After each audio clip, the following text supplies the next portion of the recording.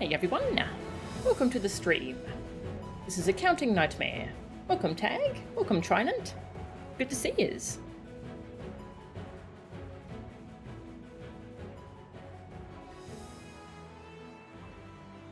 Still love that song. Heroes Forge Ahead. It's good. Alright, today I'm looking to finish the 6.1 MSQ chapter. I'm not sure how much is left of it.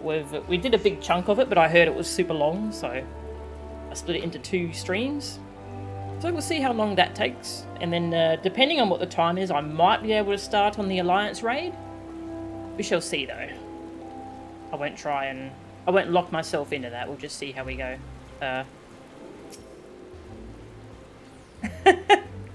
Is this person okay? Alright. I love this game. Oh, check out my new gunbreaker weapon. They added new weapons for the new classes for Thordan. Yeah, and this is the crafted Thordan gunbreaker weapon. Oh, it's gorgeous. New favourite gunbreaker glamour now. It's so shiny.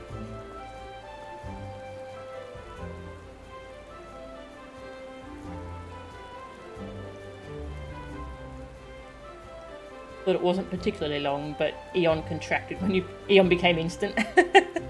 Very nice. Alright, well, we'll see how we go with it. What else did I do? I set up my adventurer plate.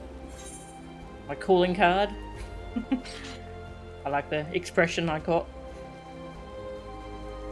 This is a really fun little feature. I'm glad they added this. And these portraits, you see everyone's portraits at the start of a PvP match, so you see some really funny stuff. I haven't tried the PvP yet, I've just been watching people play, it, but I'm going to try it out myself because it looks really fun.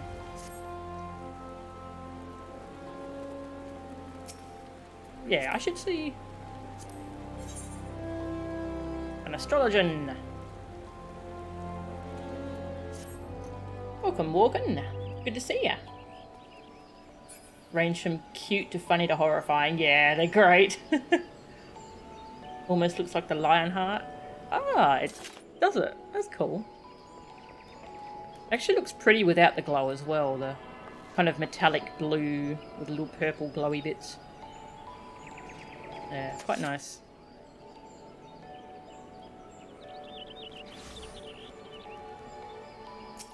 Check out some plates. Oh, they left. How about you? You got a plate? Hello. Well, they are very busy during the weekdays. How about you? I love this feature. Actually, one of my favourites, I saw it on Emily's stream. I'll just show it on stream quickly. I took a screenshot, I liked it so much.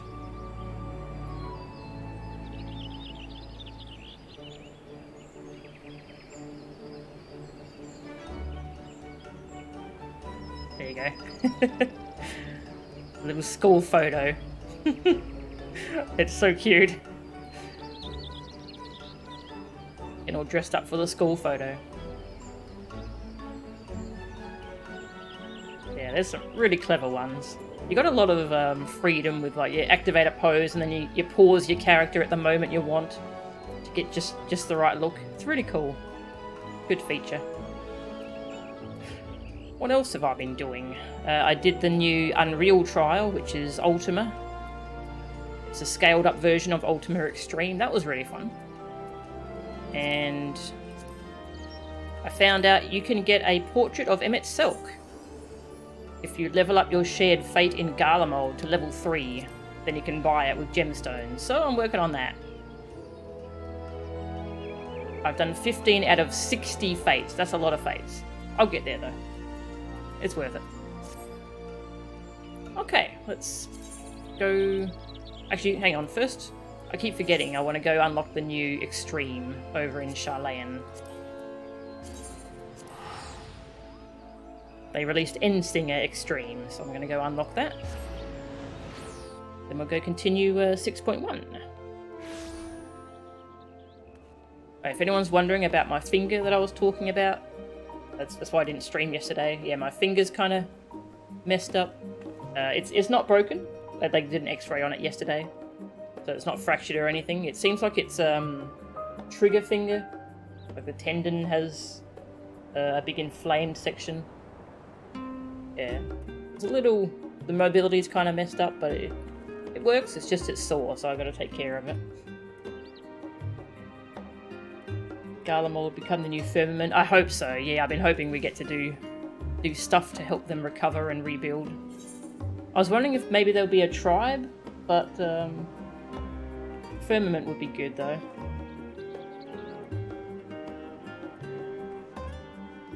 Wandering Minstrel.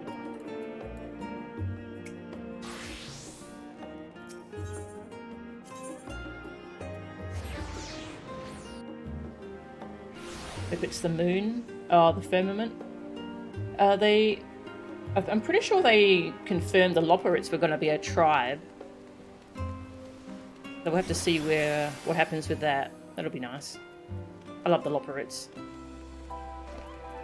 Hello. Greetings, my friend.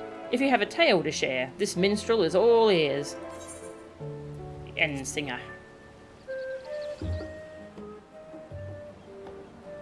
A battle at the edge of existence, you say, against a fearsome being known as the Endsinger.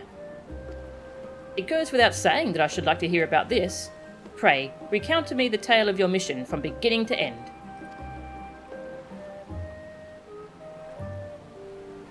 There were exploding planets and it was really cool.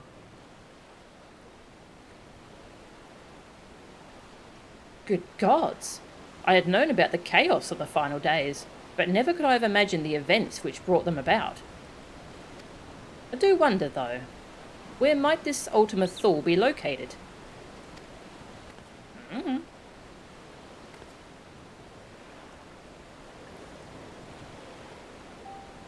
Lest you misunderstand, I speak not of its physical location. If we wish to know that, I dare say we could have the coordinates from the Loporrits. Nay, my friend, what I speak of, rather, is its essence. According to your description, 'tis a space where emotions dictate reality. It seems to me that, in such a place, it would be nigh impossible to draw a line between what is real and what is felt.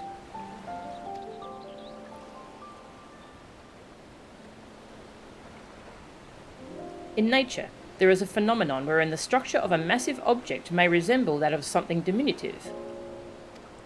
Might it not be possible, then, that the structure of the sea of stars resembles that of the heart and mind, of the complex mechanisms that govern our feelings? You've lost me. On the assumption that it is so, I am led to wonder, what was the true nature of the Endsinger? What was it exactly that you defied at the edge of existence?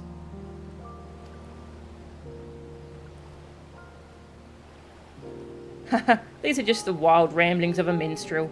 Pray do not lose sleep over it. Still, I must say that the idea of an entity that hoards despair has quite roused my imagination. For instance, had the Endsinger succeeded in gathering but a few more stars worth of despair, nay, perhaps even that of a few more souls, might the outcome have been different? Yes, I believe I shall explore such an eventuality in song.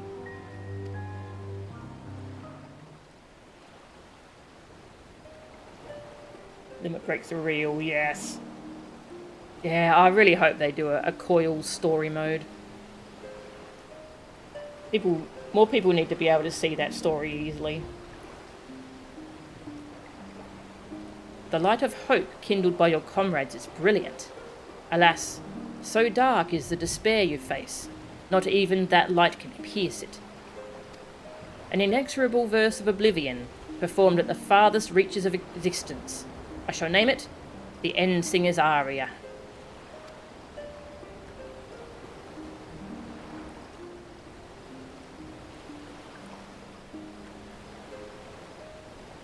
got pretty philosophical there. And singer's aria.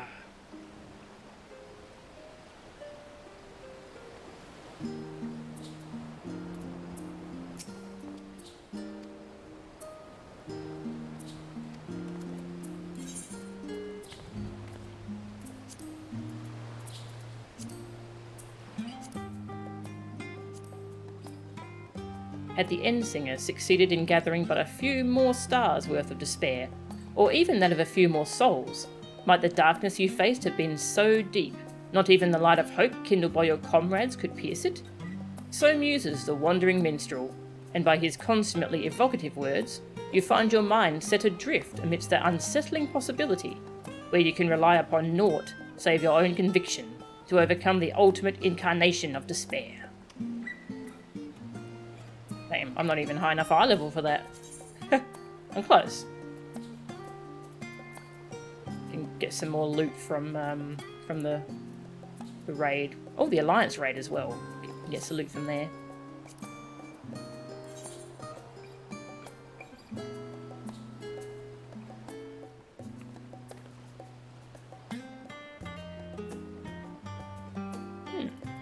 Alright. 6.1. So. Hey Mia, welcome. Good to see ya. Wasn't that bad. Yeah, congratulations on your P4S clear. Your full Savage clear. That was really well done. I'm really proud of you. And you also cleared Endsinger, but the Savage clear was amazing. I was on the edge of my seat.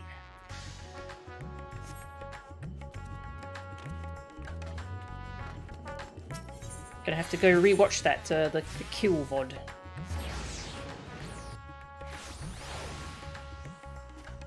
Now in 6.1, so we went to the ruins under the bounty, like Emmett Silk told us to.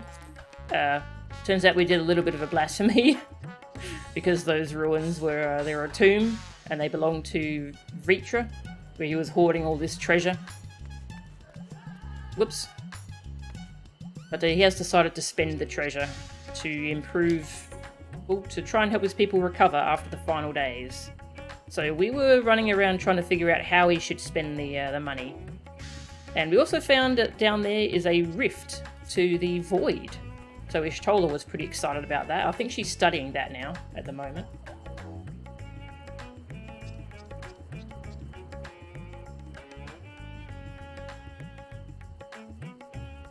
Yeah, the Endsinger fight is really pretty.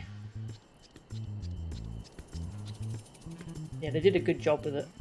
The Endsinger Extreme, that is, yeah. Yeah, we found out what happened to the final member of the first brood of dragons. She went through a void rift many years ago during the war against the Alligans. She sacrificed herself. And no one's heard from her since she went into the void. So we're definitely not going to hear from her at any point. That's definitely not going to be a plot point. Also, there's some evil villains in the Void in the 13th. I forget what their name was. FF4 reference, I think it was. Yeah. So we're seeing some new villains plotting evil things. But for the moment, we're just trying to help people recover from the final days. Vritra is warming to his role as satrap. Clearly, all those years behind the curtain were not spent napping. Bridging the rift. The veteran Radiant wishes to share his gratitude.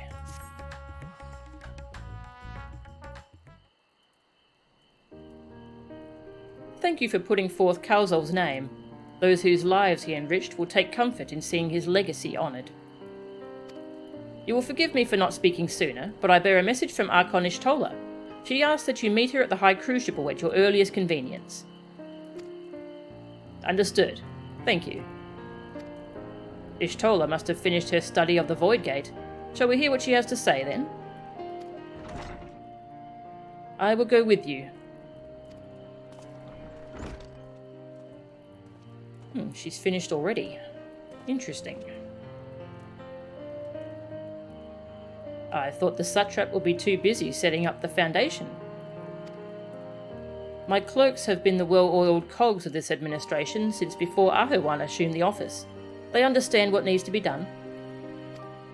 And I am curious to learn what conclusions your Archon has reached concerning the gate's unique construction. As you wish. Allow me to lead the way, Your Excellency.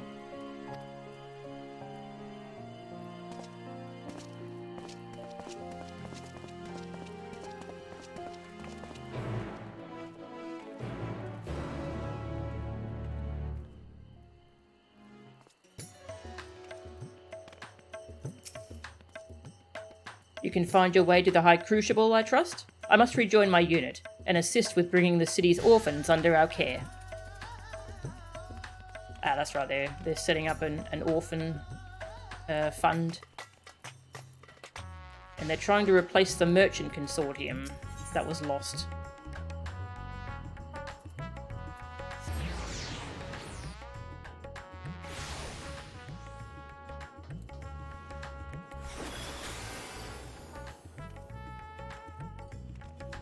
Love this music.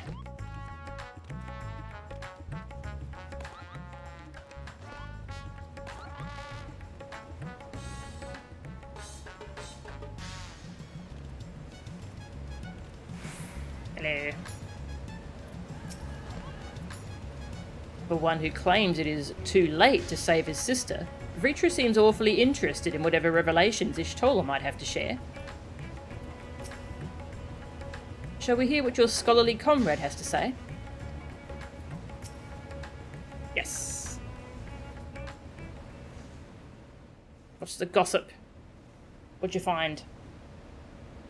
Right, here we all are.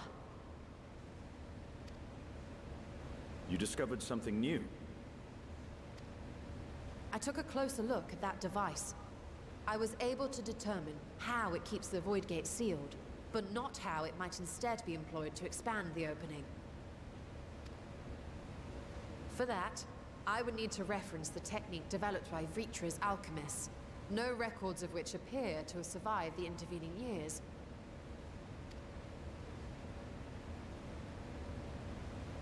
We know this, so why have you sent for us?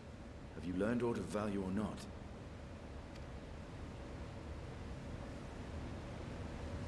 Patience, good sir. One must introduce the subject before launching into specifics.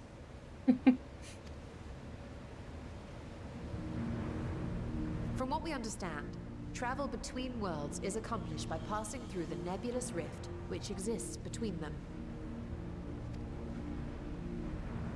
Picture, if you will, the moment you were called to the first. The expanse contract. Throw wide the gates.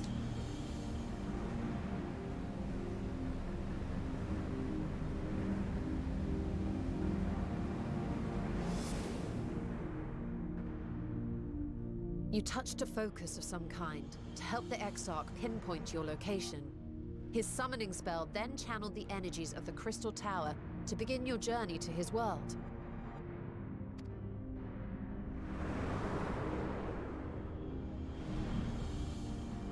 The magics tore a hole in the wall separating source and shard, and cast you into the intervening nothingness. In that place, the laws of nature hold no sway.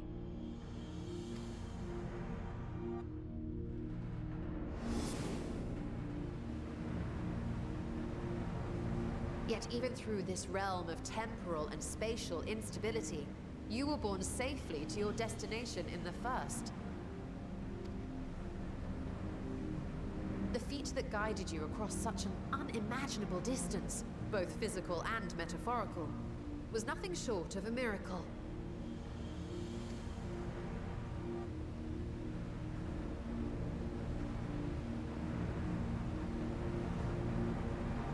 What of the many voids Sent found in the source? Who guides them here, and how? Yeah. I was wondering if is the rift... By rift do they mean just outer space, but it seems like it might be something different. question. Though there are several methods by which the Void's denizens might intrude upon our world, the rituals of summoning are the most typical. For example, let us consider the Gargoyle, a creature of middling power.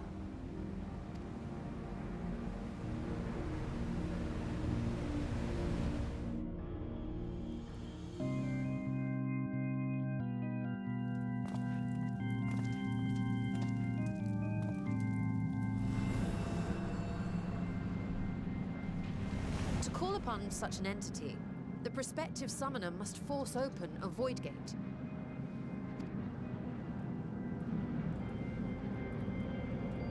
The portal lasts but a moment and is relatively small, allowing only an imp or other lesser being to squeeze through with their physical body intact.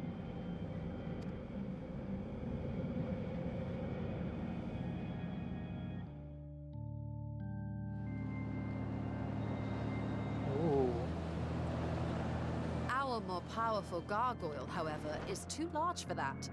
Creating a gate big enough for him would require vast amounts of energy, far beyond the reserves of any one mortal practitioner. Ooh.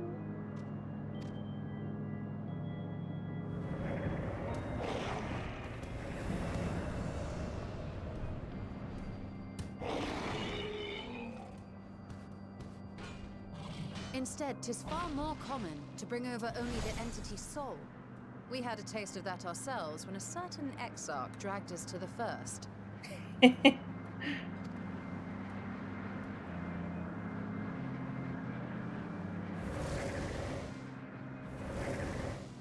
Okay, and then they put the soul in the statue.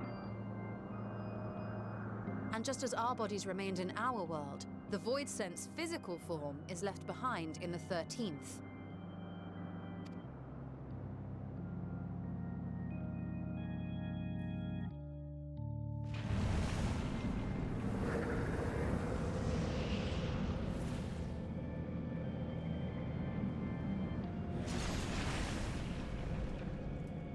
Once at its destination, the summoned soul is granted a temporary shell to inhabit. In the Gargoyle's case, a stone effigy has proven a suitable vessel.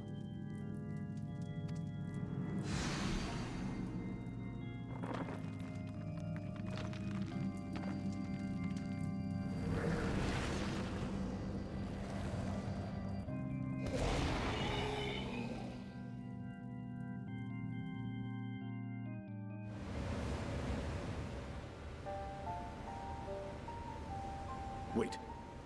You said that Voidsent must be called here deliberately by someone in the source, reeled in like a fisherman with his catch. Exactly. For a being to navigate the chaos of the rift, with or without form, there must needs be a guiding agent on the other side.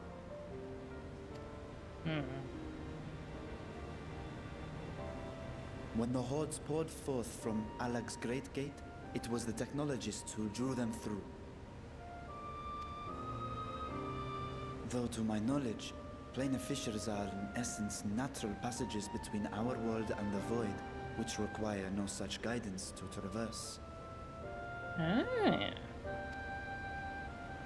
Why is only the boundary between the source and the 13th so fragile? So much so that it often tears open of its own accord. I believe solving that mystery is key to understanding travel between the source and its reflections. And how do you intend to get your answers? No, the danger is too great.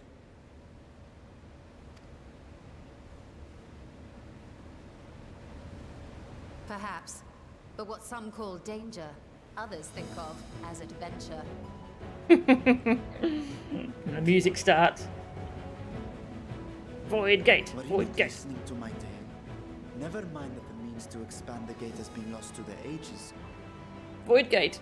Even could you force the portal wide enough, you would be greeted by an army of murderous horrors the very instant you step through.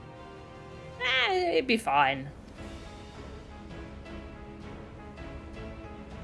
I assure you I was most attentive. And I agree that to go alone would be certain death. But if I were to bring along one who has already braved the 13th and humbled the cloud of darkness, well, I imagine my chances would be much improved. Yeah.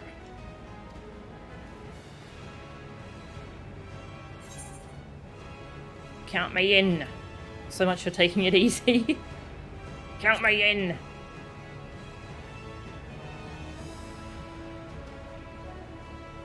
I had a feeling you might say that.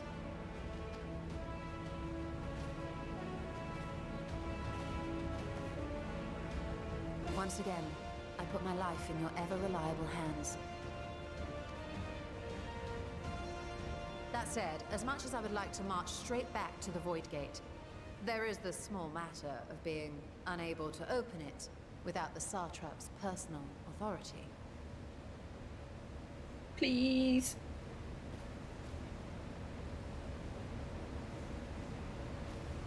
Please, can As we... I've said before, I will grant you and yours any boon you choose to name, provided it does not endanger my people.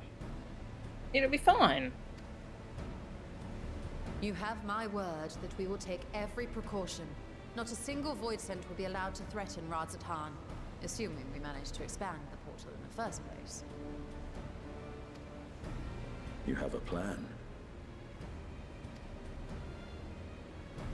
Actually, I had hoped you might help us with that. I presume the alchemists you retained supplied you with some explanation of their methodology. That they did. House Daymir was overseeing the project. Daymir. Ah, yes. The family associated with the great work.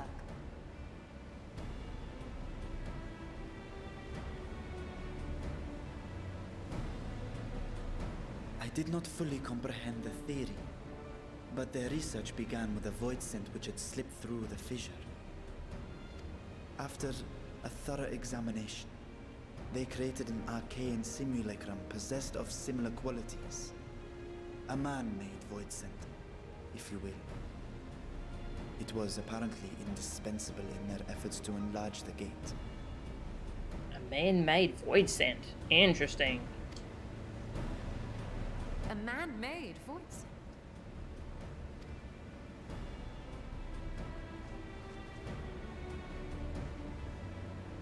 Yes. Being great admirers of the Archons, House Daymir submitted detailed notes to Charlene's official committee.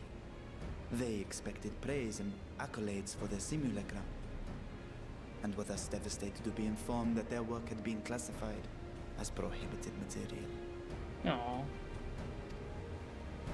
If that's true, then those notes might still be stored in a forbidden archive somewhere. Not Google, of course, since that library had yet to be built. Which leaves us with...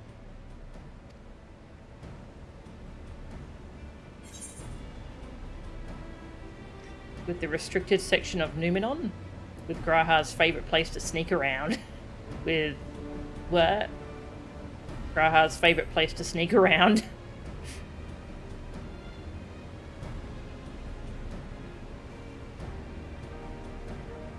Indeed. Numenon's restricted stacks may very well hold a copy. In which case, I say we head directly to Charlene. We're gonna get arrested again. We're gonna do crimes. Unless you anticipate needing help to reach the high shelves. I see myself being of little use. Go on ahead. I still need to find Mirad and tell him about the Khalzal Foundation. Needing help to reach the high shelves. I'm just picturing him jumping up to the highest levels just to grab a book.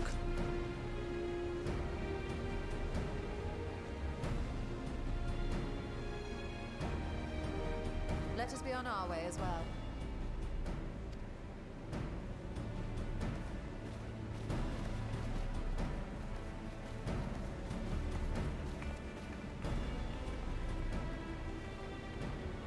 They are resolved to venture into the void. Do I sit idly by?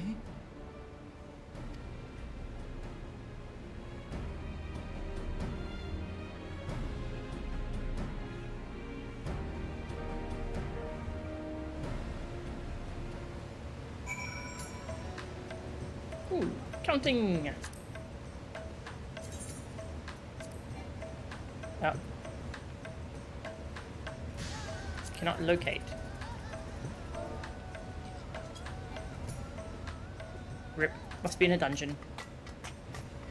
Dot dot dot.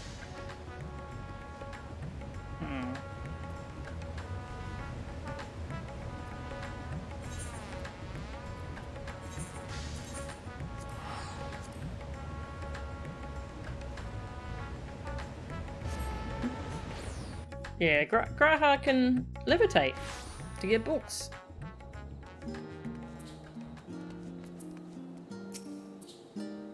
If we're to enter Numenon's restricted archives with a minimum of fuss, then we must secure the permission of the Forum. First, however, we shall need to enlist the cooperation of a member to broach the matter on our behalf.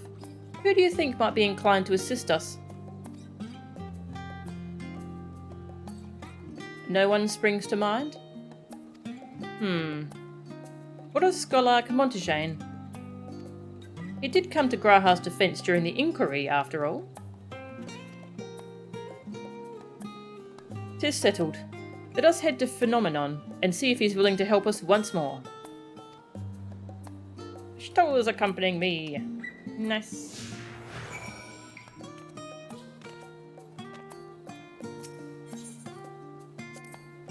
If I was pressed to name our allies in the Forum, Scholar Montaigne would certainly be at the top of the list. Hopefully he agrees to aid us with our request. Apparently they added conversation points to the map. That's good. I don't have to run around looking for them.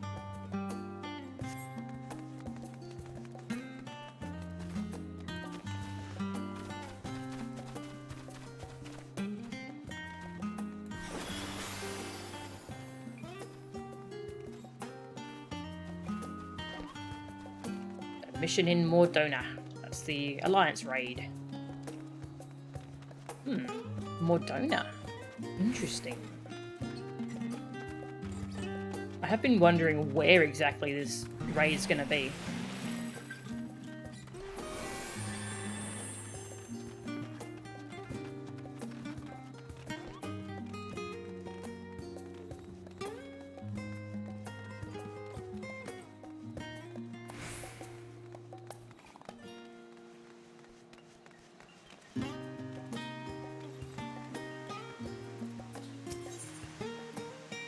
Discuss the studium. I apprenticed to Master Vittoria at the age of 7 and laboured under her tutelage for a full decade. I never had the chance to attend the studium. Neither did Thancred, as I recall. Soon after Master Louisoix took him in off the streets, he was put in the care of another Archon. His was a rigorous and practical education in the arts of espionage and survival. I sometimes wonder what my life might have been like had I pursued studies here instead.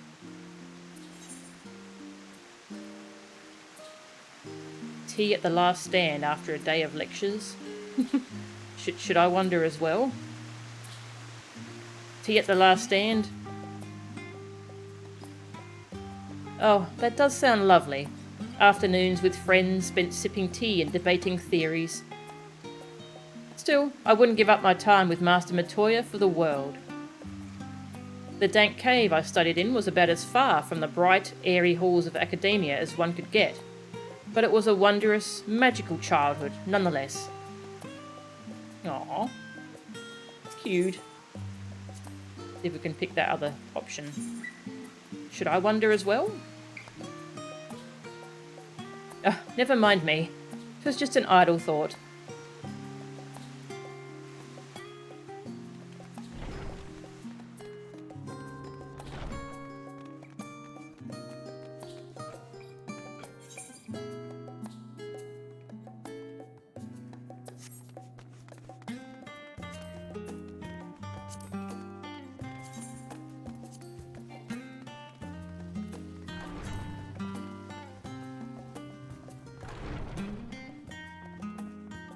Montaigne.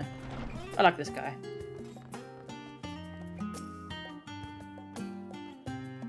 Seems nice. Ah, visitors. And quite esteemed ones at that. What may I do for you? Pray forgive the intrusion, Scholark, but we were hoping you might help us secure permission to enter Numenon's restricted archives. Oh, no furtive forays into the stack this time, eh?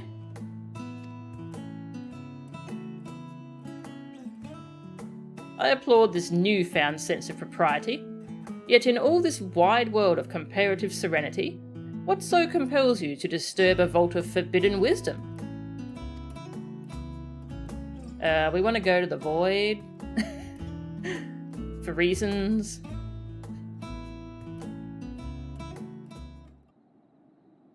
We want to throw wide the gates! Fascinating. I had no idea such a technique existed. I would have been surprised if you had. If my assumption is correct, the research left behind by House Daemir has lain dormant in Charlane's archives for many centuries. And if you unearth this research, what then? Surely you don't intend to cross over into the void. That is, in fact, precisely what we intend. To what end, pray tell? To develop a method of traversing the rift, for one, that I might keep my word to a distant friend. Sentiment aside, I have journeyed to the end of existence. I have heard, felt, and thought endlessly about the truth of our world and the echo of its future. Hear Phil think. And yet I want to understand everything, to unravel it all down to its very last secret. What scholar worthy of the name wouldn't force open a void gate or two if a grand revelation was the promised reward? Ha ha ha! Marvellous!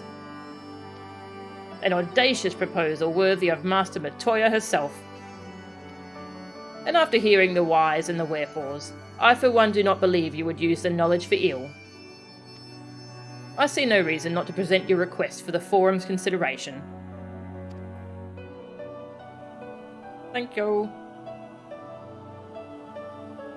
Although, your petition would be better received if you also had the support of another well-placed acquaintance.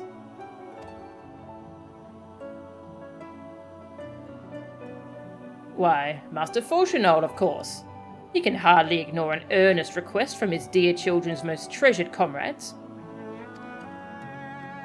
I was hesitant to approach him directly, but there is no denying that having Master Fortunault on our side would tip the balance in our favour. Very well. We will pay a visit to the Leviure estate and plead our case. One last thing before you go. I would consider it a personal favour if you might share with me the discoveries you make in the void. My appetite for knowledge is every bit as insatiable as yours, I'd wager, so if you could see your way to indulging an old man's curiosity. Of course, Scholark. We will be sure to pass on any revelations.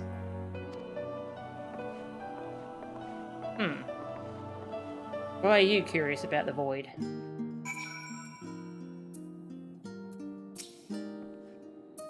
The forum can be a cantankerous beast. One needs a persuasive voice to get it moving in the desired direction.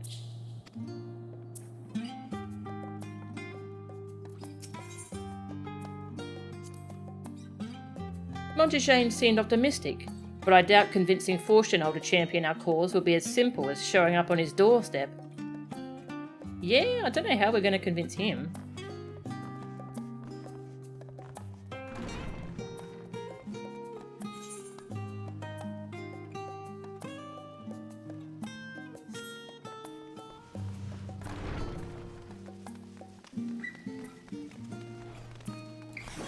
Whoosh.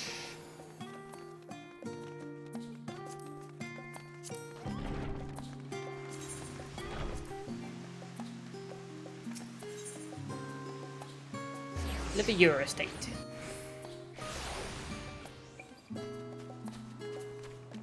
Definitely no other conversation points? Nope. Okay.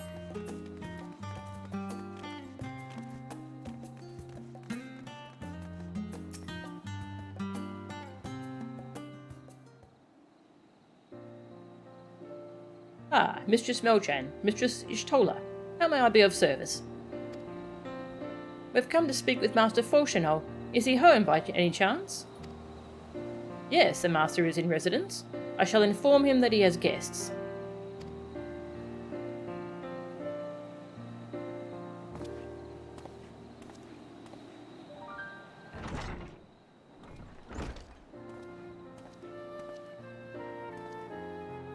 Well, well. Emeliance would invite you inside for tea, but I assume this is not a social visit? You have some matter of import to discuss? Then pray proceed. You have my full attention.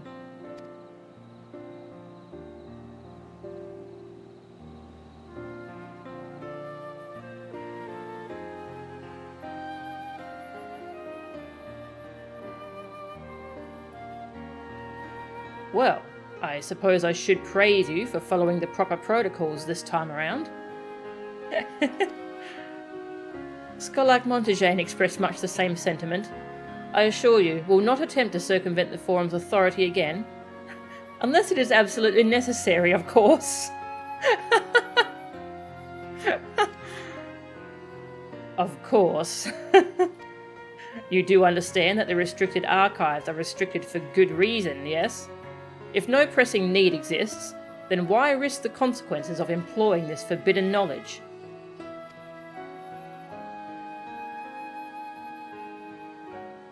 For a brother who misses his sister.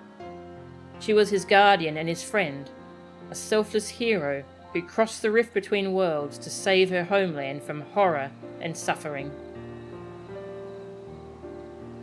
A brother who misses his sister. Runa? Oh, no, we're talking about Vitra. But the brother has given up on thoughts of reunion. He spends his efforts elsewhere, watching over a people yet healing from the flames of the final days, loyal to his duty, while betraying the longing in his heart. 'Tis no vital mission, perhaps, reuniting these siblings, but it feels a worthy cause to pursue, all the same. As one who feared losing his own loved ones, and spent years in research to prevent it, surely you appreciate how painful such a separation must be.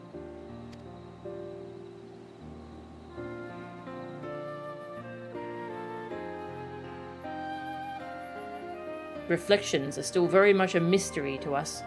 Offering to share your experiences in the first should constitute a fair exchange for our cooperation.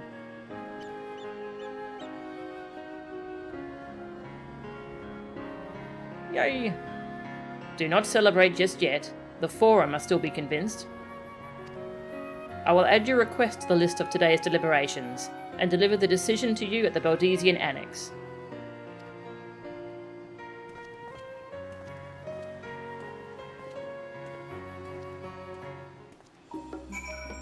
Nice.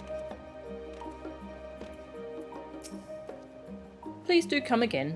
We are always glad to receive such close companions of the twins.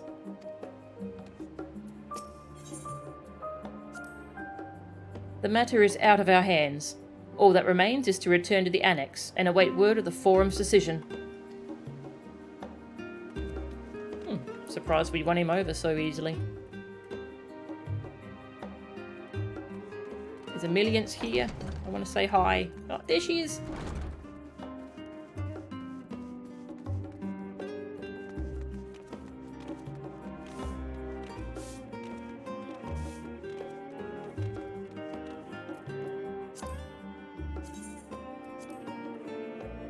There we go. Melchan, how good of you to come. Would you care for a cup of tea, or perhaps a light snack? No? Just as well. I've no doubt there is yet much for you to do, as Alphino's letters would attest. He writes more frequently than ever these days. Much to my surprise and delight, Fauchenol actually reads his letters now, albeit always with furrowed brow. He knows Alphino will be fine, but much like me, he cannot help but worry. Aww. Sweet.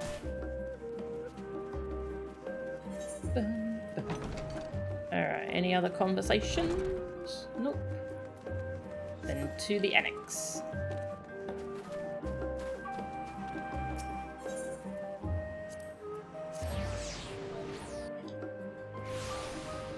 It's really hard to go back. Counting just transferred to the Aussie servers.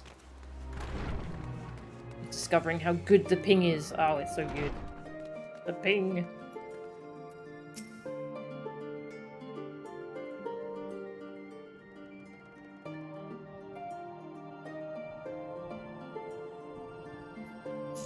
I'll have to ask her if she wants to come along if I end up getting to the Alliance raid today. So, what did the forum decide? To put it bluntly, Master Batoya has burned some bridges here in Charlayan, and salted the earth for good measure. When it became clear that her student was the petitioner in question, well, no few members voiced their discontent. Then the chamber was reminded, in no uncertain terms I might add, of the incredible debt we owe to you and your companions.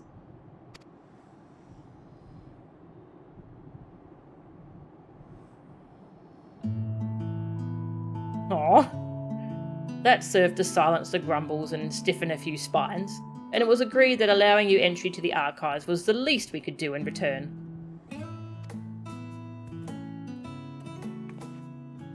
That is wonderful news. Thank you both for speaking on our behalf. Yes, well, as I'm sure you are aware, this permission was not extended lightly. Forbidden knowledge is to be treated with the utmost caution, and there will be repercussions if it is not. I wish you well in your endeavour, and bid you good day. Thank you. He's not a bad dude. Ever the same, that one. Uncompromising? Aye, but that very stoicism is exactly what Charlayan needed to guide it through not one, but 2 exoduses.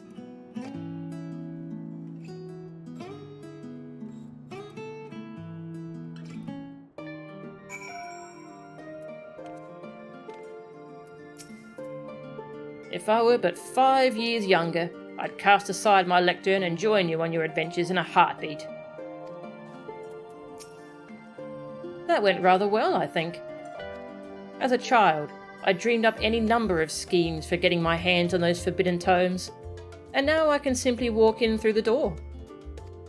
Our focus will be on finding House Damir's research notes, of course, but the thought of so much knowledge at my disposal has me feeling a little giddy.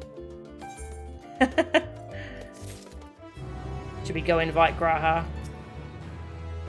I'd like to set out as soon as you're ready. Restricted reading. Montagane is waiting to offer you further instructions. You'll be heading directly to the archives from here, I presume?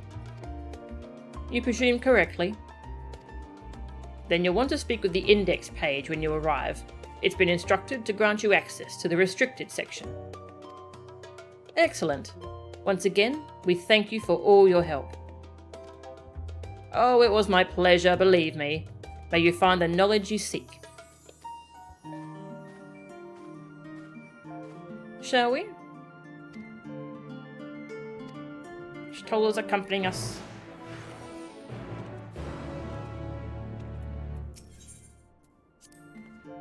Come along, Melchan. Numenon and its forbidden wisdom awaits.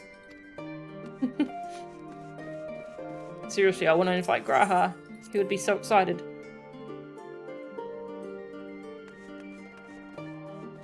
He's not here. Rip.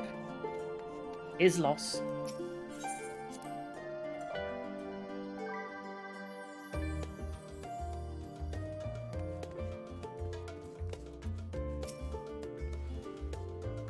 All set this time? No forgotten chores or errands to call you away? Good. The forbidden tomes await. There's even more dialogue if you lose them. And talk to them again. So much dialogue. I love it.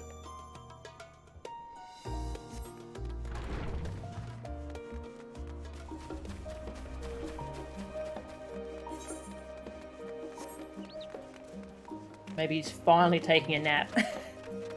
Yeah, we can hope. Hopefully not on a pile of books like Ishtola was.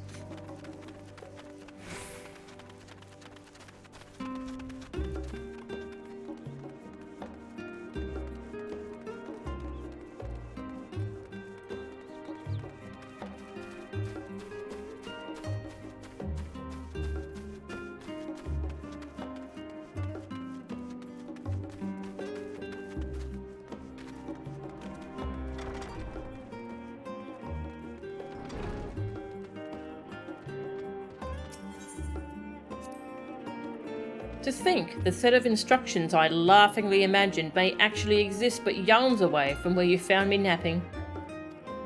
If I had known of Azadal III's exploits sooner, I could well have saved myself days of research. Even a children's book might have pointed me in the right direction. To achieve the impossible, one must needs be flexible of mind and look beyond conventional wisdom, a lesson I had already learned but clearly not taken to heart.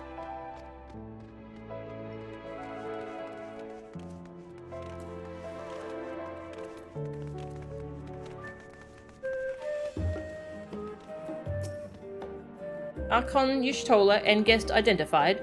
Do you wish to proceed into the restricted archives?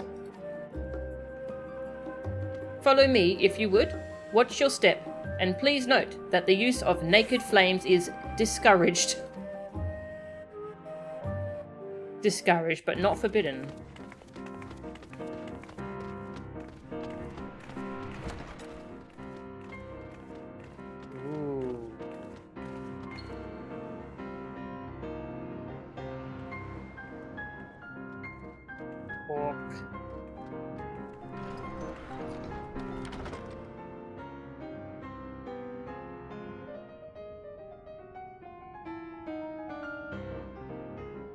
If House Damir's notes are to be found anywhere, it will be here. Let us begin. Is this a remix of the Google Library music? I hope so.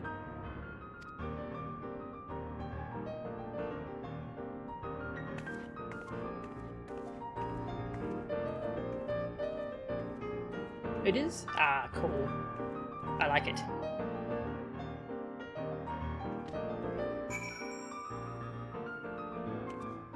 So many books.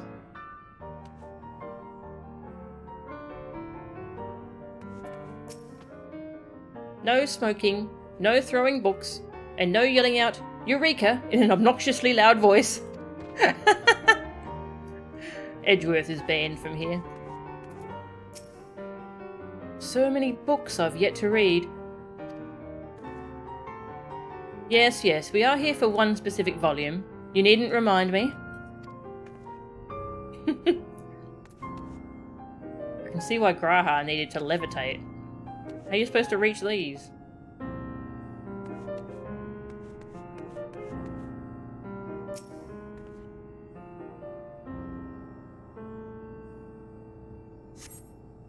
Today, in a world not my own, I met the most beautiful void-born creature.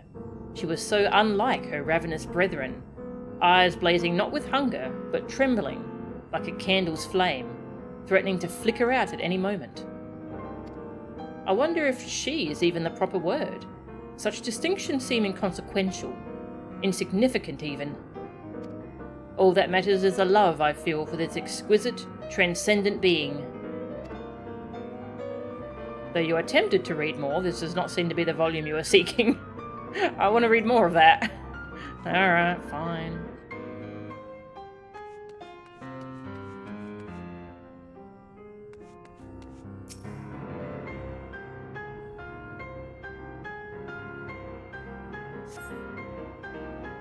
In the year 1564 of the 6th astral era, the Amoljar summoned Ifrit, their patron god. Accounts describe the being as a gigantic, lizard-like being with a potent command of fire-aspected magics. If we consider that primal summoning is an act fueled by faith and prayer, it is unsurprising, if not expected, that the resulting deiform entity should manifest the appearance and powers with which it is attributed by its worshippers. What then might emerge from the ether, should one who believes in an almighty omniscience attempt the same ritual? Would the scholar himself grace us with his presence? Some other embodiment of divine sagacity? Could this man-made god truly be all-knowing? And if it were, whence would such knowledge arise? I myself have many questions concerning the nature of the ancient world. With no spell to transport me back to the days of old, could I instead summon a being possessed of encyclopedic wisdom of every age? Yet, with no means to verify its pronouncements, how could one be certain that they were true? Yeah, I want to read more of that. Though your mind spins with the possibilities discussed therein, this does not seem to be the volume you are seeking.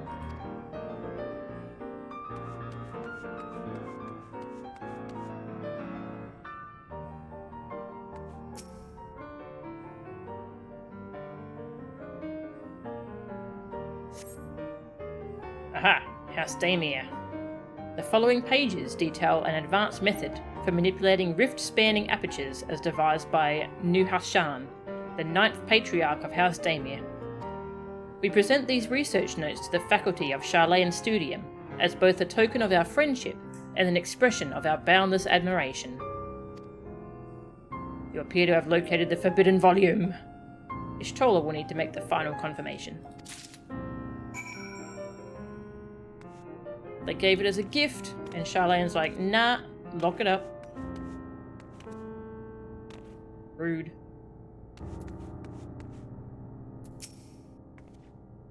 Have something you'd like to show me, do you? My apologies. I flipped open but a single book, and was completely absorbed by the contents. A forbidden research log, detailing an advanced method for manipulating rift-spanning apertures, as devised by Nuhashan, the 9th Patriarch of House Daemir.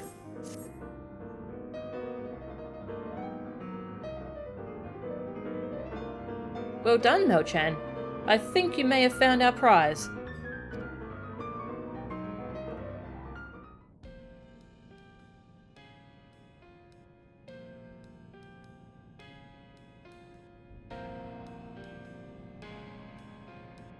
Yes, the ether signature is unmistakable. I've felt the traces of House Daemir's resonance many times at the Great Work. Gooball music. I love it.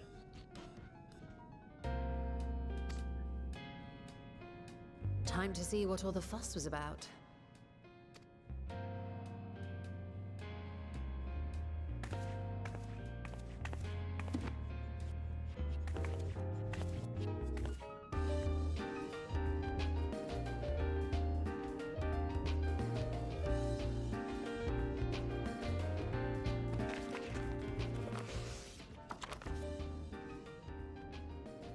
Ooh.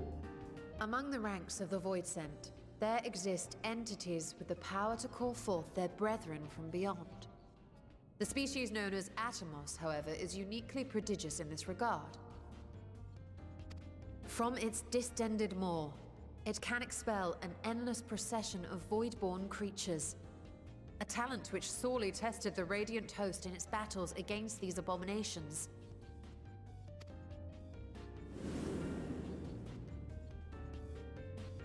Surmising that the entity itself was acting as a void gate, we endeavored to capture a small specimen and subsequently examine its physiological structure. Interesting. Our findings revealed that the Atomos had absorbed a planar fissure into its own flesh, which it could expand at will into a functioning gate. That's cool.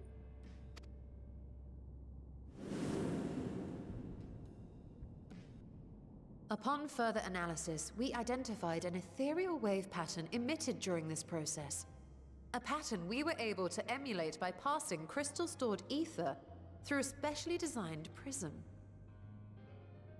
We proceeded to embed said prism into an arcane simulacrum, thus completing what we have dubbed our artificial Atomos. The Atomos appears in treasure maps. It sucks you out of them if you lose. Wow, that's funny.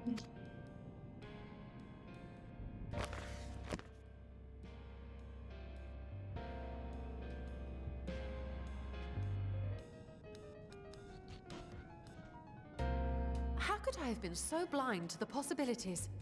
This species, not to mention its ability to summon Voidsent, has been discussed among academics for years now. Just before the advent of the 7th Umbral Calamity, we received reports of Atomos sightings from every corner of Eorzea. Surely you've at least heard the tales. Just before the 7th calamity?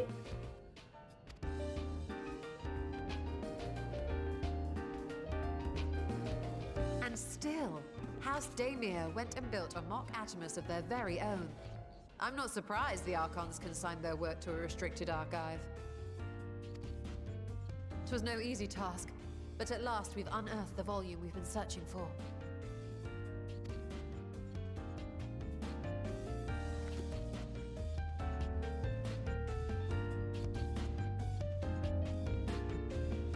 I'd be lying if I said I wasn't tempted to stay longer. See what other forbidden titles might be lurking on these shelves? Yes. Let's live here. Guess they summoned a bunch of Atomus for one... yeah, that would make sense. That was part of the big server shutdown event. That would be a cool reference. Ah, but that would be abusing the very special privilege we've been granted now, wouldn't it? Better not. Aw, but... crimes.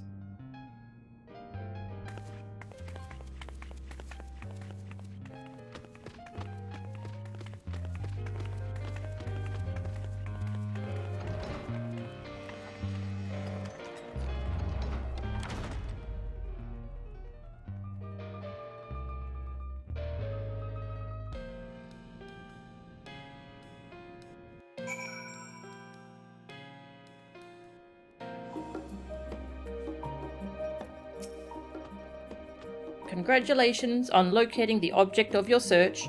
Please move along. Rude. As much as I would love to start crafting the Atomus, I'm afraid this is far outside my field of expertise. Fortunately, we know a Harnish alchemist who would be delighted to involve herself in our House Daemir project. Yes! Our business here is concluded, for the moment. Please pass on our regards to the forum. Your message will be conveyed. Should you wish to indulge in more forbidden literature, I will be here. Patron mode disabled. Security mode engaged. Forbidden literature.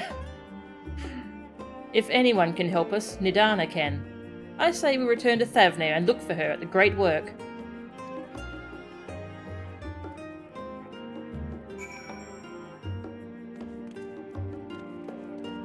Forbidden literature.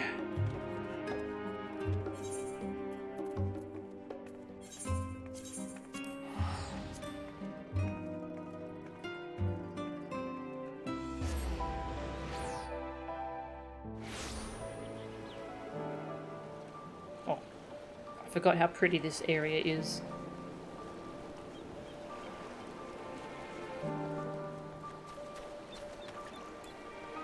Nidana, where are you?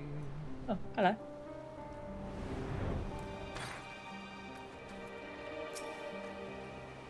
All these sallow, sleep-deprived faces, but their eyes still burn with fiery zeal. Some things never change.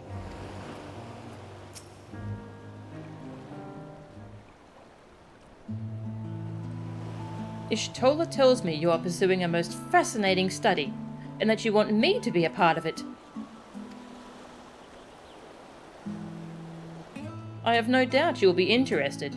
This research log should speak for itself.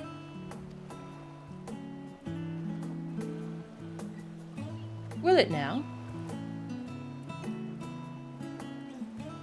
By the sisters! This is the mark of House Daemir. I never even knew such a work existed. Few should. It was sequestered in the Numenon's restricted archives, after all. It was? But that means every word within is forbidden knowledge. A forbidden tome filled with forbidden research? And you put it right into my unsuspecting hand? I could hardly wait to read it.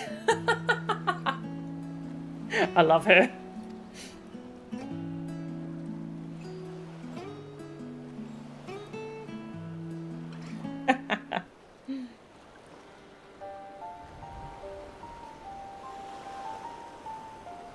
To think the Daemir were developing such marvellous techniques so long ago. How many innovations have been lost over the centuries, I wonder. Now that you've glanced over the notes, what say you to helping us build a new mock Atomos? I say yes! 1,000 times yes! Work on a Daemir project that had even the redoubtable scholars of Charlayan trembling in their sandals? No alchemist of the great work could resist. You are a woman after my own heart. Oh, I suppose I should ask, what do you mean to do with this big mouse simulacrum once we've built it?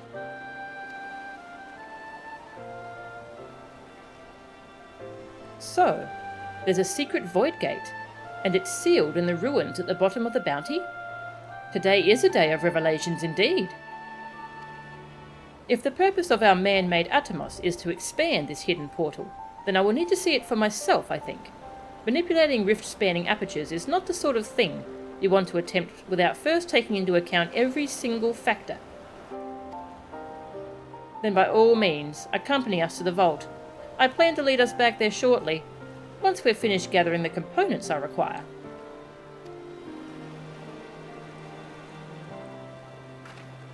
Charlayan's markets provided the raw aquamarine and pure water crystals, but I might need help obtaining a small quantity of astrally infused water. For such a liquid, you need go no further than the Font of Maya.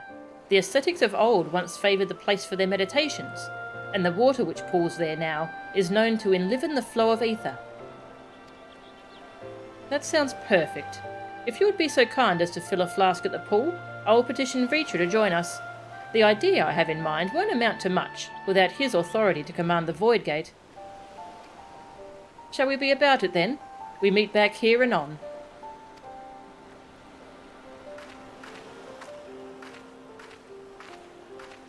This feels like it's moving fast. At first I thought this was like setting up for the Void to be the next expansion, but like it feels like we're almost there already. Ah, there is no greater joy than having a new puzzle to ponder.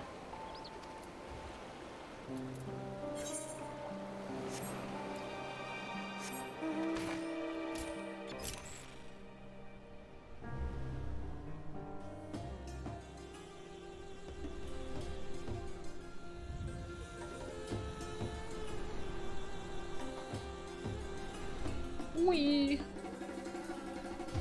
Love this pod mount.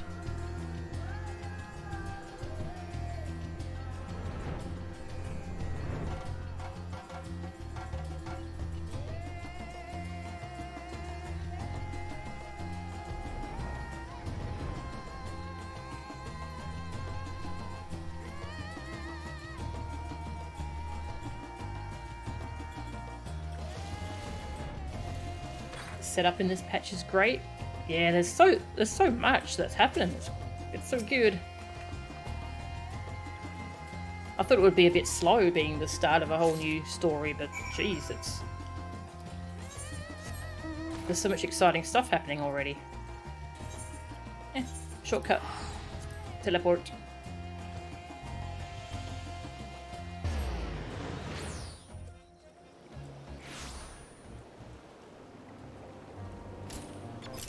Stinning in. The boy Murad was glad to hear the news of the Foundation. It means a new life for him and his sister. Archonish Tola requested that I join you, but of her plans she offered scant detail.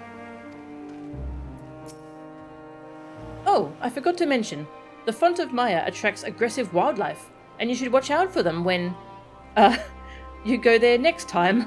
My apologies. It was fine. Do you have that flask for me? A flask filled with astrally infused water, scooped from a strangely specific point in the depths of the Font of Maya.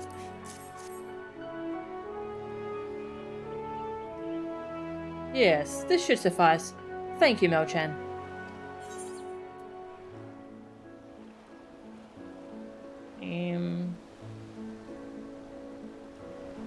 Don't really use any of these.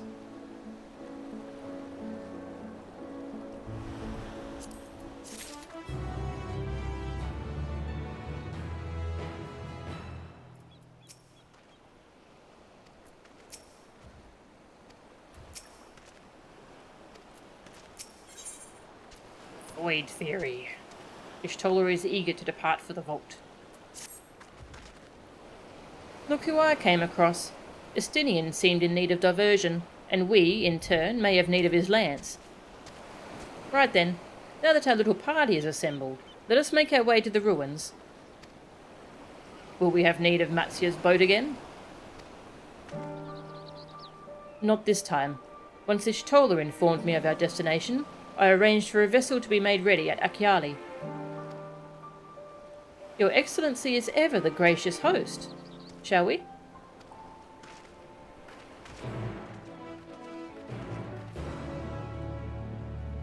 Is he going to let us do this, though? He's still very torn.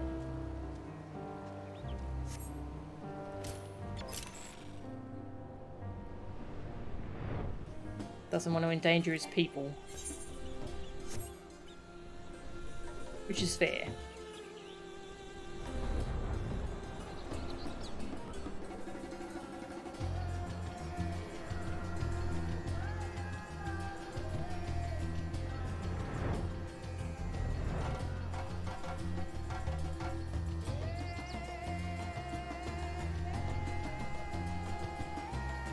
Cleo's food time, but she still had food in her bowl last I saw it. So I'll just feed her when she comes looking for food.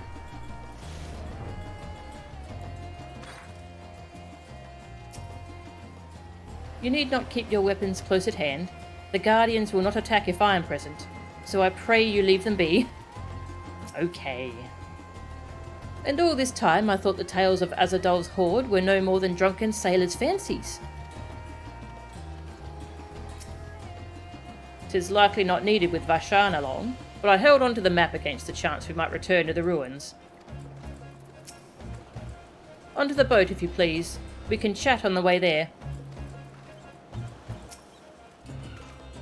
The ship is yours to command.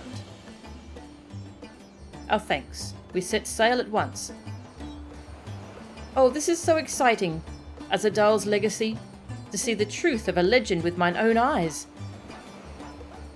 All aboard for the treasure vault. Arrgh.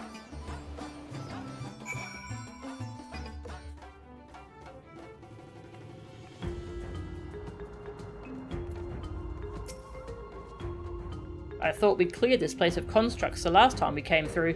'Twould seem a few stragglers remained. Did you hurt them?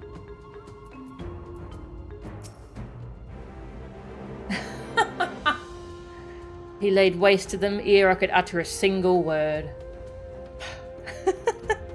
Stinian! Now he has to make more. Poor Vitra. He really should have spoken with the Stinian before we left. I shudder to think what we've cost them in terms of construct materials.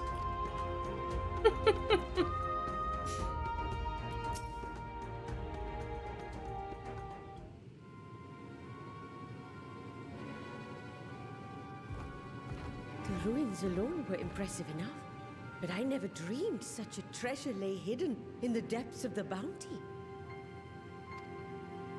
It may have been helpful to know this device existed, Your Excellency. Being snide. My apologies. The gate was a secret I shared with none but my closest advisors. I feared for what might happen should those with ill intentions learn of its existence.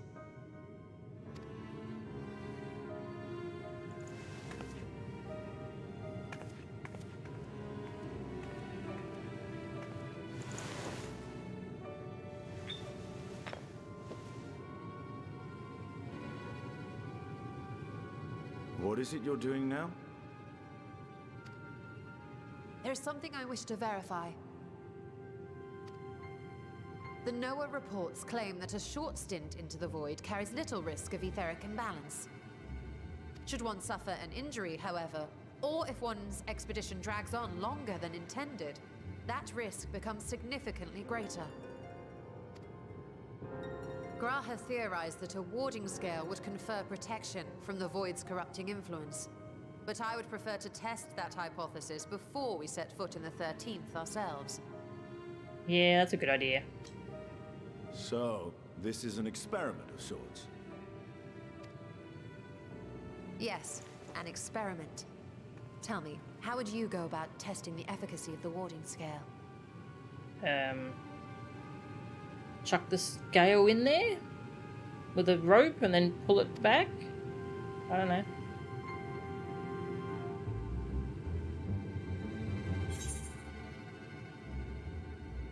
Might as well go myself. Say nothing and look meaningfully Edistinian. Maybe send a familiar? We get to tease our friends a lot this patch. I love it. Gonna look meaningfully Edistinian. What? Why are you looking at me like that? Surely you'd not expect me to wriggle through that tiny portal. We needn't attempt anything so drastic. A small familiar should serve well enough.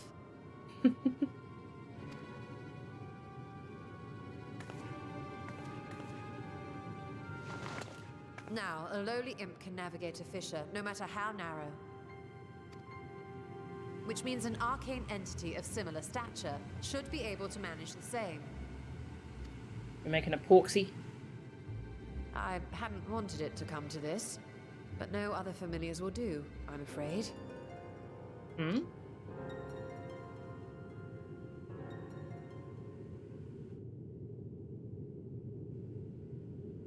I mislike the sound of that.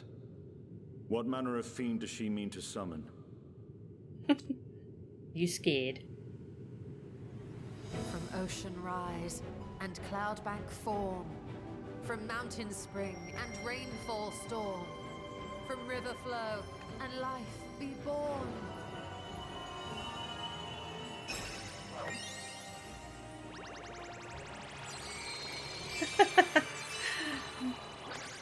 Water, water, froth and foam! What?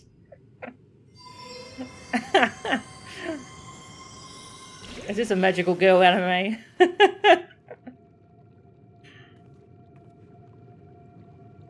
Ready your arms.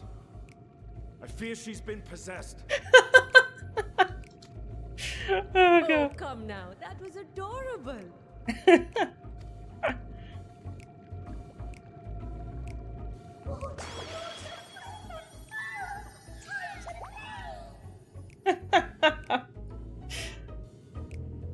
Very good patch for Tola content, yes. Oh, that was amazing.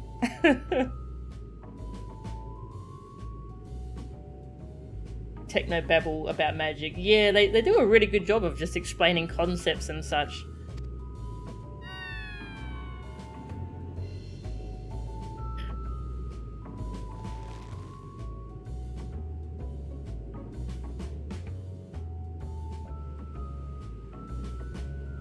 Though not my first choice.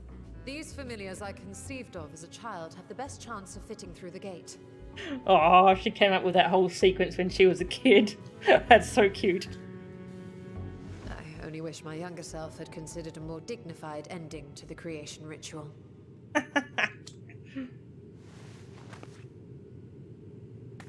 In any case, these two should serve us well. This one will bear a warding scale.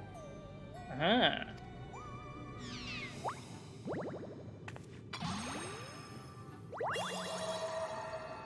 And when they return from the 13th, we can observe how the talisman, or absence thereof, has affected the progress of the Void's corruption.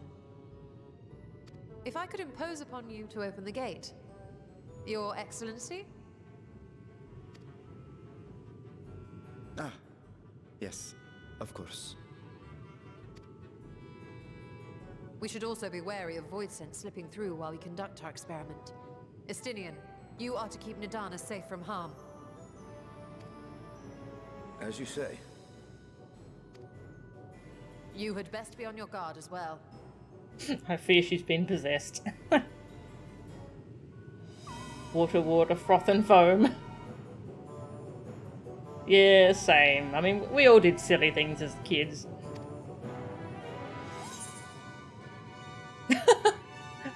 I always am. Froth and foam. ... Froth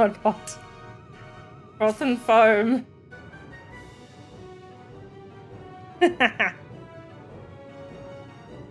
Oh, are you volunteering to join the Nixies? I could shrink you down, you know. I think this might be the funniest patch in the history of this game.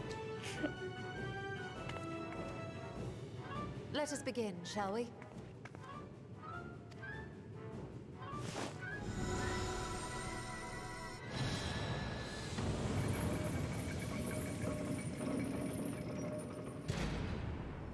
Nixies, into the void.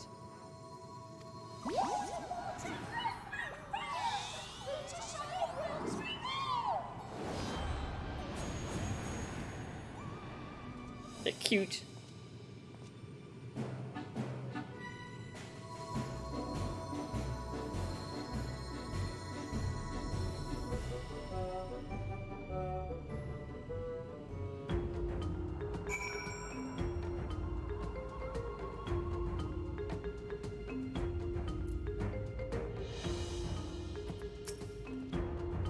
Every time I come here, it reminds me of that dark portal above the Crystal Tower, and the final lash of Asdaya's tail as she plunged into the void. We were having a funny moment. Don't ruin the mood. No. We need to wait for a time to ensure a meaningful result. Be patient and keep watch for any intruders. I struggle to picture Ishtola as a little girl. Easier to believe she sprang fully formed from one of Master Matoya's cauldrons. Sisters, save me! I will never see Ishtola the same way again. Froth and foam indeed.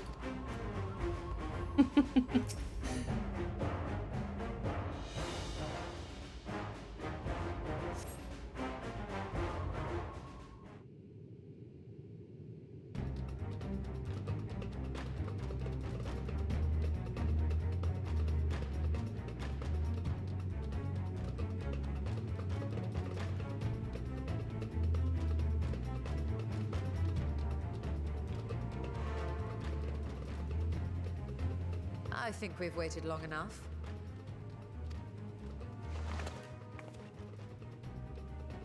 Nixies, return to my side.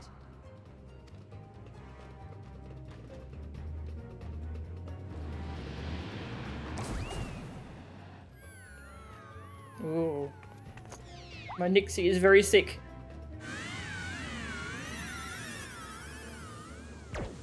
Aww.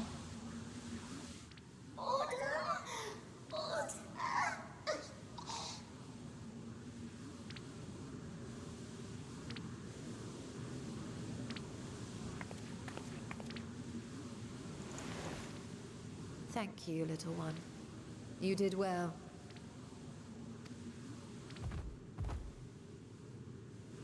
Oh, the poor thing. Its essence has been irrevocably warped.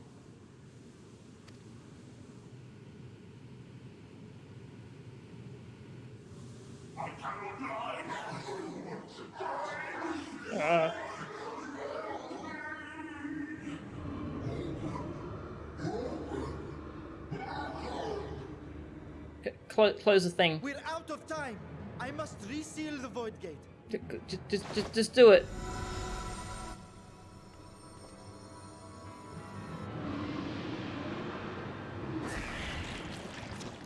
They're coming through.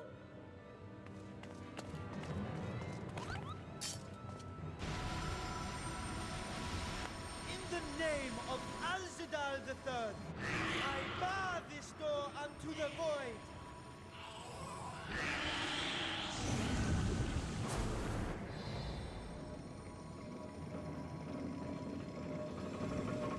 It was just some little imps. It's fine. They're not very scary. We could have kicked their butts. Probably. Well, that was a sharp lesson in the dangers of void gates.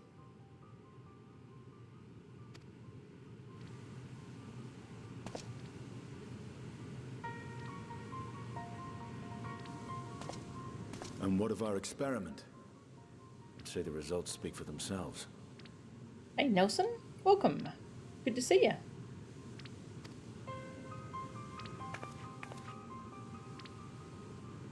The unprotected Nixie has suffered extensive etheric corruption. As Nidana observed, it's well on its way to becoming a void scent. The one merged with the talisman, however, appears unaffected. I sense no changes to its equilibrium. These scales are pretty good. Rest now, little ones.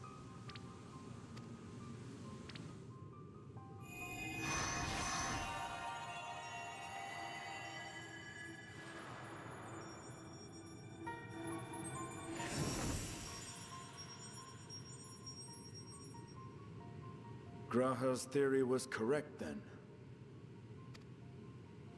So it would seem. But while our second familiar was untouched by void energies, the talisman itself shows signs of degradation. It was, of course, originally designed to shield the soul from primal tempering. It stands to reason that etheric corruption of a different sort would affect it differently. We may need to modify the warding scale's design to account for the 13th's uniquely unstable ether. That's not good news for the dragon, then. You've said much of the Void's instability, but my imagination fails me. What manner of place is this broken world? My apologies. I forget that not all of us spend our days sequestered in dusty archives. The 13th is a reflection of the source that was drowned in a flood of darkness. In Emmett Selk's own words, this tragedy was a result of the Ascians' attempts to force a rejoining. They erred in their haste, and made of that world a useless void.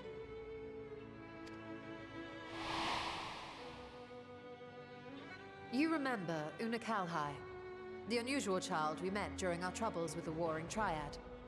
He explained the fate of the 13th thus. Unu Kauhai. I never knew how to pronounce that name. Now we know. Unu Kauhai. The champions of that ill-fated world used the stone known as Auracite to contain the power of primals.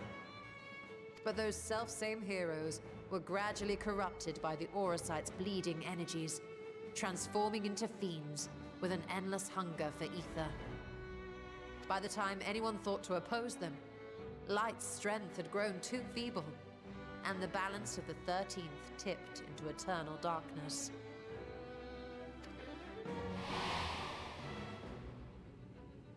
It was Elidibus, as I recall, who rescued Unakalhai's spirit from his final battlefield. But I wonder if there were others whom the emissary saved from oblivion. There is that lady on the first. We know about her as well.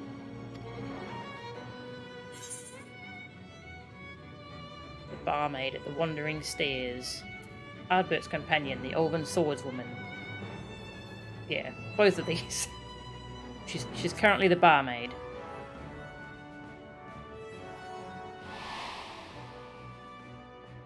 The server, Ciela, wasn't it? And you say she was another of Elidibus's pawns?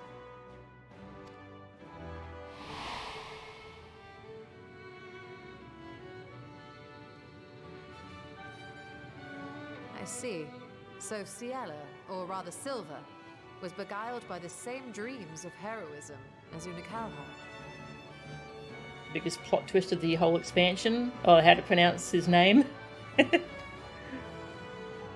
what of your own experience? Will you tell us of what you observed during Noah's expedition? Nero turned purple.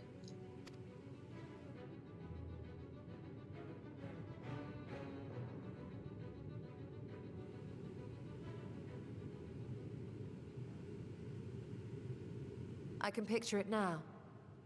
The sunless, Stygian expanse, infested with legions of ether-starved monstrosities.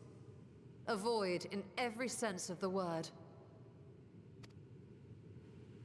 What you have described in such lurid detail is exactly why I hesitate to encourage you.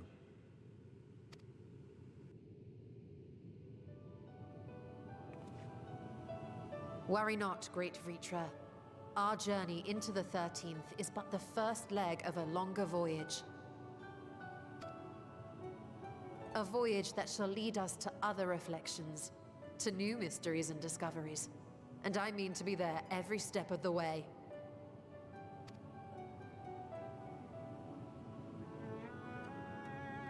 But first, I must focus on refining the warding talisman. Then I can begin work on constructing an artificial Atomos. Or I could if I had the relevant manuals to hand. Might I be so bold as to request access to the Satrap's family archives?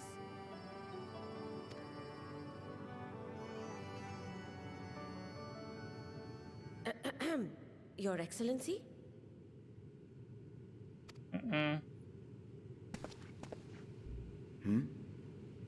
Oh, yes. That can be arranged. I will speak to my officials upon our return. Yeah, I wonder how different that dialogue was if you didn't do all those void quests. Because you wouldn't know about Ciela. Silver. We will see you back in the city then.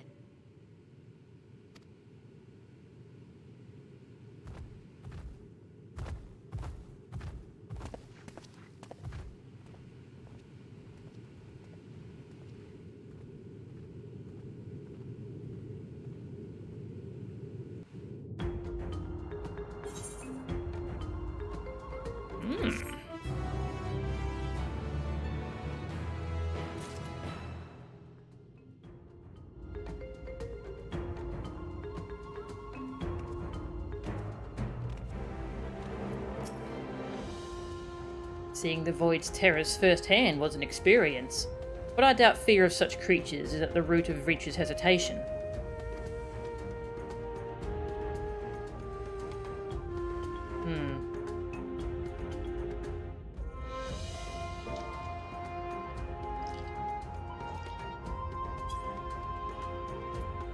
Okay, I think I'm going to go feed Cleo and take a little break.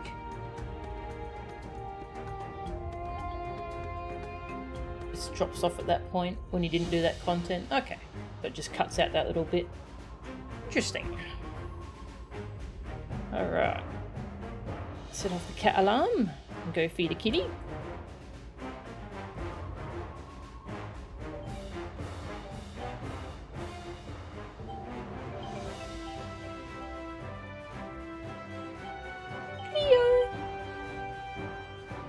Oh, here she comes. She's coming. Hello. Aw, hello, sweetie. How you doing?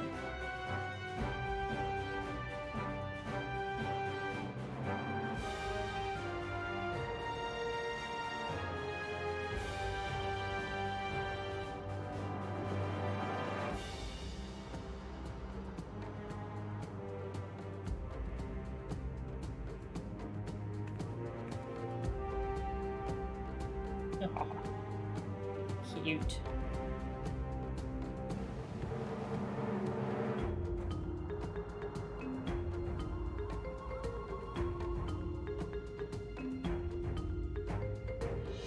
Alright, I'm gonna go feed her. I'll be back in about 10 minutes. Idling camera to enjoy this really pretty room.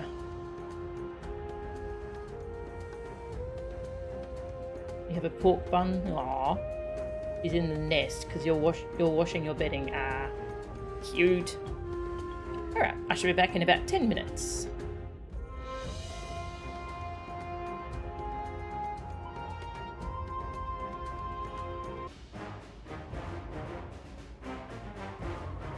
Alright, I'm back. Hello. Cleo is fed and happy. Oh, I missed counting. Good night.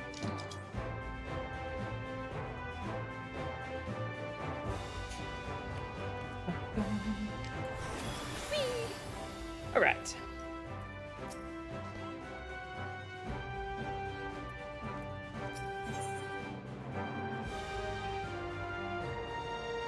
Satrap's duty. Ishtola ponders the next stage of your preparations to enter the void.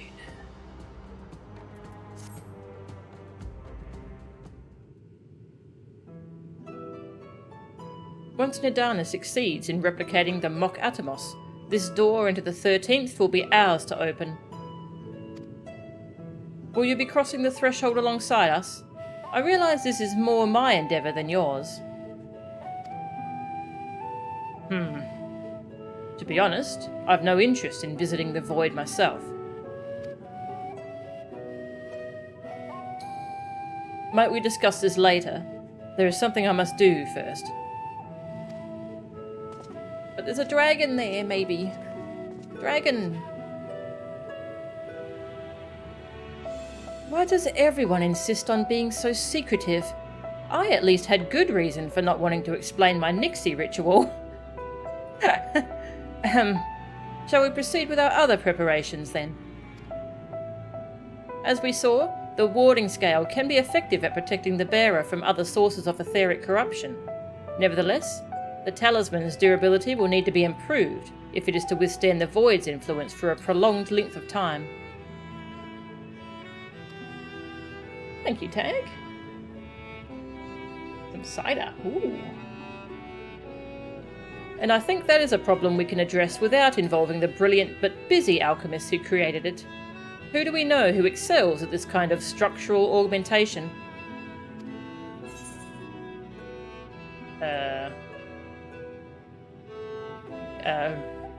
Garland Ironworks, I guess? The Alligans? I'm not sure. I don't know. What of Garland Ironworks then? They may have an engineer free to assist us. As I recall, Sid himself is no stranger to the void and its volatile energies. With his experienced hand at the helm, I have every confidence that the Ironworks can strengthen the warding scale. Come, let us visit their operation in Rauga's Reach and commission their best and brightest. Okay. Do we get to hang out with Nero?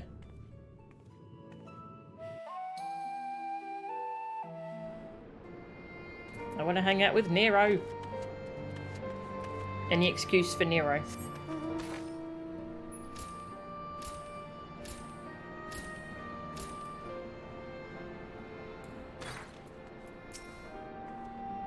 Perhaps this young man can locate Sid for us. Melchan, what brings you to the Ironworks? We have a commission for you and your president, actually. Assuming he's available?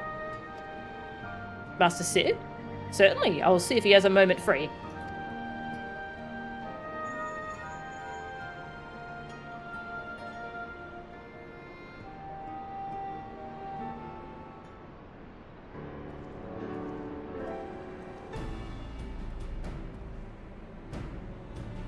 Sid!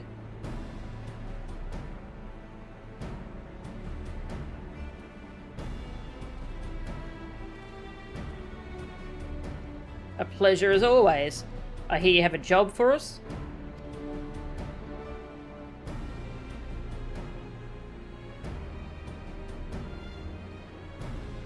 Heading into the void to find a lost dragon. That sounds almost pedestrian compared to your last adventure. Honestly, I don't know if you could say anything that would surprise me after Meteon and that bloody mess. Alright, let's take a look at this talisman of yours. You said there were signs of degradation?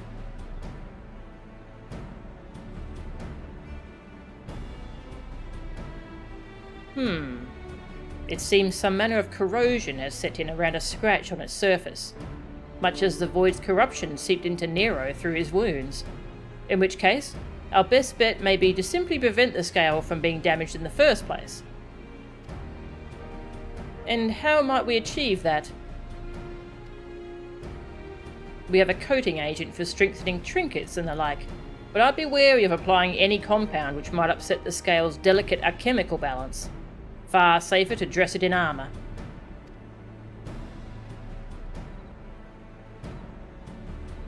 We'll construct a protective casing, one utilising metal alloys with high ethereal conductivity, so as not to impede the talisman's primary function. A suit of armour, as you said. Nero has compiled data on the 13th, so I'll have him pitch in with the design, just to be sure.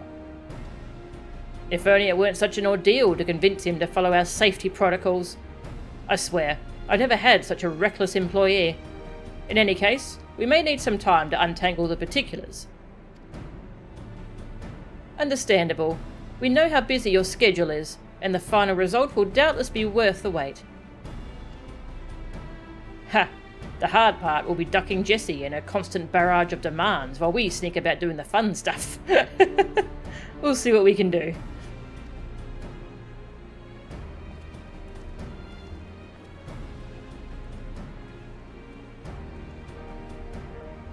I think we can leave the rest in Sid's capable hands. Let's return to the great work and see how Nidana is getting on with the Mock Atomos.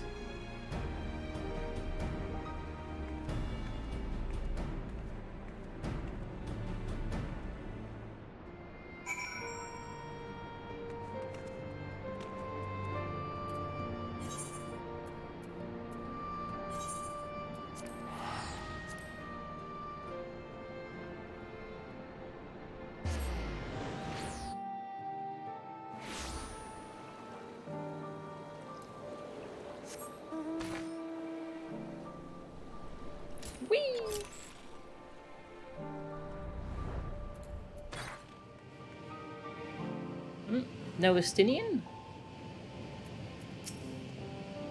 The insatiable curiosity of our alchemists has ever amazed me, though I've largely left them to their own devices since we opened the gate together.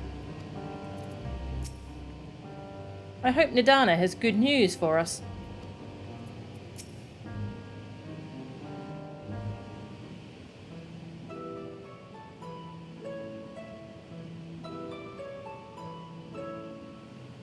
Hey, Stola. The adjustments are going well, I hope? 'Tis a lengthy process, but the end is in sight, yes. We gave it to someone else to do. That's wonderful news.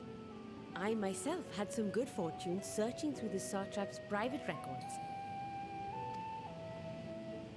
What I found was a transaction log dated around the same period as when Alzadal's legacy was built. It included a purchase list of highly exclusive alchemical components, and I knew I'd discovered the key to making the artificial atomos. I then visited the High Crucible to commission the materials. After I'd explained my requirements, I was beset by volunteers insisting I allow them to help with the entire project. The usual reaction to someone forcing open a void gate is to run for the hills. Harnish academics certainly are a different breed. The alchemists of old were cut from a similar cloth. The unknown held no fear for them. Indeed, they were ever eager to seek new knowledge, regardless of the danger. And were you not also fearless? Heedless even, in your determination?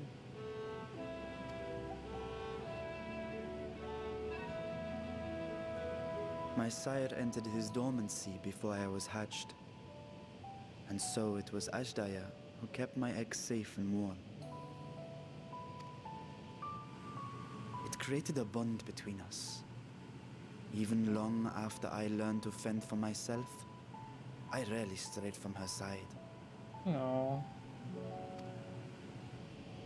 She was my guardian, my sister, my dear companion.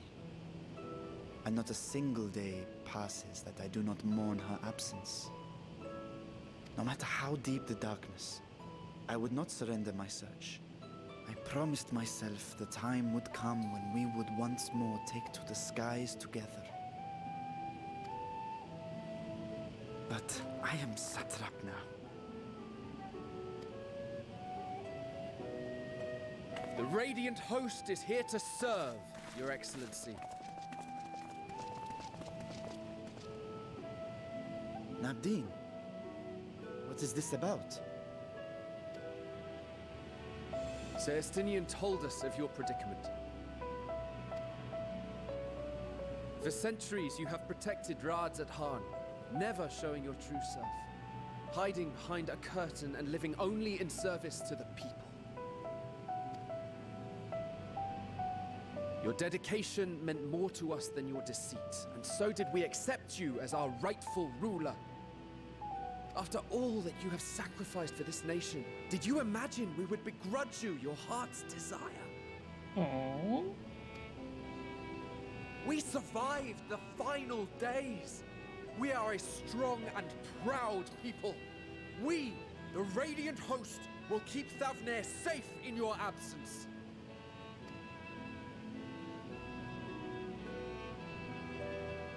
I am grateful for your loyalty and for your encouragement. And yet... Now you listen to me, Varshan. Yeah, you tell him.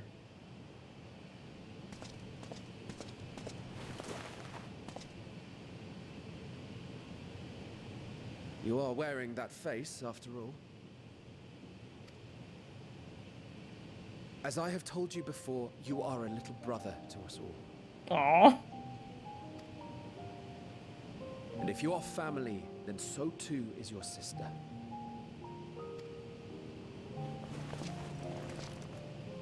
We are there for you if you need us. But do not ask us to sit by and watch while you abandon a sibling you have ached to rescue for millennia.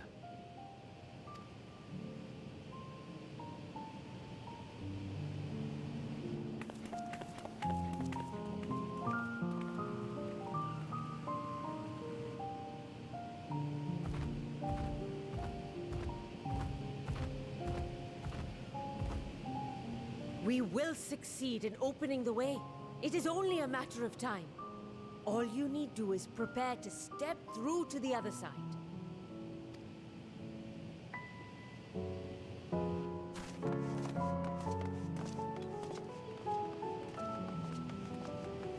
Aww. Your Excellency, I wanted to thank you for building the orphanage. It means so much that my sister and I will have a place to be together, safe and happy. And I hope that you and your sister can be together again too. Aww.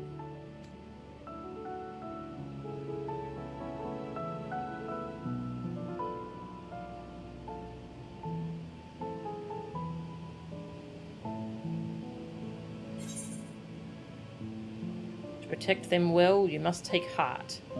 Will you wallow in uncertainty forever? You must take heart.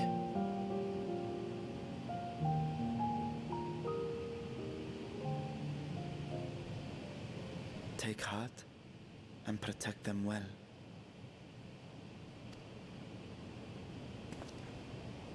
Such were the words I once said to you. And here I stand, failing to live up to them. Oh, I forgot that was a quote for him. Or from him. Well, I'm glad I picked that option then. If my heart is torn, I am fit to protect neither Ajdaya nor Radzatan.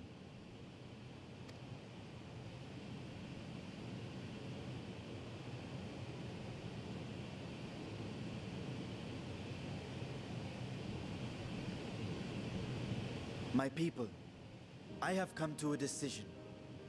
Vashan will depart Thavnair for a time. My dragon self will remain in the palace, but only to conduct the satrap's most essential duties. While I am focused on controlling this vessel, there may be matters that escape my attention. I rely on you, my trusted friends, to watch over one another until I return.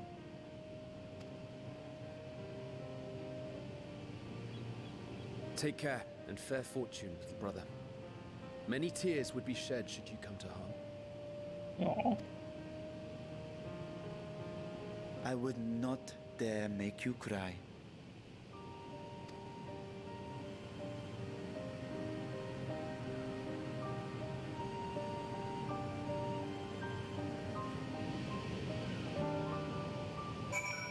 Aww.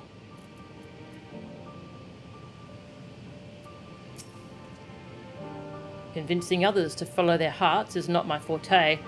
I would have gladly let our more philosophical comrades take the lead, had they been here. Are you talking about the twins?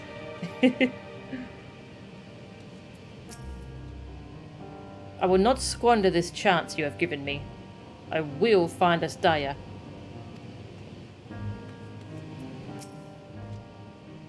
What? Someone needed to give that boy a good talking to.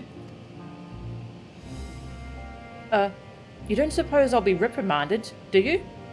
I did just yell at the satrap. I think you'll be fine. We'll have that Atomos built before you know it. When a project like this comes along, we give it our full and undivided attention. Sleep? Huh! Who needs it? Oh, that reminds me. I really should finish that other project I was working on for His Excellency. Other project? You surprise me, Estinian. For a lone wolf, you've shown an unusual degree of, shall we say, involvement in helping Vreetra reach this conclusion. 'Twas for the greater good. The worm's thundering sighs were keeping his citizens awake at night, and had travellers believing the palace wrecked by some unnatural storm.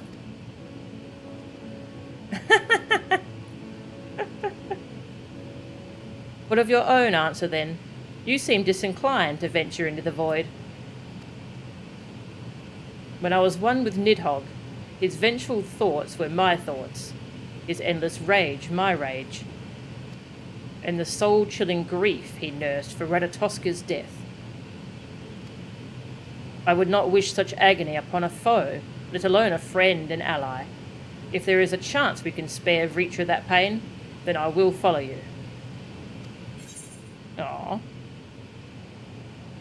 An unusual crew we have here. Any other former scions we should call on? Just the two of us? 4 of us? And any other former scions we should call on? I'd rather not bother our comrades with aught less than a dire threat to the star. We 4 should be sufficient for our purpose. Now, on to specifics. Unlike the first, where the flood of light was halted before its devastation was complete, the 13th has been utterly subsumed by darkness. My plan, as such, is to explore the void in stages, withdrawing to safety after each brief foray.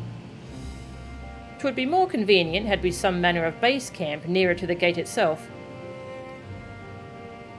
One of the palace chambers should serve. Come, let us reconvene outside Megaduta.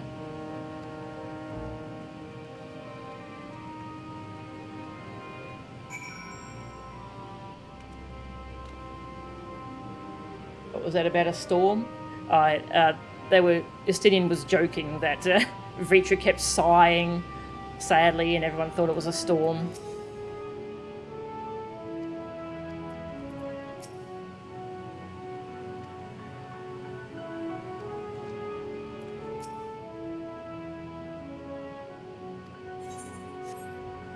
Megaduta.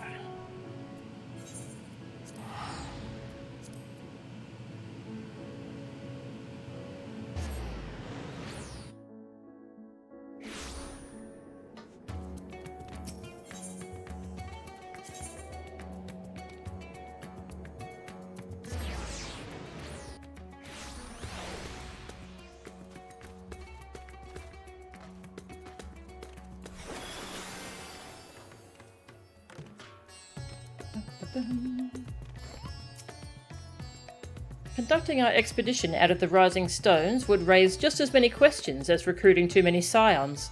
At least here in Razat Han, we might be expected to appear road-weary from our local explorations. I was put up in a guest room in the palace while I awaited my audience with Vreetra. I expect we'll be given the use of something similar. Please, may you aid the satrap in his endeavour, even as he aids you in yours.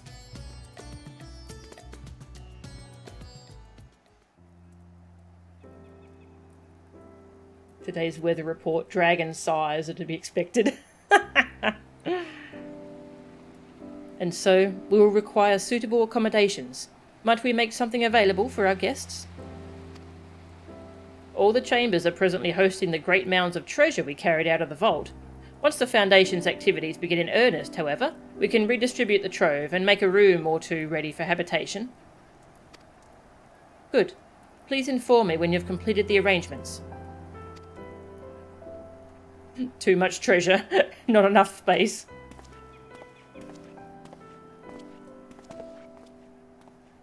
As you heard, we will have you settled in Megaduta in due time. As ever, you are most gracious, Your Excellency. You risk yourselves to aid me in my search for Asdaya. Providing comfortable quarters is the least I can do. I only wish we knew more about our destination. The gods only know how long our explorations might possibly take, or what our chances of success might possibly be. Succeed or fail, I am grateful to you for convincing me to make the attempt.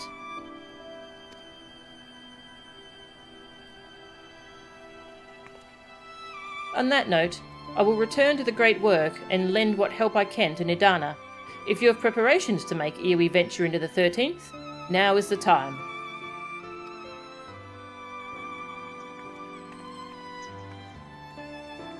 All I need is my armour and my lance. Perhaps I'll train with the Radiant Host to pass the time before we depart.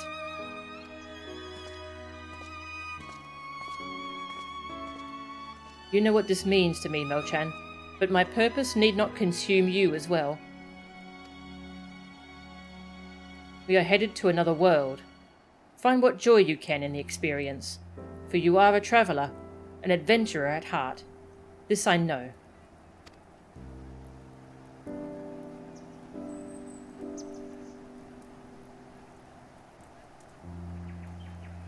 This feels like the end of the patch.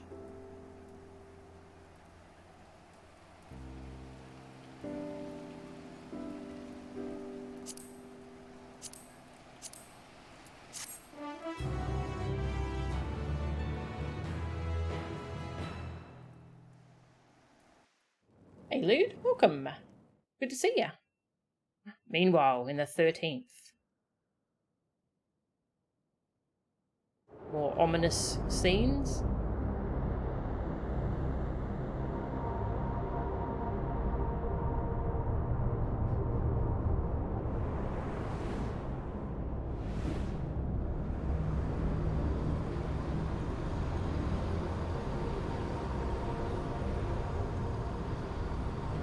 Scythe.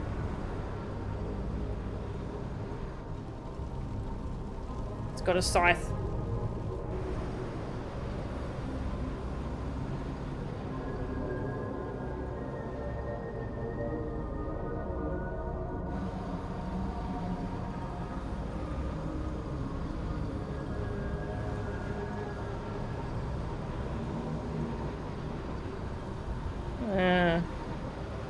Creepy. In this I am returned.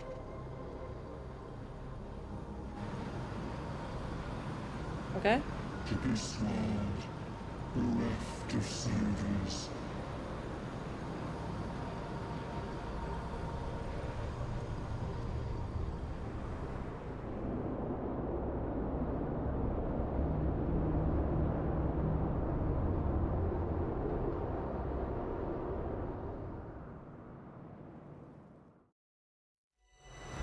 Let paths unwalked, adventures spur, pulses quicken, spirits stir.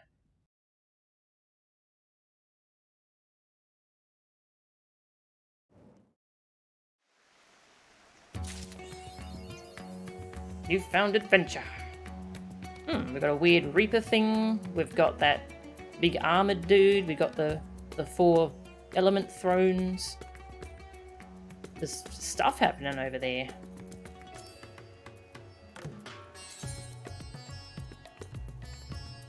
Newfound adventurer. Nice. That was the end of 6.1. Our journey into the void promises to be neither short nor simple, yet I will persevere. I've kept my sister waiting for far, far too long.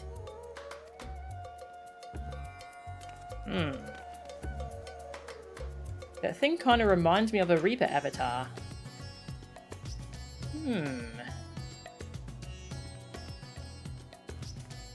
Interesting. Alright, let's talk to... Where did Tola say she was going? To the Great Work, I think, right? Yeah. Let's go talk to people.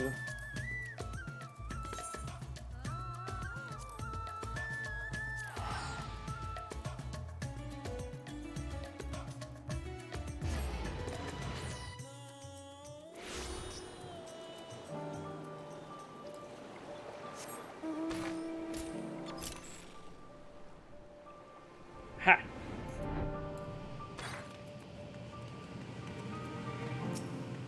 Surely you hadn't expected me to sit around and sip tea while I let Nadana do all the work. Oh, also I'm floating. Hope you don't mind. Fear not. The Mocha Tomos will be ready soon enough. My fellow alchemists and I can stay awake for days at a time, if need be. Please don't. There's really no rush. Sleep. Sleep. And Estinian was hanging out with the Radiant Host, so I wonder if he'll be over here?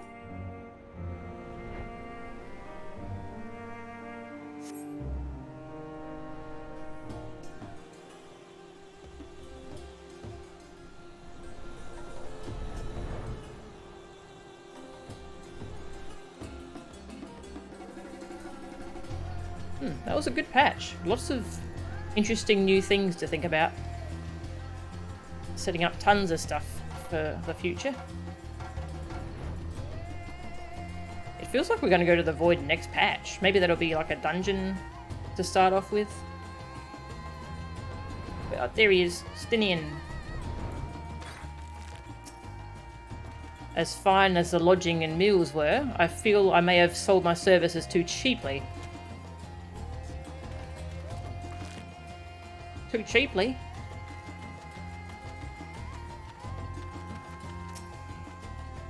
I'm grateful to hear you have some time before you begin this expedition of yours. The Radiant Host will benefit greatly from Sir Estinian's martial instruction.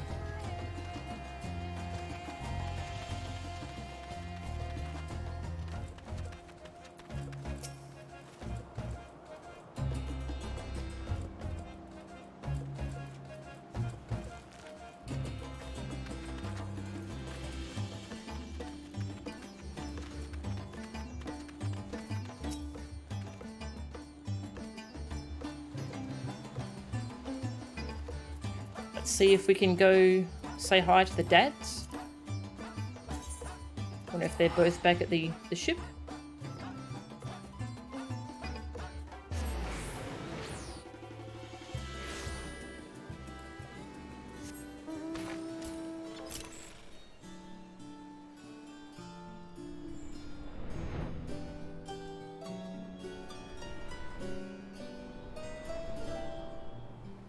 Gotta do our rounds. Say hi to everyone.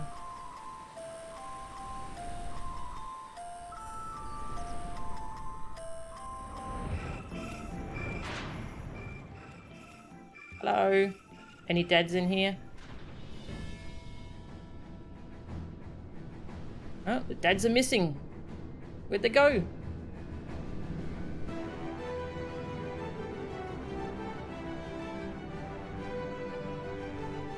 Missing 2 dads.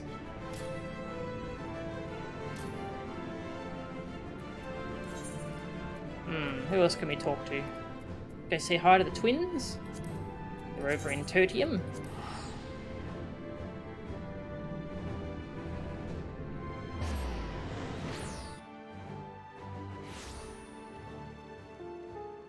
Twins! Anything new to say? You kind of weren't really involved in this one. Nah, they got the same dialogue as before. Helping out the Garleans. Hi, Julius.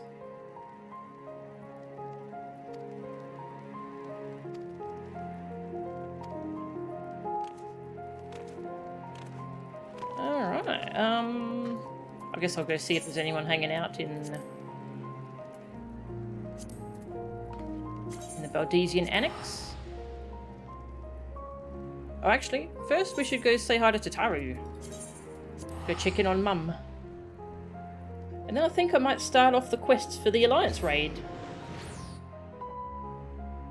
Because I'm very curious. I doubt we can do it all today, but we might be able to unlock the raid at least.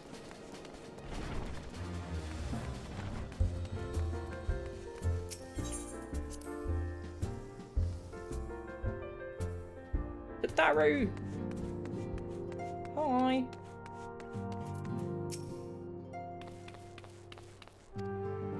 Nothing new? Okay, have fun.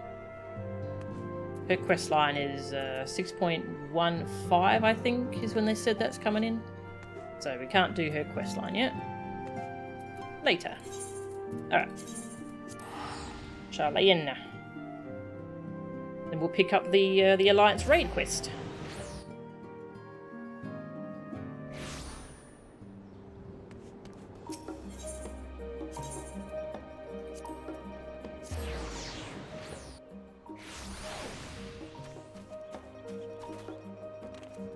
I'm so curious about this quest. Anyone in here before I start? Nope. Okay.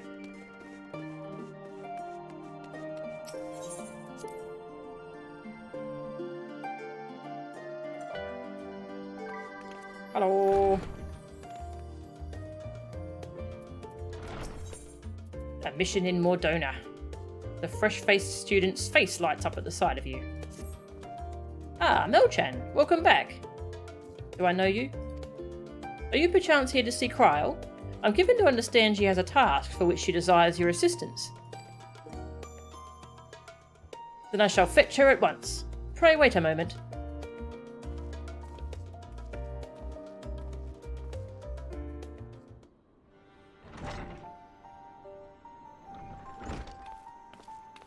Hi. Melchan, my thanks for coming. If you're now available, I'd like you and Raha to assist me in the task I had mentioned. For you to call on Melchan, I assume the task in question is somewhat more exciting than sorting through paperwork, which, I am pleased to add, I have finished. So if Melchan is ready, then so am I. Our venture to the bounty has only served to whet my appetite for field work. Not to oversell things, but I suspect you won't be disappointed. Ere I divulge the details, however, permit me to provide some background. As you know, our organisation, the Students of Bardesian, was founded by my grandfather, Galuf. Our stated mission was to uncover the mysteries of Heidelin and interpret her will, particularly through the study of her gift to us. We've since learned the whole truth, and it might be said that we've fulfilled our mission, but our work is far from over. In the course of our endeavours, we've also sought to devise countermeasures against threats that come to light. Our involvement with the Warring Triad is an example of such.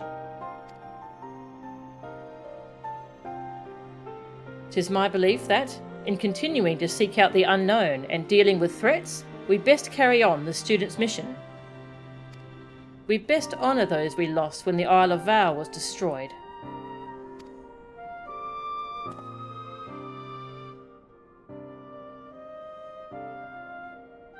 Forgive me, I didn't mean to darken the mood. In saying all this, I simply wanted to clarify our organisation's purpose for a new age.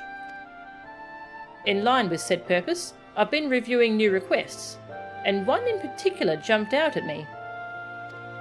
It comes from none other than Rambros, of the Sons of St. Koinarch. Truly? Has something happened in Mordona then? So it would seem, and he wishes to entrust the matter to us. While his missive is sparse on details, he writes that it lies beyond the Sun's expertise. Uncharted territory are the exact words he used.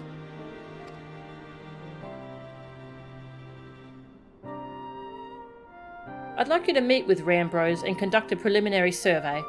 What say you? Yeah. Wonderful. When you are ready, pray make your way to Revenant's Toll. I shall let Rambrose know to receive you there. I must remain here to oversee our operations, but should it transpire that more hands are needed, don't hesitate to send word. Well, there's no time like the present. If you could go on ahead to Revenant's Toll, I shall make ready and then be on my way. He gets another adventure. We're spoiling him.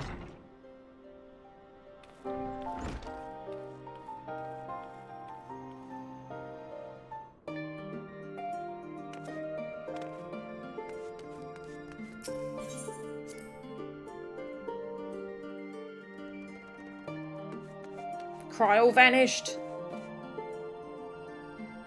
Well.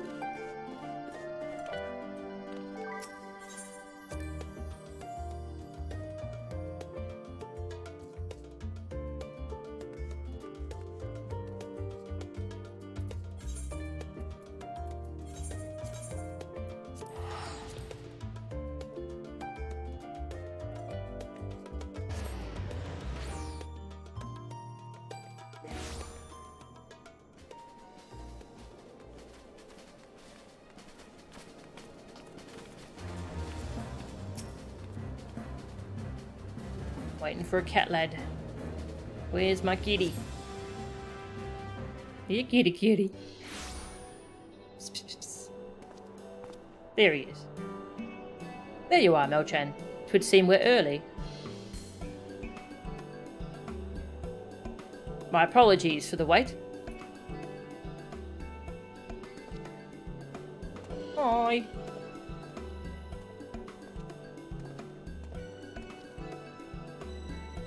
Rambrose, what a pleasure to see you again. How have you been? The pleasure is all mine, my friend. I've been well, and it gladdens me to see that you are too. Now, I know you have many demands upon your time, so I shall explain the particulars of our request at once. Recently, an explorer came to us who claimed to have discovered the Phantom Realm. The what?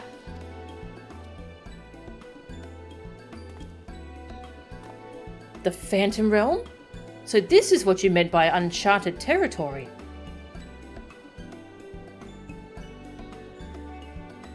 You're not familiar?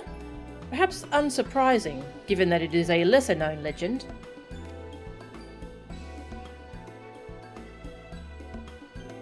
This legend holds that, across Eorzea, there exists a realm that appears as a mirage. Though visible from a distance, it fades away as one draws near. While it has featured in myth since ancient times, the realm's existence could not be proven, and thus it is seldom mentioned in literature. This fog's really rolling in. In spite of this, fueled by rumours of the occasional sighting, the myth has persisted, and continues to capture the hearts and minds of explorers.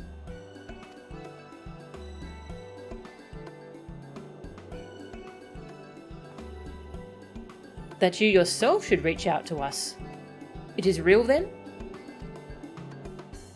When first the explorer in question approached us, we doubted him, but we couldn't doubt the evidence of our senses. Nay, the realm is real, as you will soon see for yourselves. Good gods! A part of me still struggles to believe it, but we have no reason to doubt you. Suffice it to say, we are eager to see the realm too. Sure, I want to see this thing I just heard about. Whatever truth awaits, I pray you will succeed in finding it. Seek out the explorer, one Derek. He has seen more of the realm than us, and should be willing to serve as your guide. I asked him to accompany me here, but he preferred to continue exploring on his own. It will be somewhere near the banks of Silvertear Lake, I expect. Understood. Our thanks, Rambrose.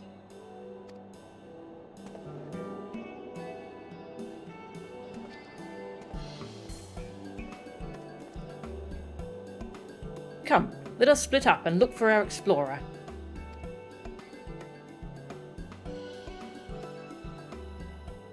Yeah, let's go.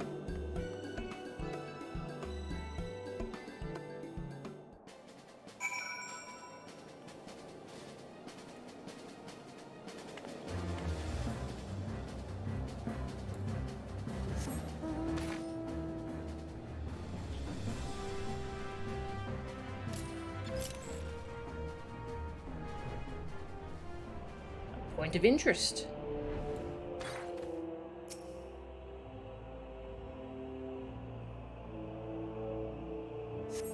The explorer doesn't seem to be in the area. Fine. How about this one? There's a fate here? What about an explorer?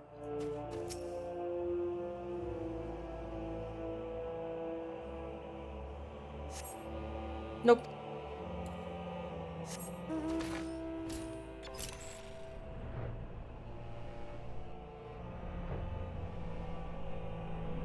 A baby Oppo Oppo? Right? You see a small Oppo Oppo. It couldn't possibly be the explorer. Or could it? It's cute.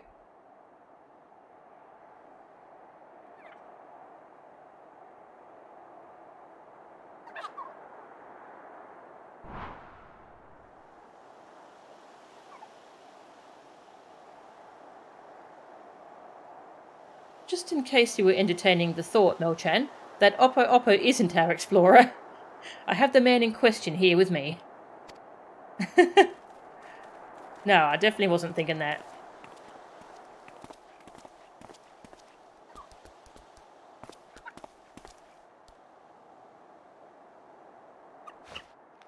Aw.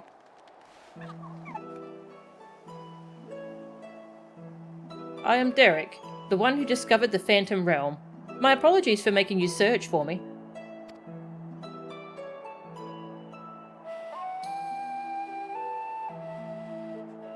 Curious about this creature, are you? I found him injured during one of my journeys and tended to him. Since then, he has taken to following me around. He's inquisitive, but otherwise harmless, so pray, pay him no mind.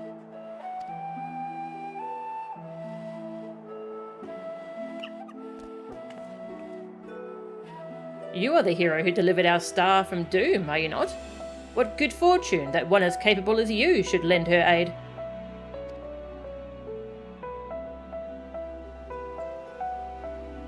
To be clear, our organisation has yet to accept the commission. Before we can make a decision, we will conduct a preliminary survey. Will you guide us to the Phantom Realm? Of course, I will show you to the entrance at once. The gate to a realm long dreamed of by explorers.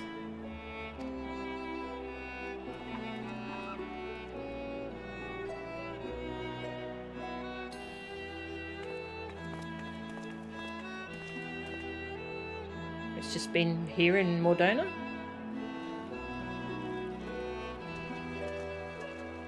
Ooh, I should update the stream title. Oh, I missed what he said. What are you... Impressive, isn't it? When the gate manifested, so too did this magic, allowing one to walk thus walk upon water. I want to make a WoW joke here, but I won't. New Alliance Raid. There we go.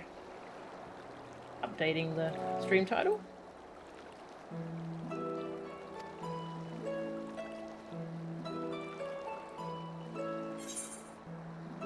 Are you sure it's safe? This is just like a Riange's spell. Yeah, just like a Riange's.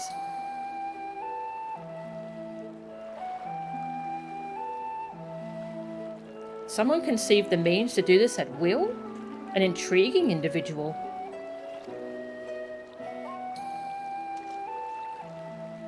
It's perfectly safe, I assure you. Come.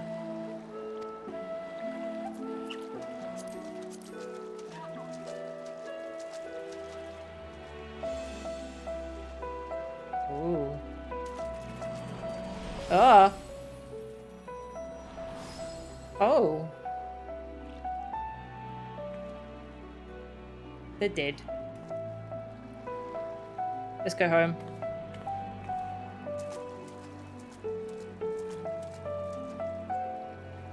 Ooh.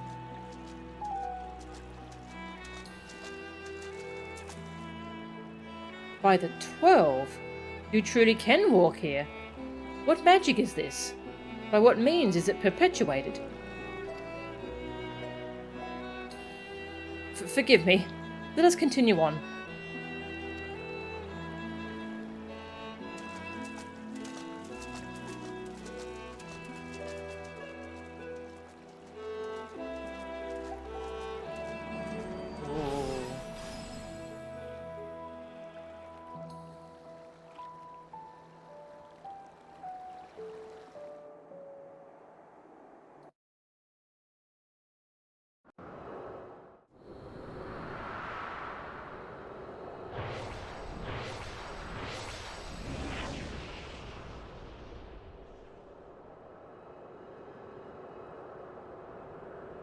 Ooh.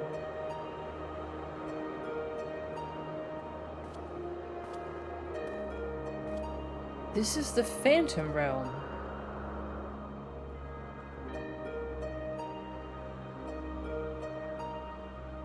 The 12.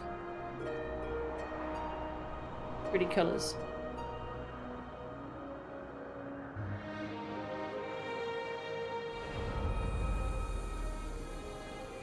The Omphalos. Omphalos?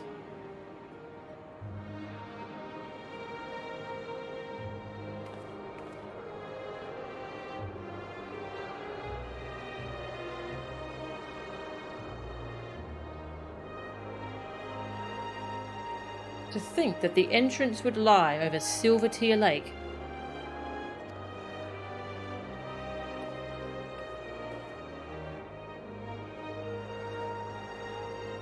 There is nothing out of the ordinary with the environment. The sights, the sounds, the smells, all appear as they should be in nature. That is to say, this place is no illusion.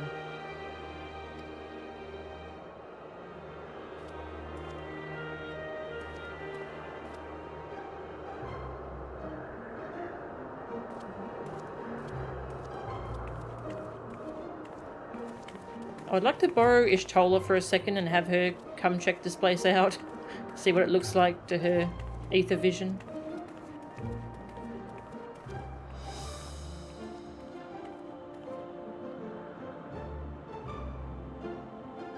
I bid you welcome to the navel of the Phantom Realm, the Omphalos.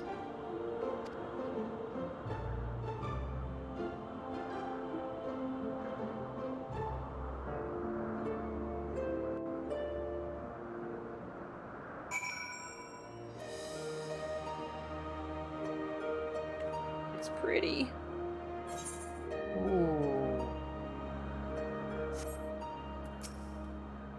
Well, is it what you were expecting? I don't know. I don't know what I expected. Ook ook.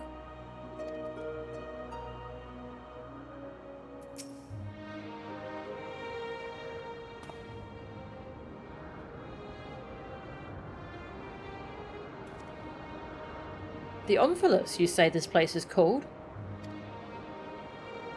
A name of my own conception, I confess. I felt we needed something to call it by. Lest you wonder, the word means navel in the ancient tongue, an allusion to Mordona's location in the heart of Aldenard.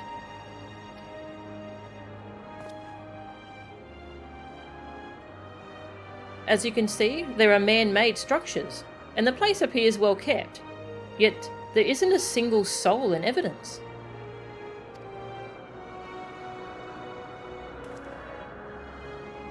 "'Tis my hope that you will help me to shed light upon this realm, to learn who created it, and to what end. I should also like to know why it has revealed itself now. Was it simply chance that kept it hidden? Or something more? In any case, let us begin by taking a look around.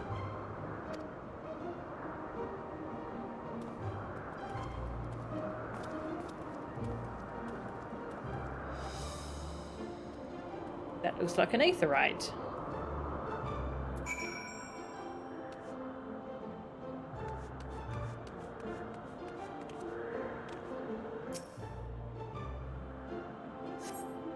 A stone monument has been erected here.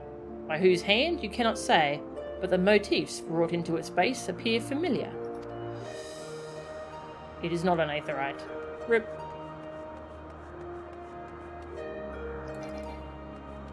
No mounting.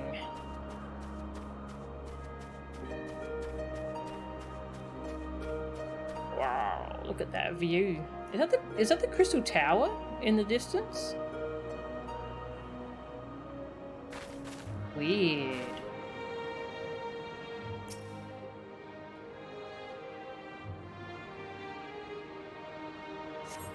In the distance, you see what appears to be the Crystal Tower.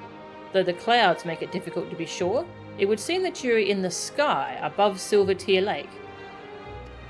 No such isle could be seen from the outside, however.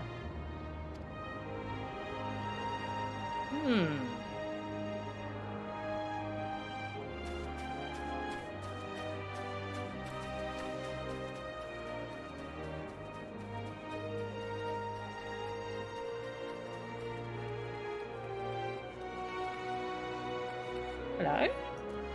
A bunny! Oh, he's all cute. Look at little bunny.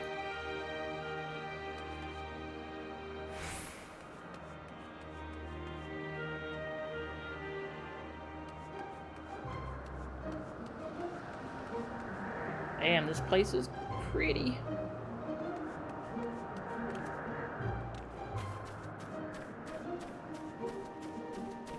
Hello, what is this? A little golem.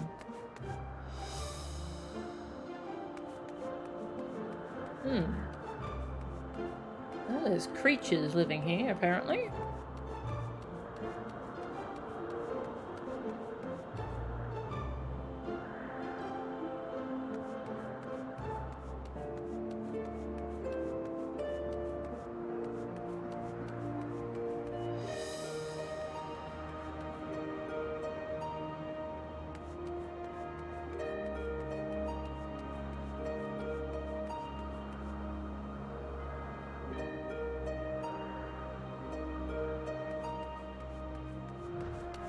Wrong key.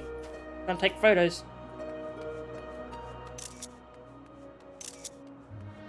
It's so pretty.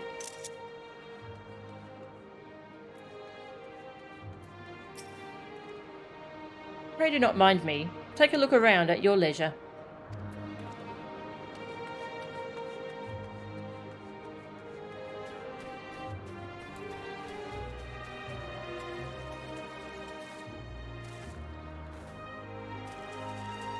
Fish. It's floating.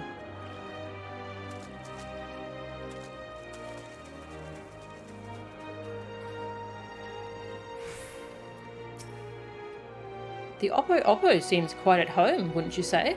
How many times has Derek come here, I wonder?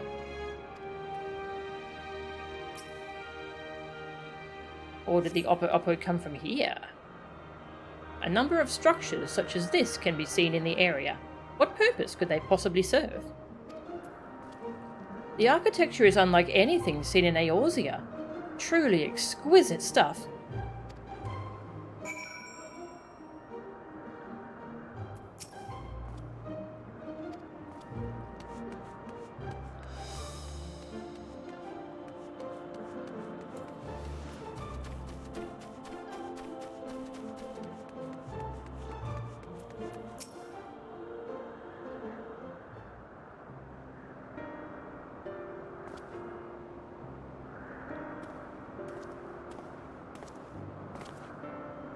Finished looking around, have you? What are your impressions? We have only had a cursory glance, but this is truly a mysterious place. The gleaming spire rising beyond the clouds, that is most certainly the Crystal Tower. And judging by its aspect, we are a considerable distance above Silver Tear Lake. which would suggest the gate we entered is a teleporter.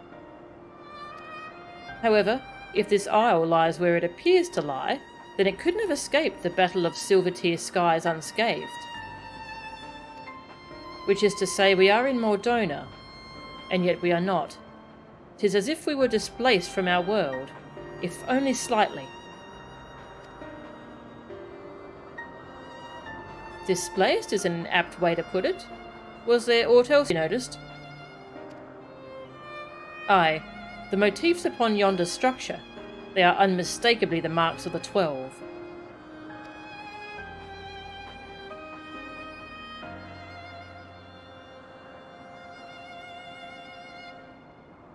By which I posit that this was created to be a place of worship.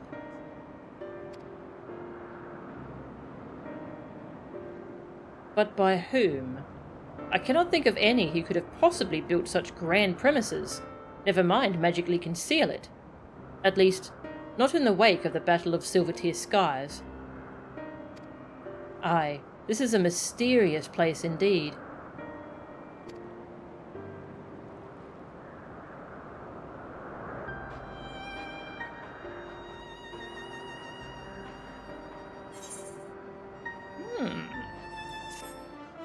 I wonder, maybe we're on one of the reflections.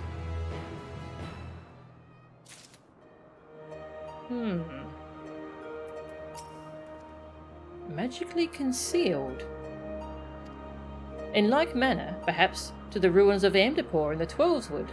The city, I understand, reappeared when the 7th Umbral Calamity weakened the elementals. Maybe not. The realm of the gods. Grahatir is pondering how best to proceed.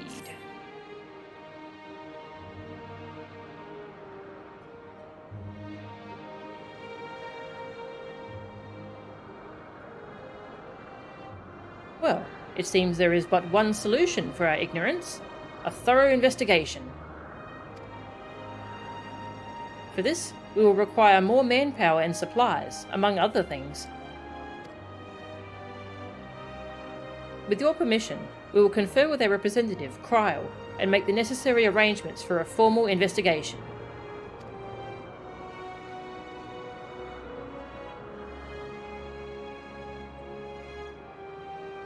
If that is what must be done to commence your work in earnest, then by all means. Without further ado then, let us return to Sharlayan. Hold, mortals. Uh-oh. We in trouble?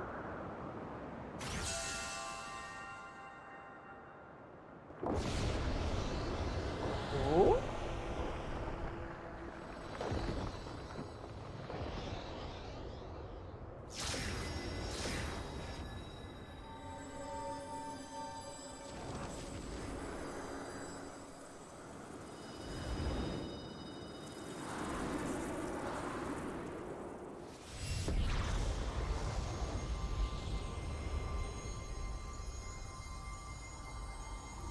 You profane this sacred realm with your very presence, and must answer for your irreverence. We're in trouble. Oh.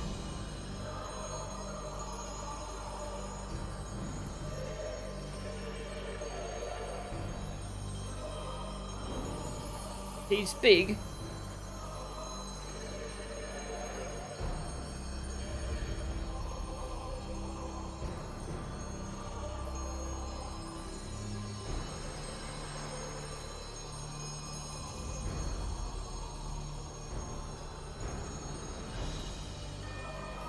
I am Byagot, the Builder.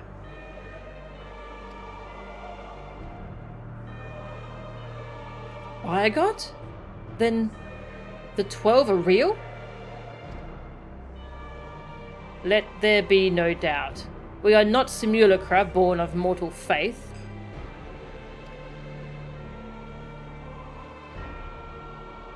Nay, we 12 are divinities true.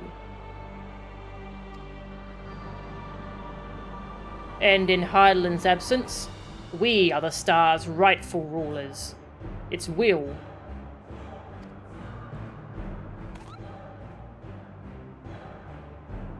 Closely have we watched mankind,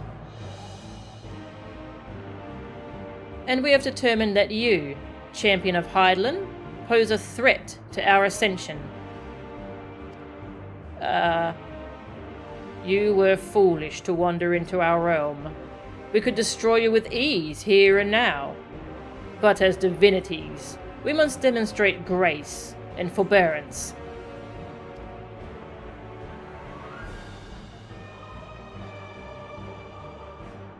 There is but one path. We must weigh this mortal's worth. Hear, hear. Let there be a trial. While the mortal would invariably be destroyed, it would at least provide us with a diversion. What? You suddenly appear and expect us to simply comply with your whims? Protest if you wish, but mortal logic means naught to gods. You will abide by our laws.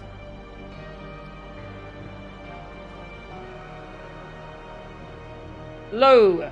The gateway to our sanctums lies open.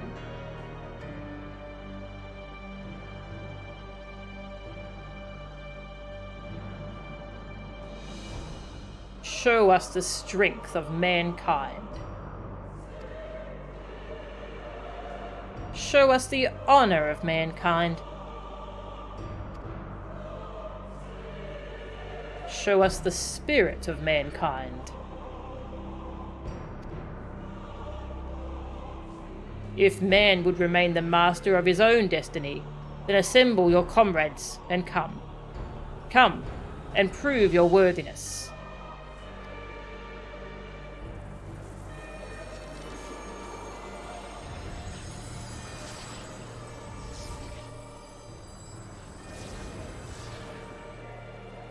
Yep. Turns out the gods are jerks. Aw. Jeez.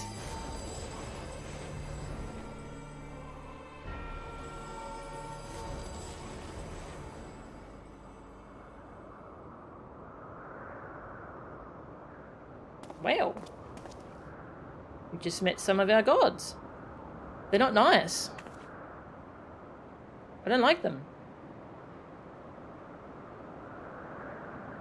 7 hells. During my previous forays, nothing like this ever happened. I encountered not a single soul, and certainly not gods.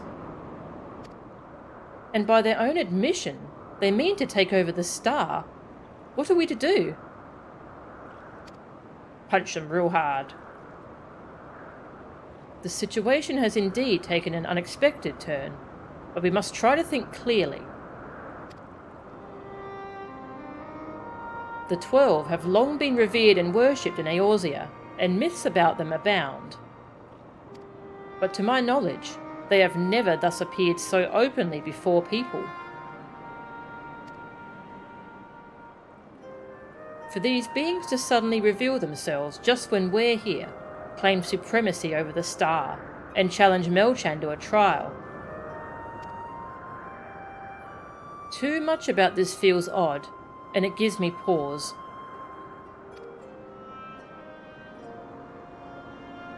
Fair enough.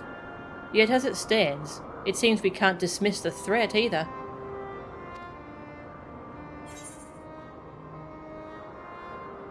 Whatever they are, if they're issuing challenge, then challenge accepted. Gaius von Balsar once said that the 12 too were simply primals. This is turning out to be another strange affair.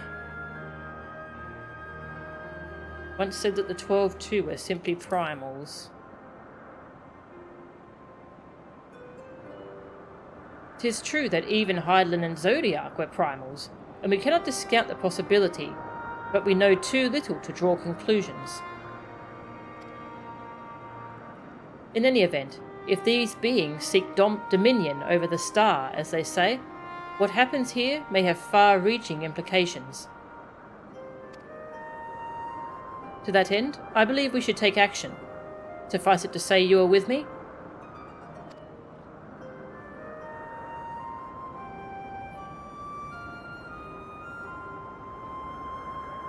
Then the students of Bardesian will officially tend to the situation? Aye. In the course of studying the star's mysteries, we have undertaken to deal with any threats that may arise. This is no different.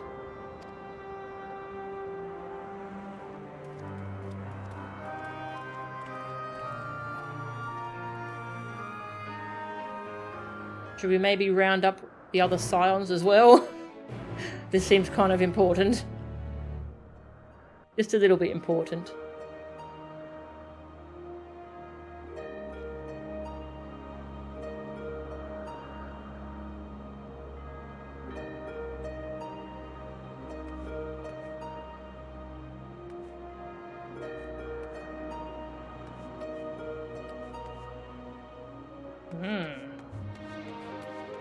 Transcendence is the weather.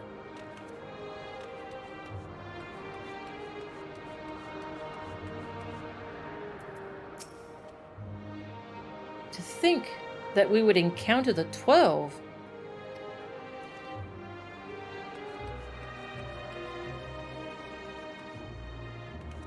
Looks like a teleporter.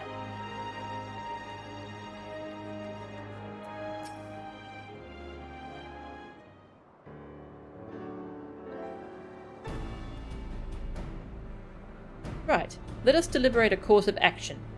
Derek, know you aught of these beings' sanctums? Aye, they are domains in the Phantom Realm that lie beyond each gate. I've explored them all. Wait, when'd you do that? Perhaps due to etheric instability, there are times when one can enter when ordinarily one cannot. But 'twould seem the way has been opened for us.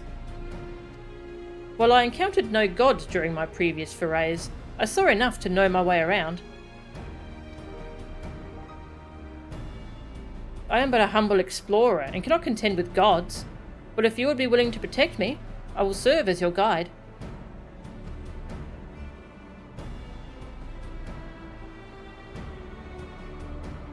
Assemble your comrades, Biogot bade us.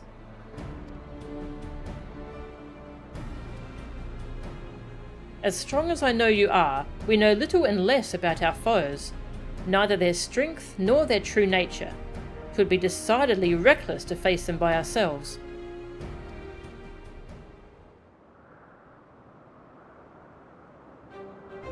Nay, we must choose an approach that affords us the best chance at victory. To that end, this time I shall work behind the scenes. While you set forth to answer the gods' challenge, I will do what I can in my capacity as a student. For one, it would behoove us to arm ourselves with knowledge about the 12, and I shall begin by apprising Kryl of the situation. By thus utilising our resources to the fullest, we shall overcome whatever trials await.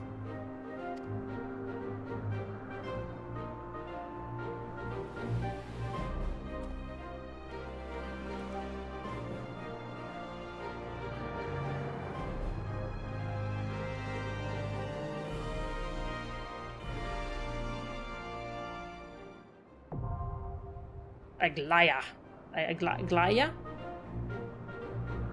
I'm also suspicious of this humble explorer dude. I feel like he might be a creation sent to to guide us in here for some reason. If you are ready to set forth, then so am I.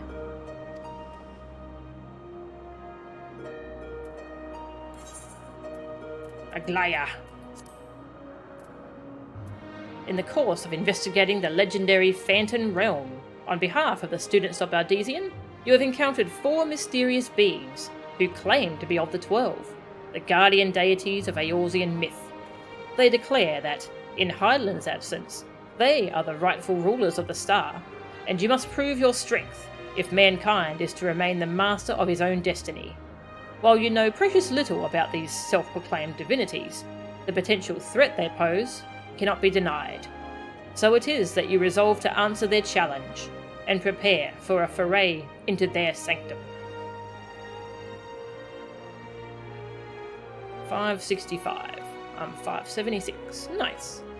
Alright, well, I might as well see if I can get into this today. It's the weekend, so... Ooh, hopefully there'll be people... Oh, there's a group forming, apparently, in the party finder. Sure.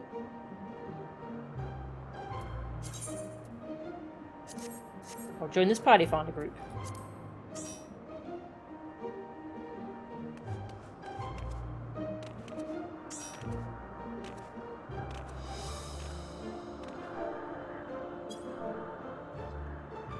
Hi. It's filling up very quickly. That is a good sign. Yeah. Oh, looking forward to this so much.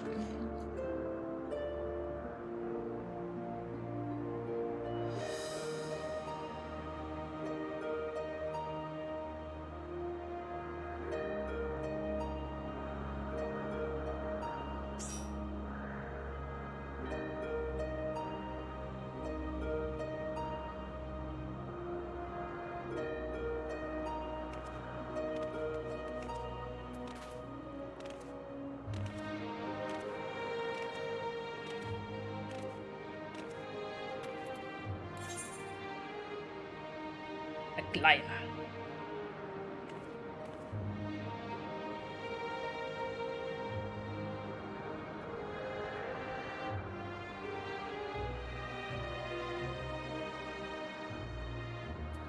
I think it has a weekly loot lockout. I haven't actually looked at what loot drops here. It'll be a surprise. If I see something shiny, I will roll. Just waiting on 5 people. I should go update my auctions while we wait.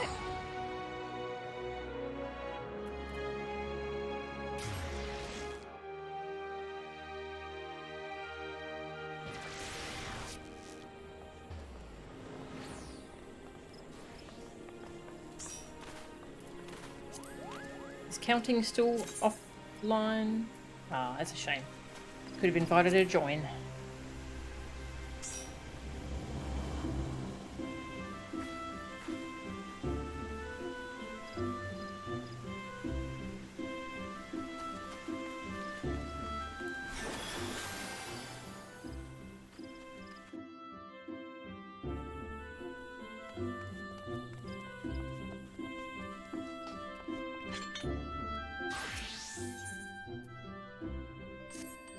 Ding ding.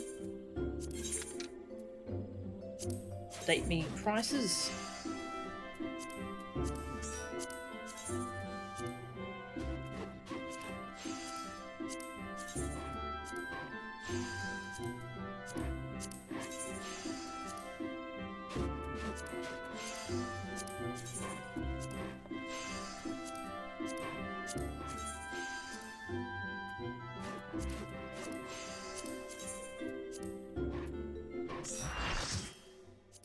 We're full! Nice, that was quick. I'm glad I did this on the weekend.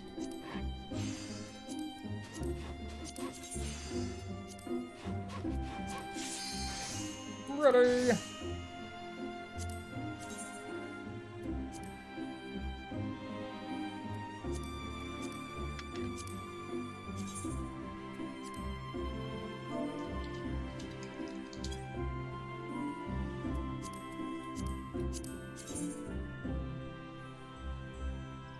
Wipe City, let's get it.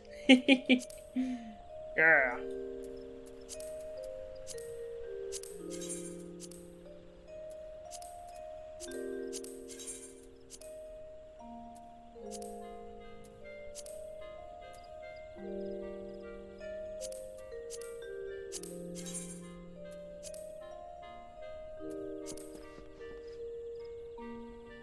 Hey Rise, welcome.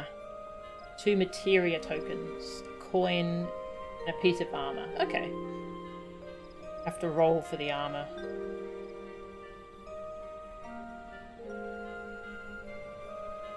Cool, thank you. So I can win 1 piece of gear. Nice.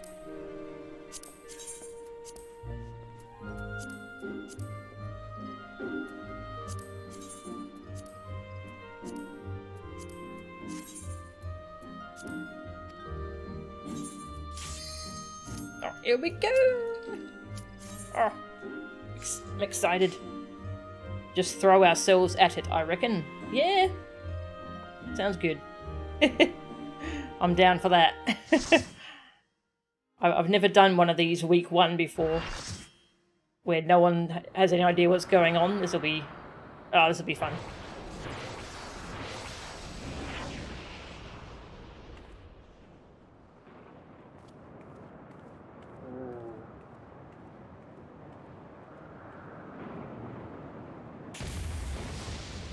Ooh.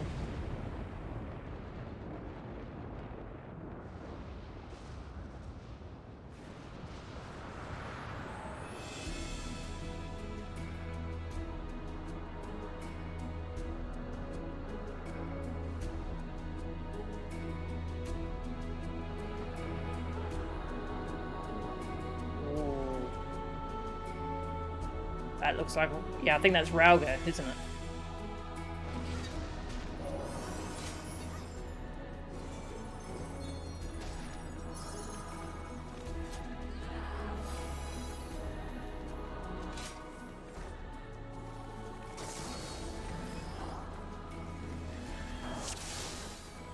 Domain aspected to lightning.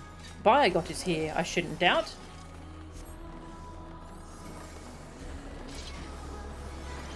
The mechanical spire ahead could have been plucked straight out of Legend. Ooh.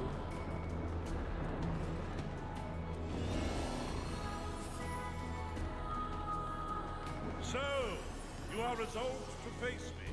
Yes, voice acting. Oh, straight into the first boss.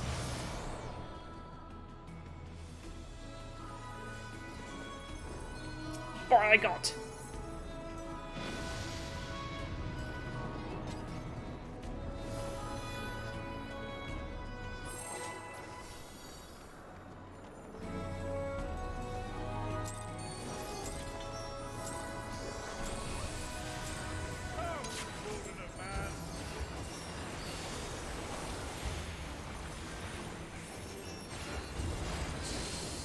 Ordeal of Thunder.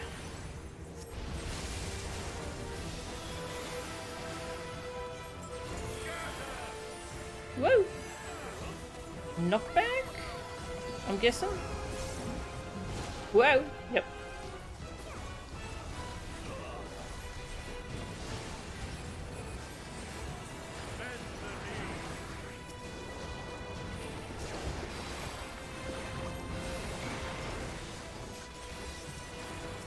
Oops. Wrong person.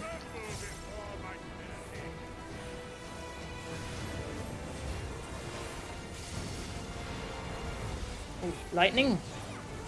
That's probably good. Oh god, that was not good.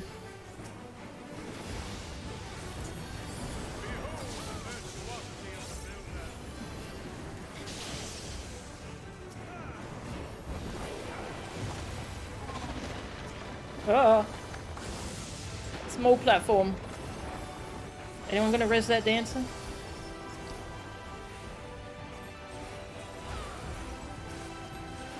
Apparently not. Alright.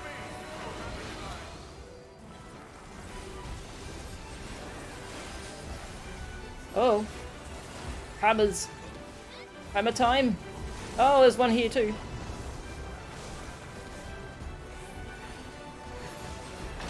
Ah! Jesus!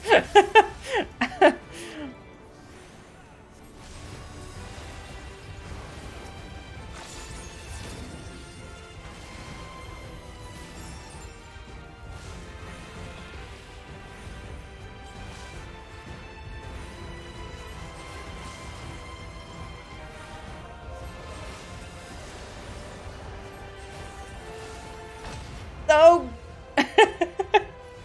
I thought I would move with the platform. I did not.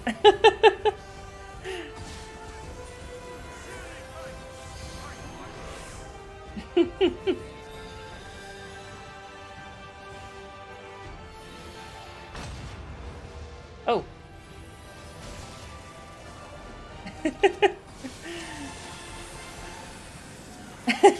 I was running to them and then they all died.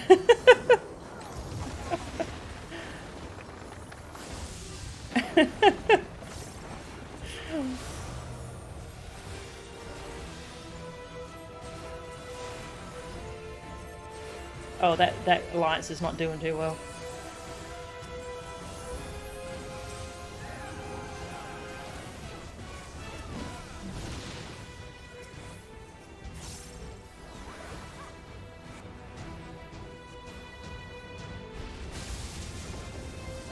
Zed.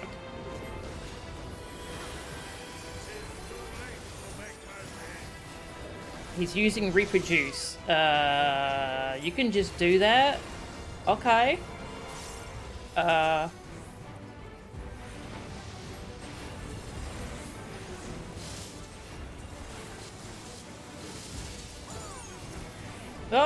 oh god, I exploded.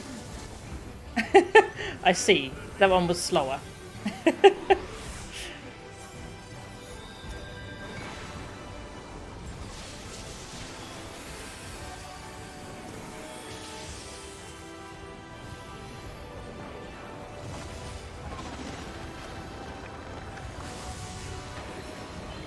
Get that scholar up.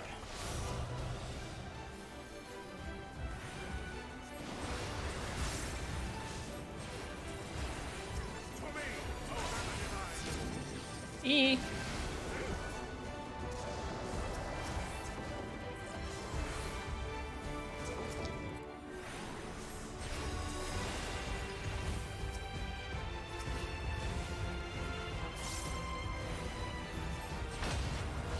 Oh god.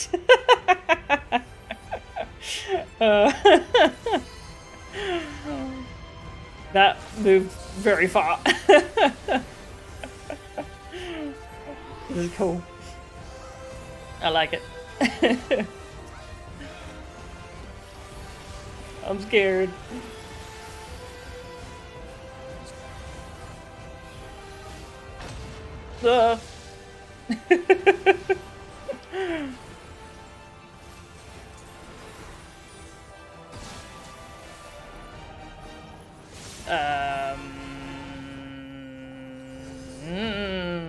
Alright, so this should move, right?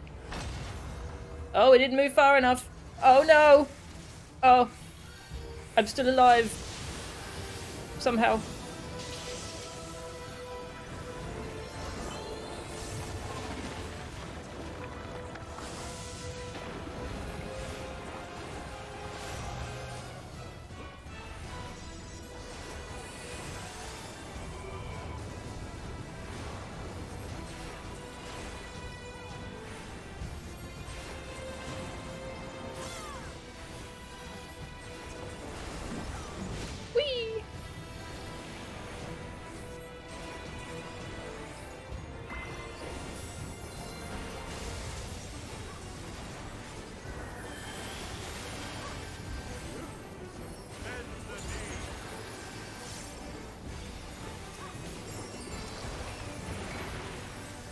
Oh.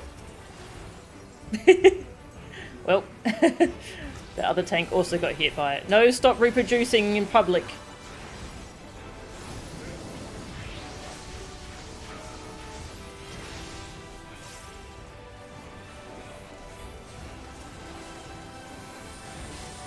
Yeah, so I dodge that one and then I move out the way of that. Nice. Oh, don't die, tank. No dying.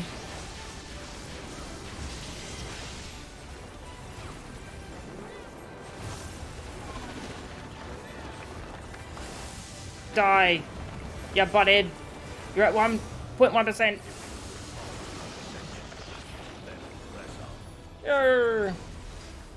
That was cool. Wow.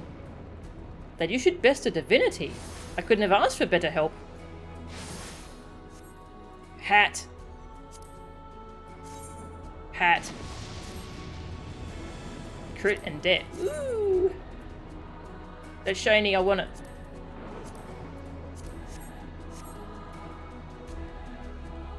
Intriguing. Yeah, I got it. Then the destroyer shall take your measure. I got a hat. After you have provided my servant with some spores. Oh my god. You sounded like, Rauban. I hope that's intentional.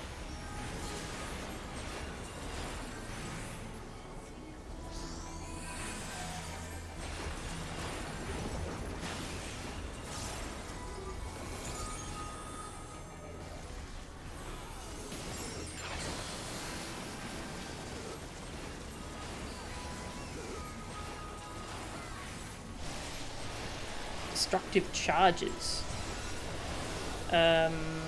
You drawing a thing? Okay, get out the thing probably.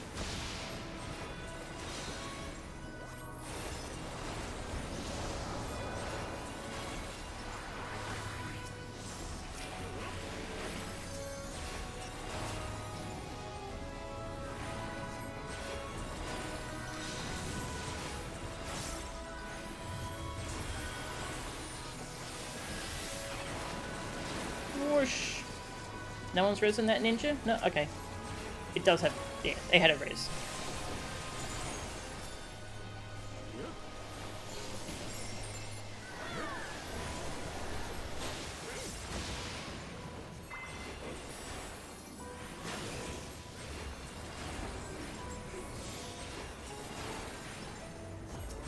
Yeet. Oh, yep. Owie. That's an owl. Owl detected.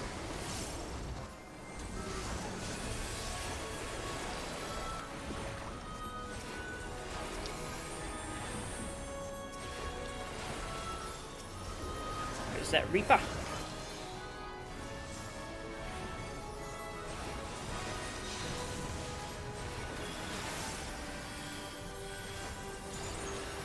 Lilies! I'm so glad they fixed lilies. Oh no, the scholar died.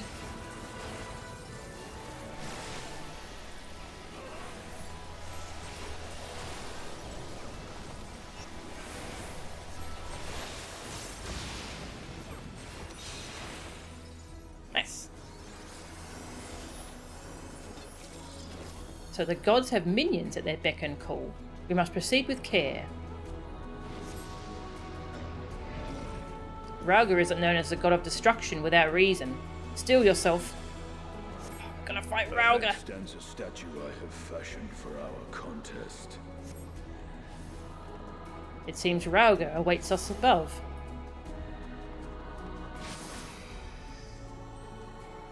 Is that Rauban's voice actor? It sounds so much like Rauban.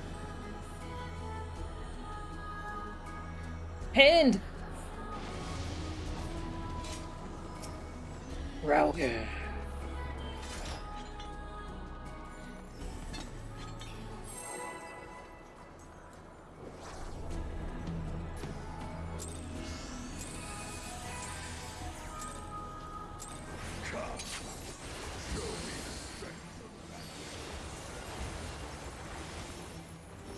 Upon the ground, Lightning rain.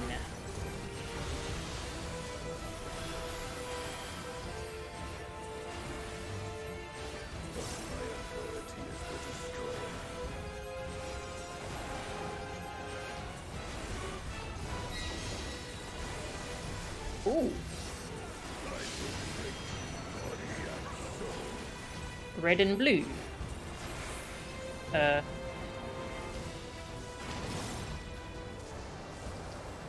Hey, oh god. That was a big hand. A god hand. I'm sorry. I'm not, actually.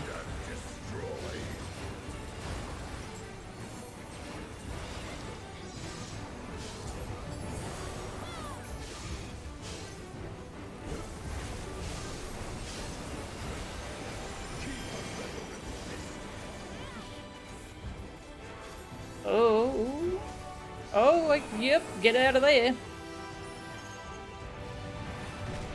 Oh, never mind. I actually wanted to be there. Arrows were good, not bad.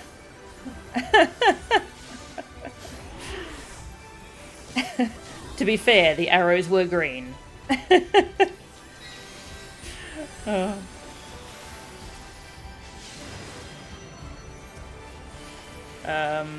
He's punching the blue one. Yeah, okay, so he puts his fist in the blue one and it comes out mega size. That's cool. Who am I resing? Are there no red mages? Oh, we have one red mage. Oh god, triple tank buster.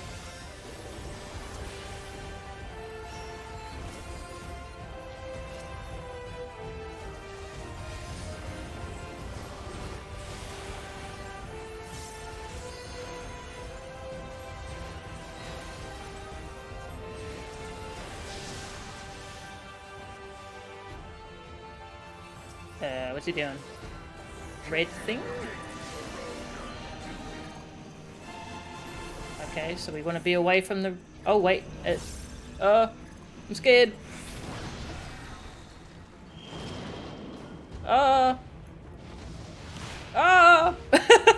Holy shit.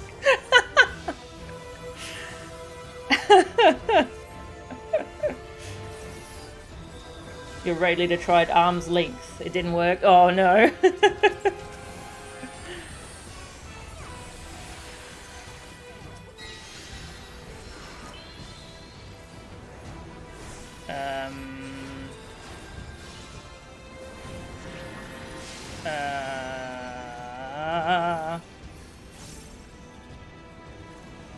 People are running onto it? Sure.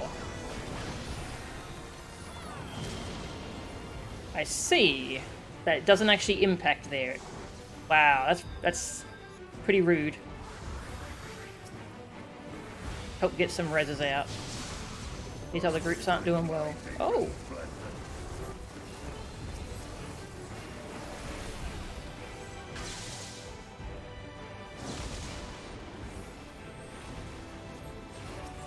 Tank busters!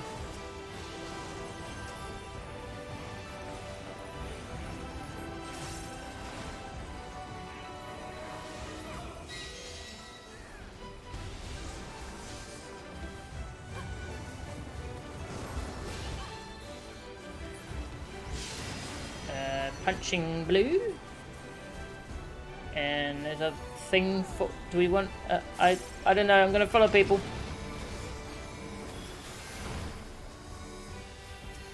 Oh dear. Get the red mage up.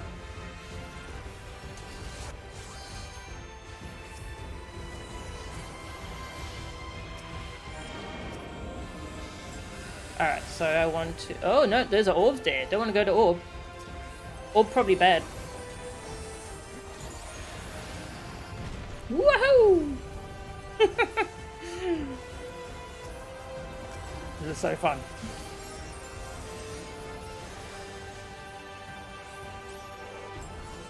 PJ's rezzing people. Good, good. They got the tank. I didn't realise the tank had died again.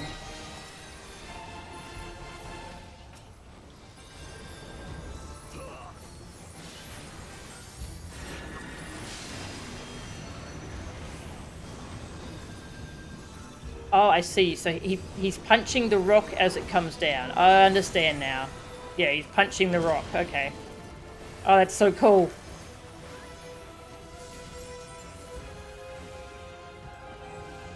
The concept of this boss is the coolest thing ever.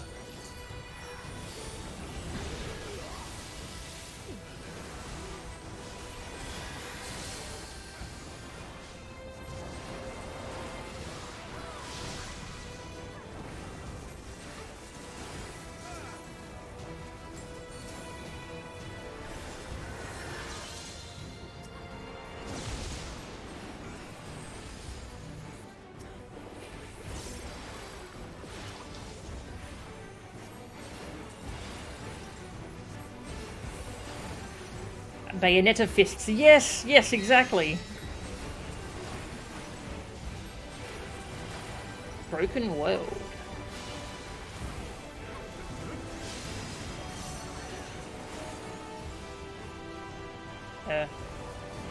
Oh, I see. He's punching blue. Oh no.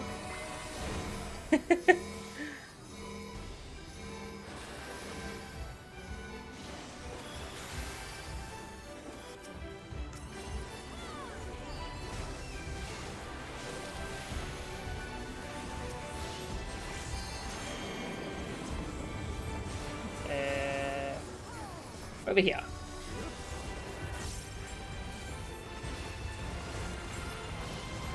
Woohoo! Oh god, that was scary. Nearly went off the edge.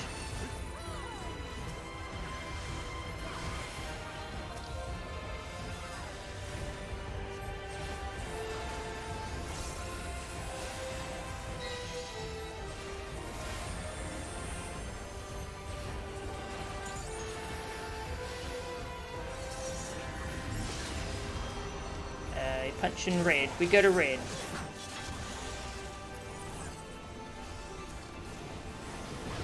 Boom!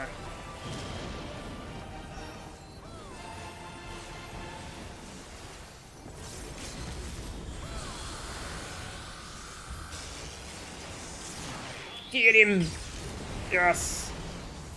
Laser that god. Show him lasers!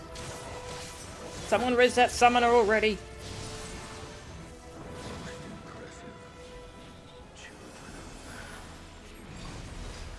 That was cool. Come, mortals. Enter my realm, if you dare.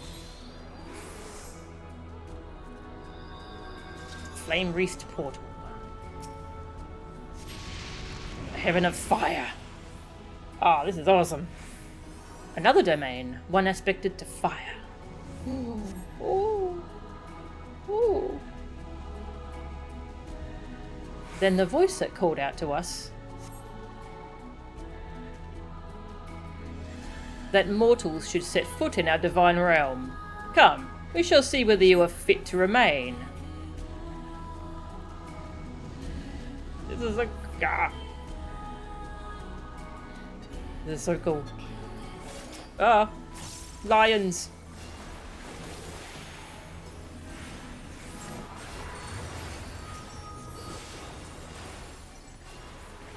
Fire breathing lion. Oh, okay. That was a circle.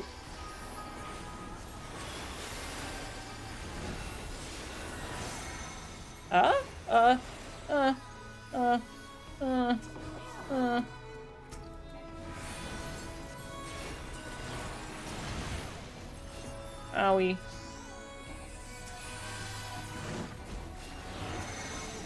I don't know what this marker means. Stand in here, I guess? Maybe? And then move out? I did it!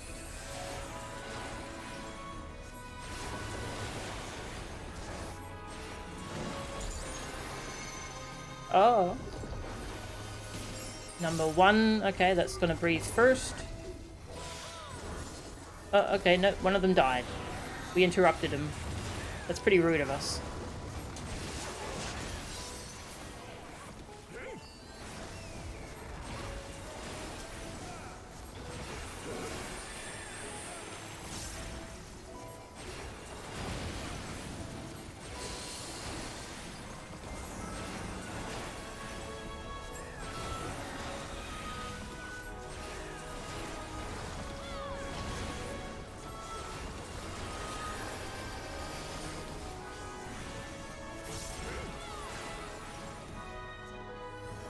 Cool lions. Oh, it's got a floaty ball on its head. Mere minions are no match for you, 'twould seem.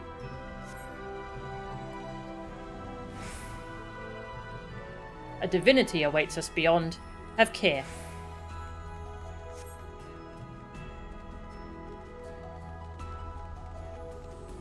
Ooh. Azema, I think? Yeah, Azema. Azema, goddess of the sun.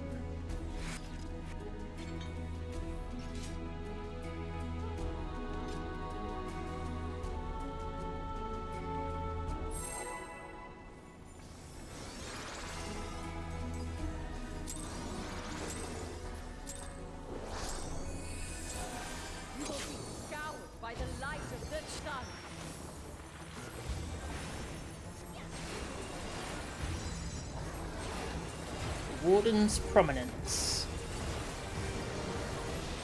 AoE.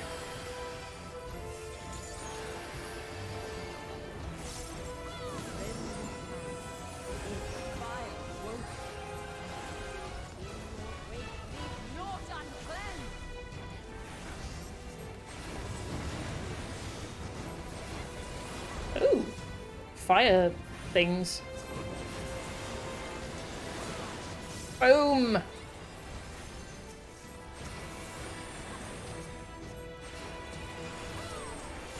Oh, big old tank buster.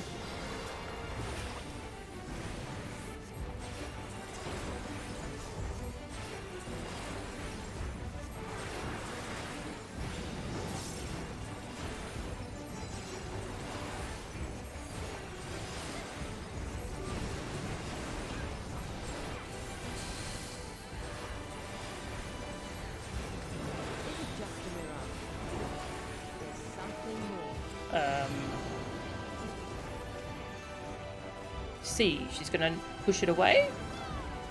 Aha! Boom!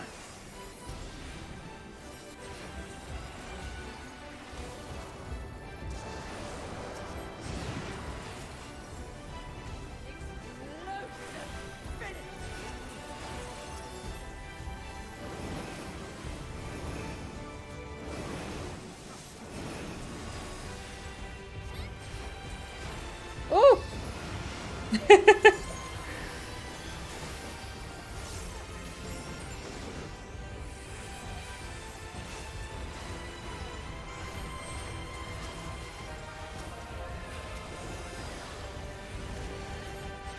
Oh, well.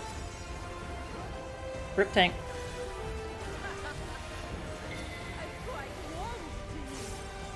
Ah.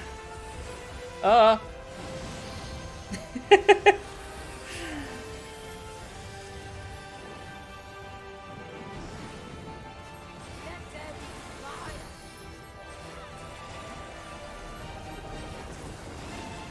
Boom.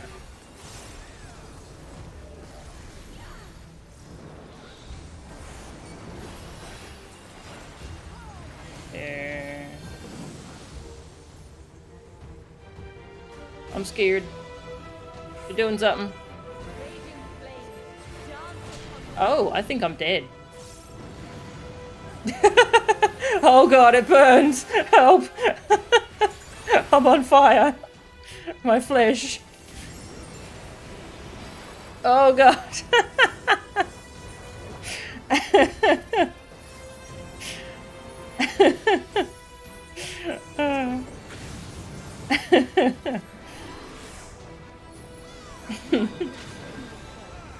Uh-oh.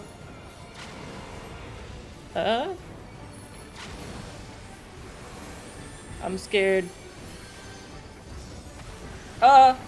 I'm burning. Scared 'cause burning.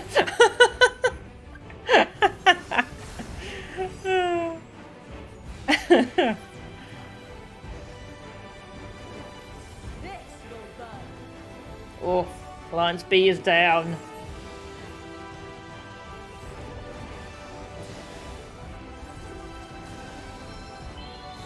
Thank you.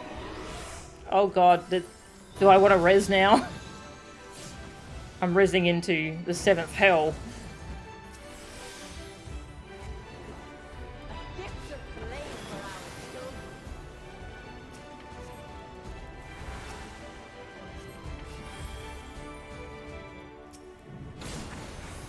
Oh no! I tried to heal him. I think I didn't heal him properly.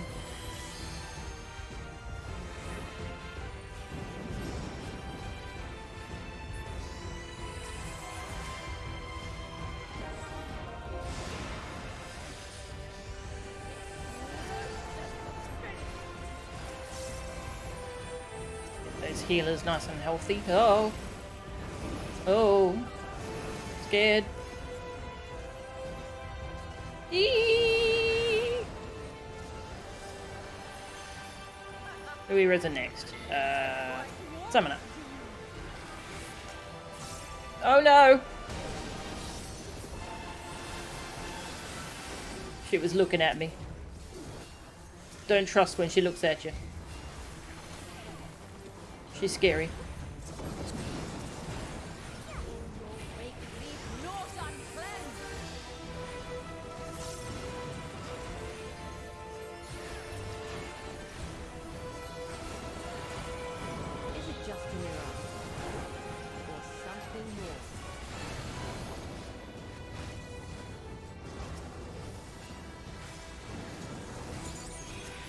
Oh. Oh! Did I get baited? No! I'm sorry, tank. I tried. Let them fire.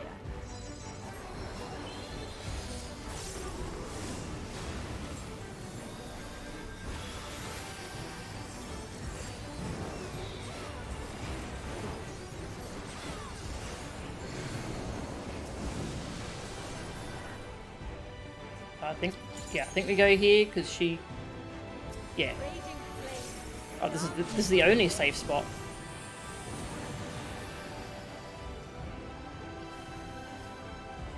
Look at all those dead bodies. Oh boy, that hurts. Get my bell to take care of it. This will burn.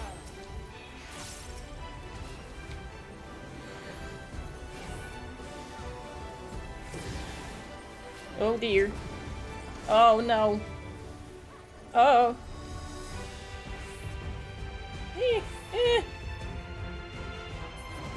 I'm burning.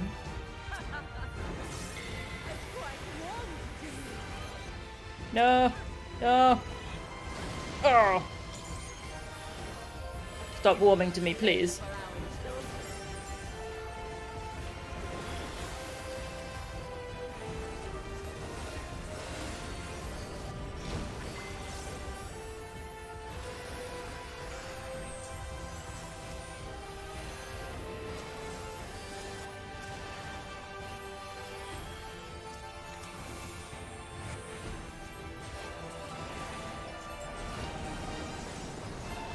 Alright, well, we've got nearly everyone back alive again. We have recovered.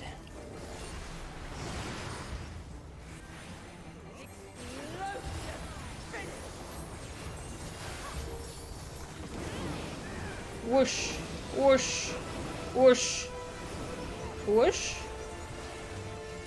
I'll go here? Yeah. Hey, I dodged it.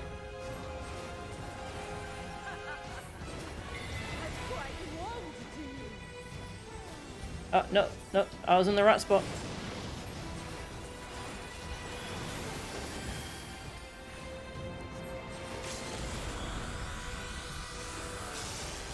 Puncher!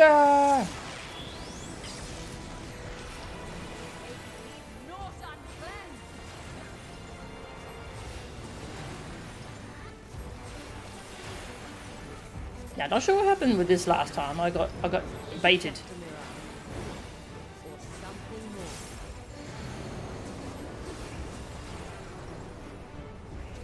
Oh, I see. I think the other one, like, knocked it into me. Yeah. Okay. I understand. Oh. Come back. I want to heal you. Oh!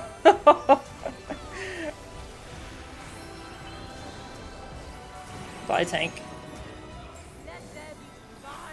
That was a big tank buster.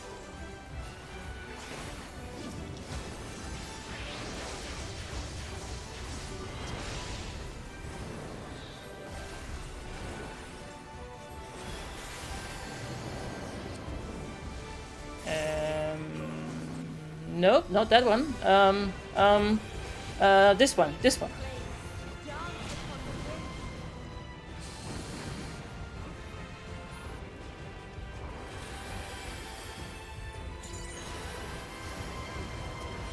Oh.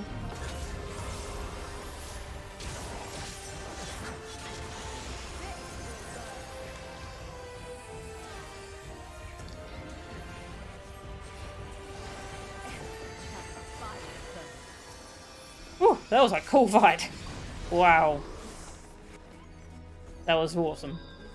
Look how the sky has changed. The result of your victory over Azema, I dare say. There's a city up ahead. Could there be people there? I don't know, if I'm taking a screenshot, this is cool. So cool. Oh. I am Null, keeper of the realm of the living. Node. I am Thor, keeper of the realm of the dead.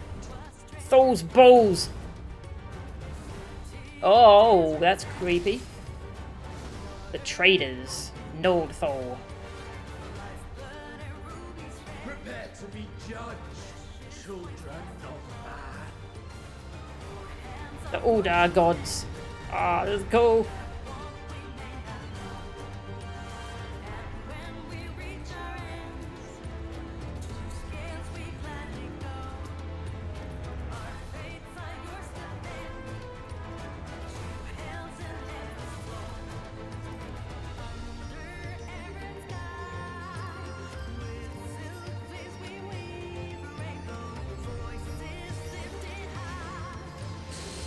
Oh. Uh-oh. As above, so below.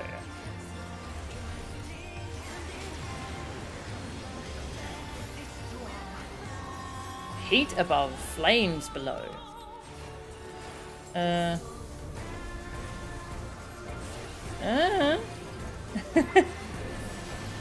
Oh, okay. As above, so below.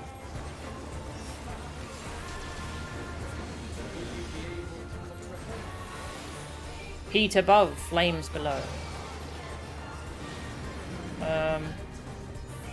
I don't know.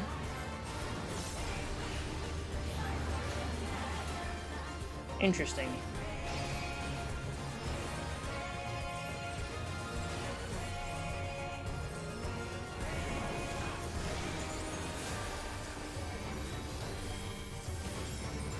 Oh, that person needs friends. That's probably a tank. Yeah, that's a tank thing.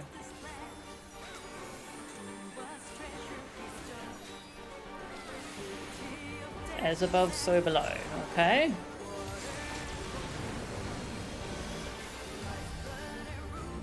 Far above, deep below? Sure?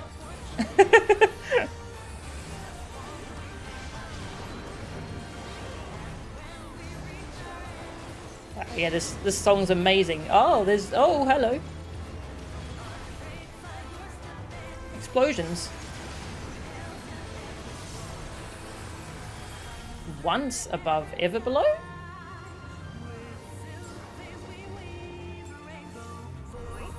I have no idea what's happening. I'm scared. Oh. Ah! Owie.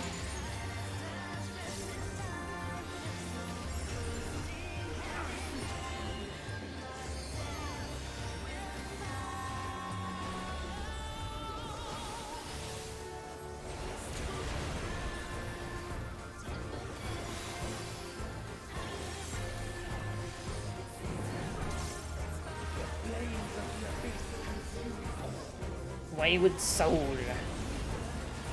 Oh. Are these Thor's balls? Thor's balls are coming for us. Oh god, I'm dead. Oh, I'm alive. No, I'm dead.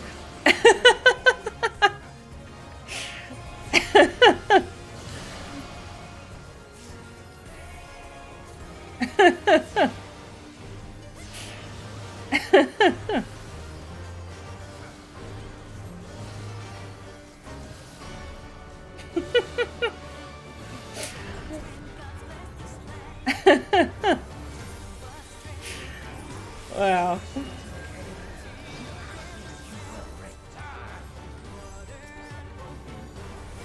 Hell of fire. Oh. See. I think.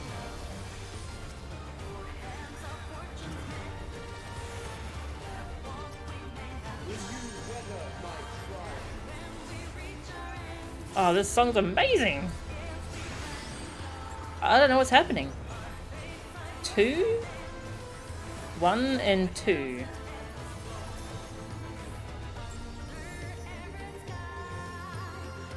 Going over here?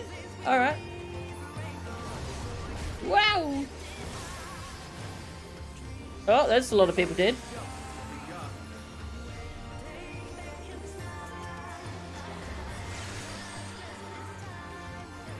Oh, okay, that's okay. Now I need to be over here and not get knocked towards the pain.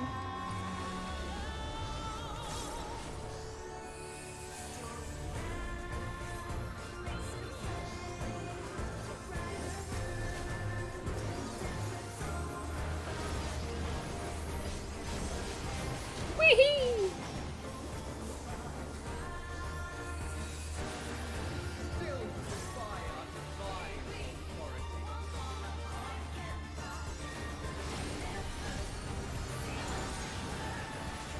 Very well. Let us proceed to your judgment. Uh-oh. I'm not ready to be judged. I'm scared. Empty soul vessels.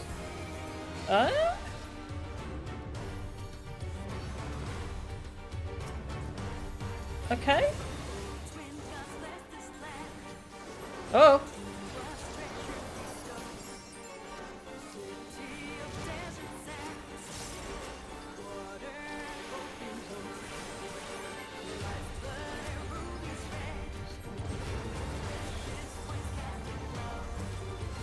Stack marker.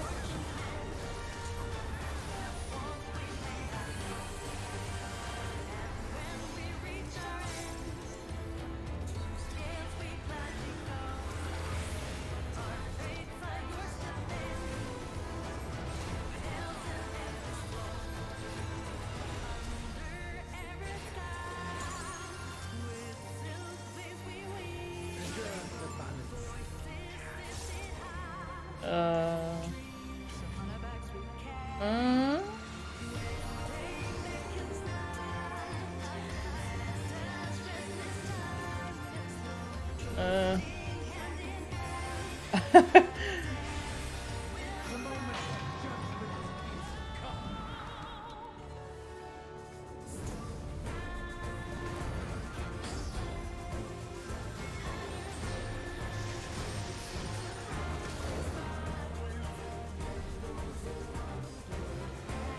Thor was indeed the one speaking for that part. Nice.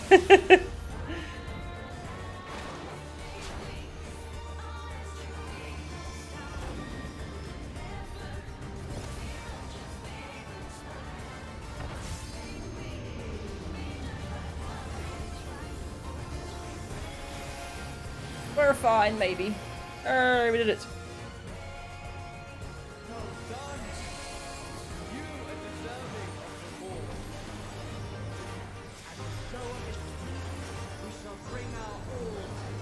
Reproducing in public and Thor's balls, yeah. Not a family-friendly stream. I never did Okay. So orange, does that mean the orange... So the orange background? Does that mean the orange is the scary? Oh, that person's dead. Oh!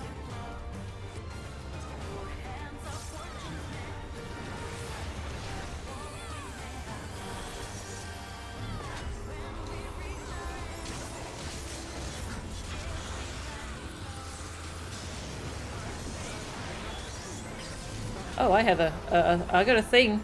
I'm scared, I'm not moving. I'm scared.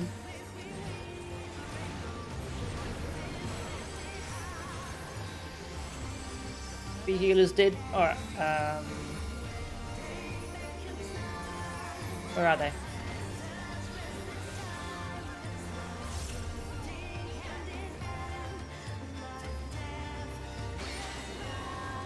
I love fire.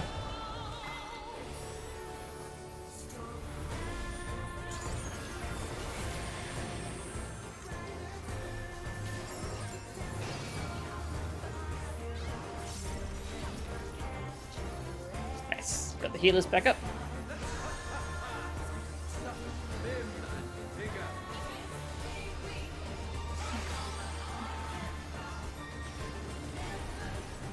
Over here.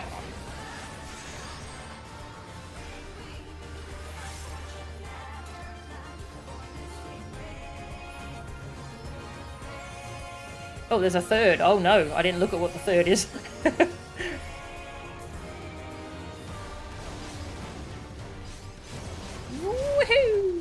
Oh, it's a blow. It was a knockback. Oh, I'm burning. Oh god, I'm burning. Oh god, I'm on fire. Ah. The humanity.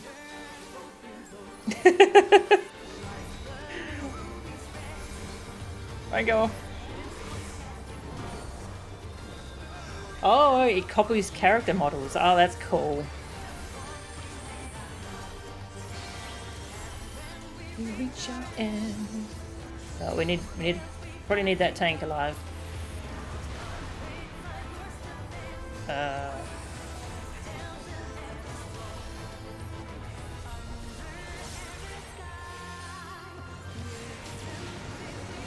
Cannot believe how good this song is. Once above, ever below. So, oh no, it changed to orange. I should probably heal this poor tank.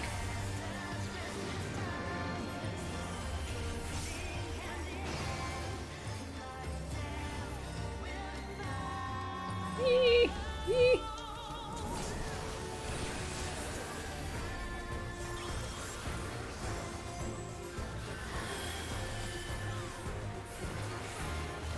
Where's that summoner? Owie, jeez, ow. Path above, flight below?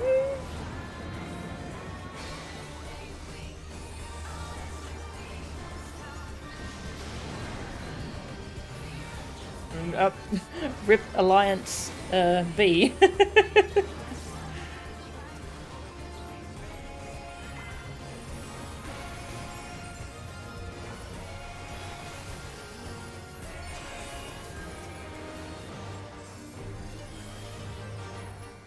Gonna guess it's an AoE over there? Yeah.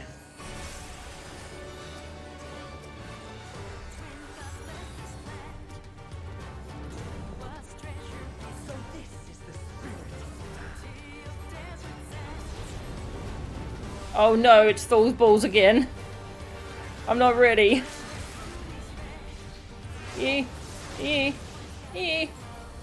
Balls.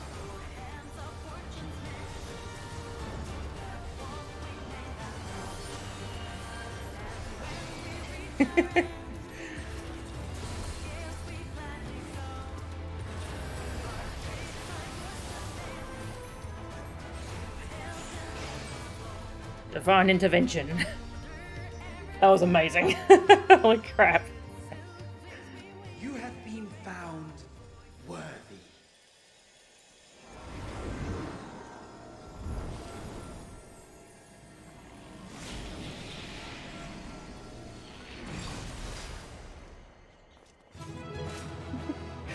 Wow.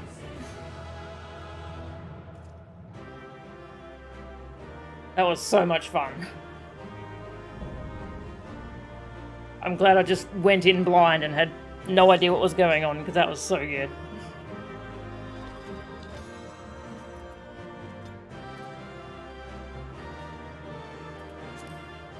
And I already rolled on... yeah.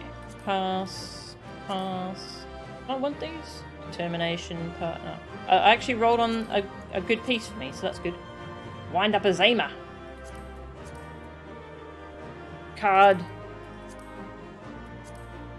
Triple Triad card. Rip. Music. Music. Music. Music.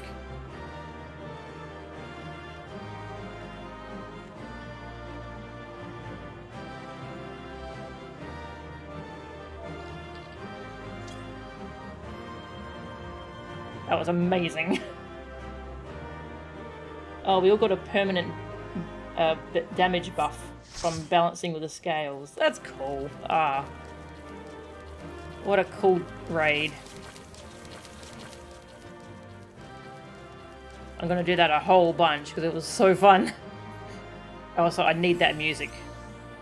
What was that last music? In the balance, I'm guessing? Because I need that.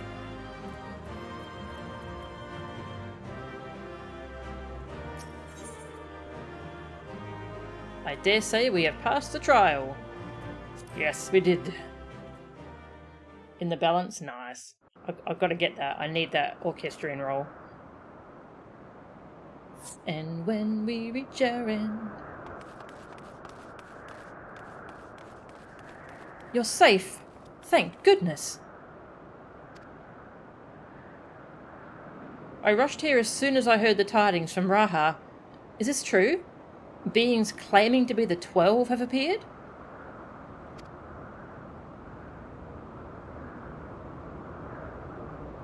They gave the gods of capitalism such a banger theme, yeah. You defeated them all? Incredible. Well, we defeated 4. None of the other 12 have shown up yet, though. I had no doubt that you would succeed, but I'm no less impressed for it. You missed some cool fights, Graha. You should have joined the raid. Gaha! Seldom have I felt such exhilaration.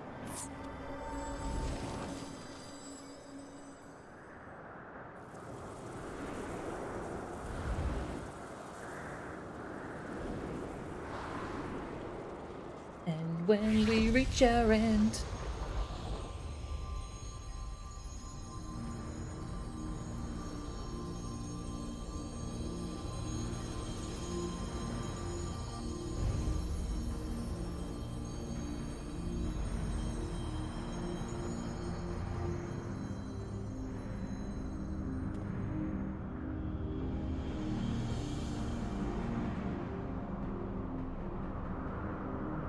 To think that the day would come that we would put on an act for men. I must say, by God, you played the villain's role to perfection. Oh? Come now, Master. I merely did what was necessary to compel the mortals to confront us. Still, it pained me to speak to our beloved children so unkindly. So you say, Ozama, yet you seemed happy enough to fight them. You did not forget the true purpose of the trial, I hope. Well, I couldn't help but be excited. And do not tell me you felt differently.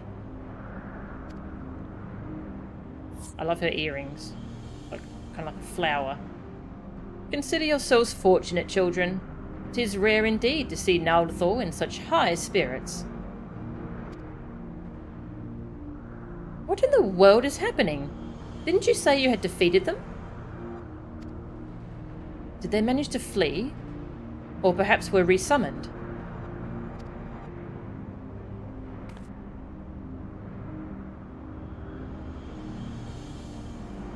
Put up your weapons. You have naught to fear from us. Rest assured we are not summoned beings. We do not drain the land of ether. Nor do we take men into our thrall.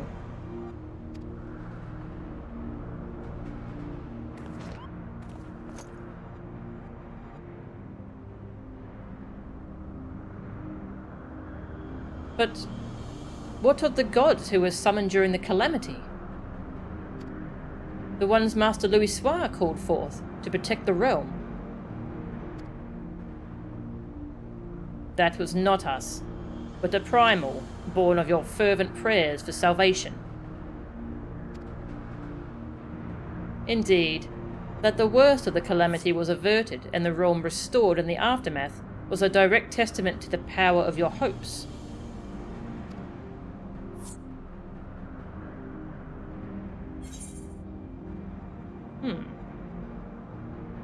If you aren't primals, then what are you? Do you truly intend to rule the world? Why choose to appear before us now? I want to ask both these questions. Why appear before us now? A remix of Uldar's original 1.0 theme. Oh, that's cool. I don't think I've heard Uldar's original theme. I'll have to go listen. Just as men harbour hopes, so too do we gods. To realise our aspirations, 'tis essential that we do battle with you. Thus did I falsely claim that we sought to rule the world. 'Twas deceitful conduct, unworthy of a divinity. and I must apologize. Not only for that, but for using my power to do harm besides. Yeah, you kind of killed me like 5 times. We cool though, we cool. I got a cool hat.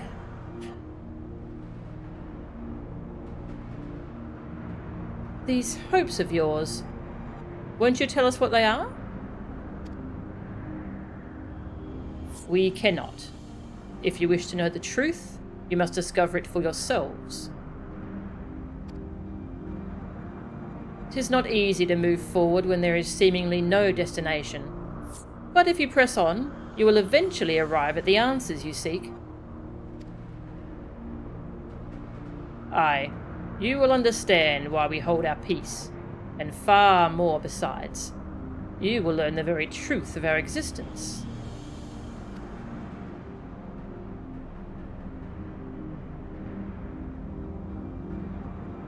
Go forth, mortals, and seek knowledge of us, and when the time is right, we shall meet again, in this place.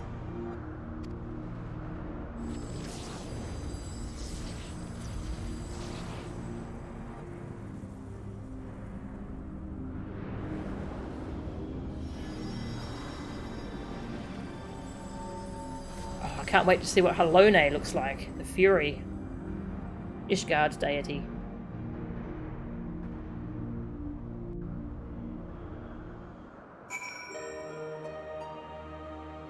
Unless we accidentally used Bygot's Blessing on a poor proc.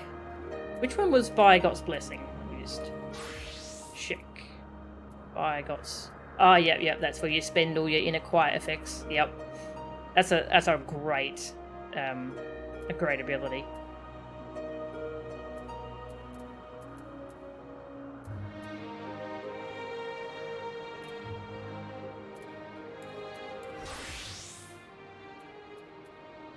The 12's bounty increases elemental shard yields.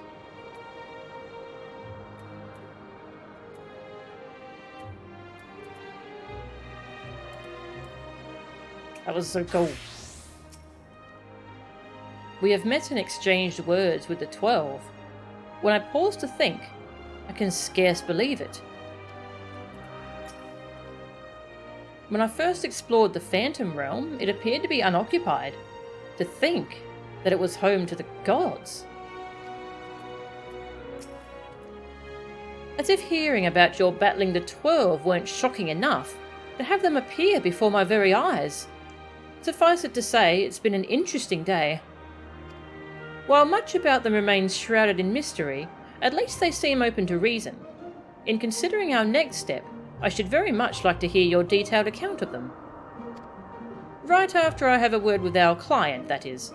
Please give me a moment to introduce myself, and then we can review the situation.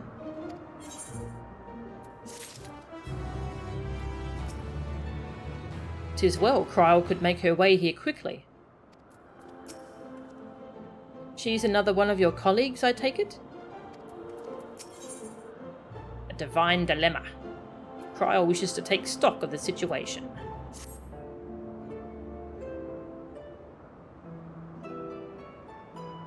Greetings. I am Kryl, of the Students of Bardesian. Do I have the pleasure of addressing Derek, the explorer who sought aid in investigating this place?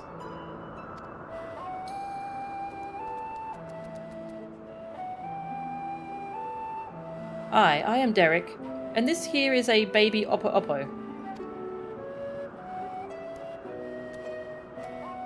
It's cute. Yes, I can see that. Doesn't it have a name?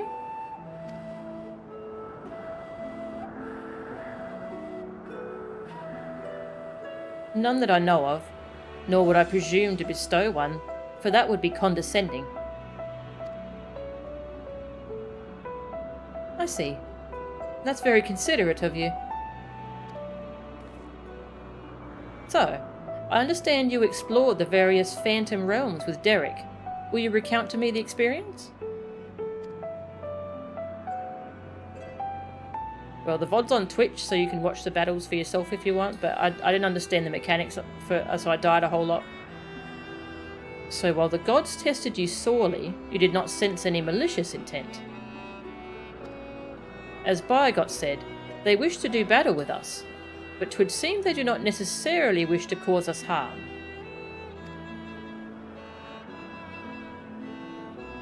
Though much and more about this perplexes, mayhap 'tis safe to assume that they are not primals.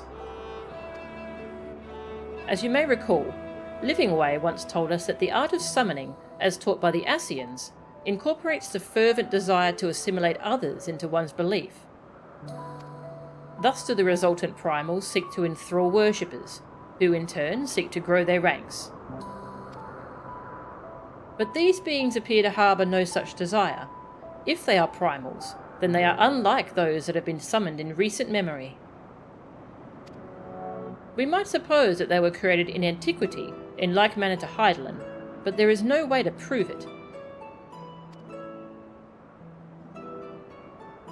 Who could they possibly be? And why do they desire battle with man?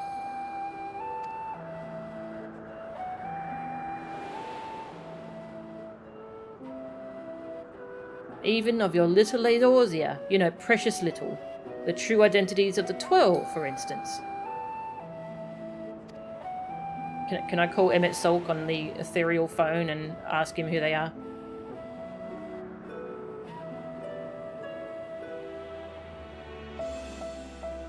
Emmett Sulk did say that, did he?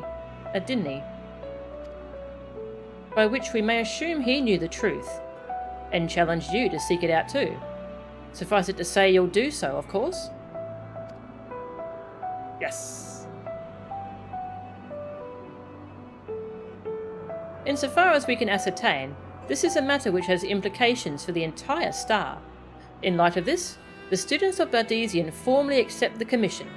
We will investigate the Phantom Realm and the beings who call themselves the 12. I'm pleased to hear that. Thank you. Without further ado then, I will take a look around. There are a few things I'm curious about. Then with your permission, I will take myself around Eorzea and investigate the worship of those gods we encountered. Melchan, Derek, seeing as you've already seen this place, would you care to accompany me?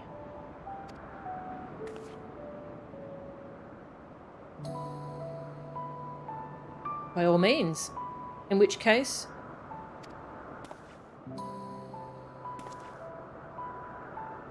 Could you stay here with Kryl, my friend? It wouldn't do to leave a fair maiden alone. Look, look.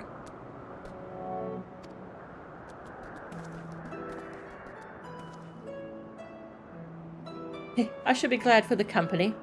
Take care then, and good luck. Bum, bum, bum.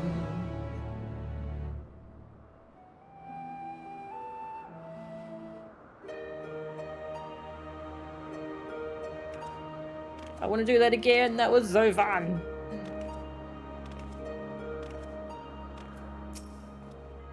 Shall we ask Grahatir about his plan?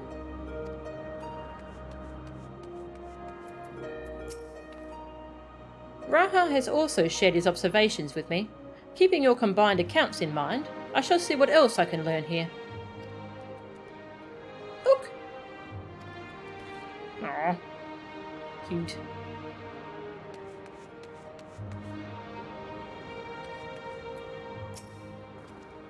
So, to explain my plan. 'Tis believed that the 12 were already worshipped during the Third Astral Era, when the Allegan Empire flourished. Come the Fifth Astral Era, those nations that fought in the War of the Magi each took one of the 12 as a guardian deity. This practice has continued to the present day in Eorzea, with some notable regional differences. For instance, Ishgardians hold Halone as absolute, while Sharlayans enjoy a moderate relationship with Thaliak. By visiting various locations in Eorzea and learning about the 12 as they are worshipped, I hope to identify any similarities or differences between them and the beings we encountered. In so doing, I believe we will draw closer to the truth of their identities. For our first destination, I propose we take ourselves to Rauga's Reach. The place is holy ground for worshippers of the Destroyer, and promises to yield useful details.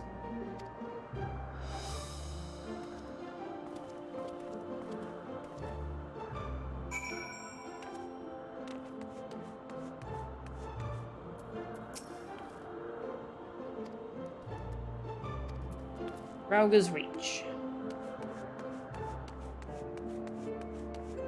I'm curious if we can see like a gateway or something in Mordona now.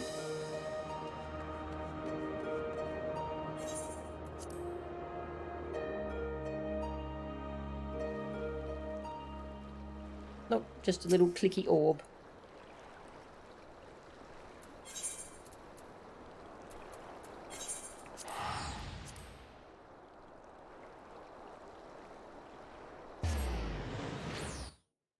So there are a lot of legends about the 12 doing things, like apparently do the Ishgardians, Halone sent them off to go to live in Kurthus. And at the time I was wondering, was that like an Ascian plot to start up a war with the dragons? But maybe it actually was Halone. And there are legends about Rauga. What was the legend about Rauga here? Something about he destroyed a mountain to like leave a path. I'm sure we'll discover right here, actually.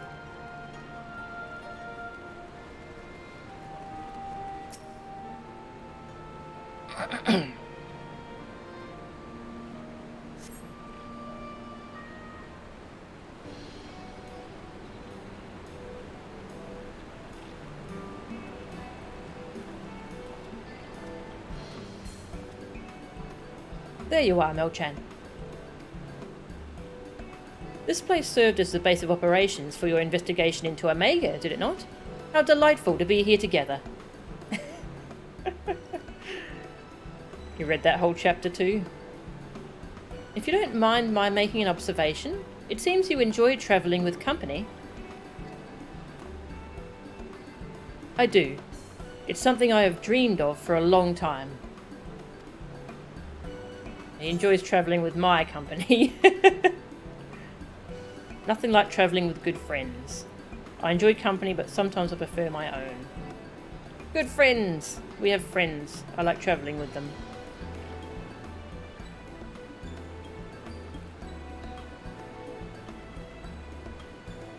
Is that so? What of yourself? Do you normally travel alone? Aye. In my wanderings, I much prefer to have solitude.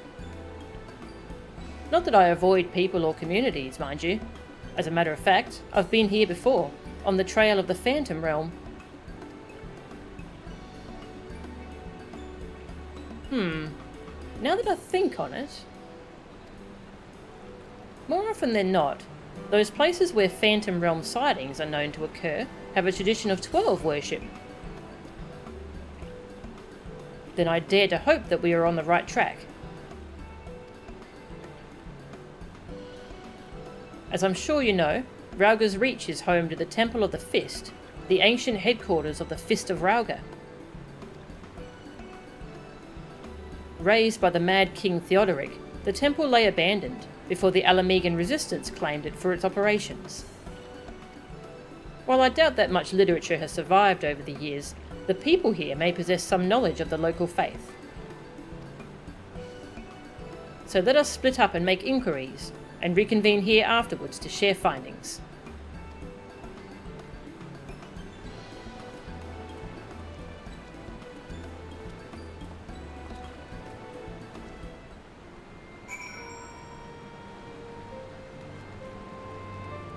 Bloodstorm.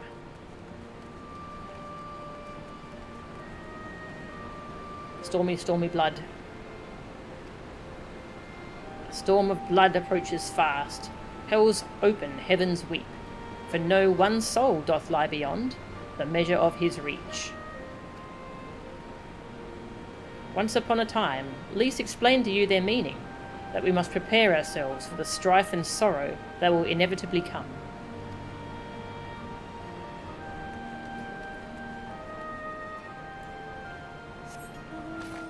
Can I go say hi to Lys? Just tell her that I just kind of went and fought Rauga, by the way. Yeah, just another day.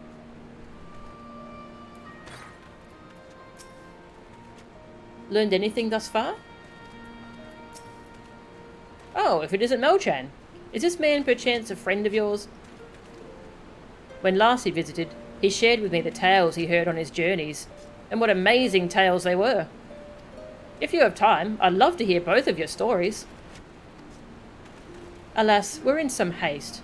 We're investigating the worship of Rauga, and seek literature on the subject, religious texts and the like.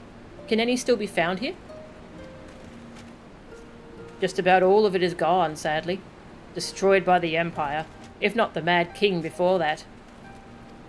But we haven't lost everything. The mighty image of the Destroyer, the tales we share at the campfire, like the legend of our nation's founding. We still have these things, and they were a source of great comfort and strength to us in our darkest moments. I see.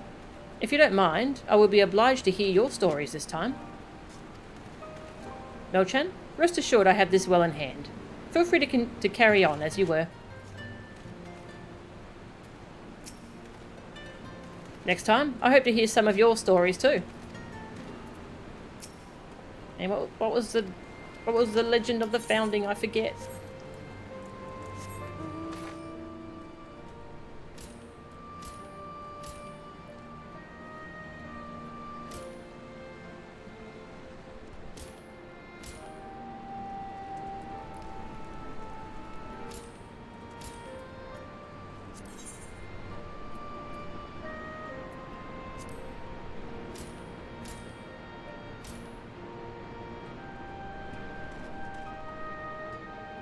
Hi. I thought Rauga. Bye.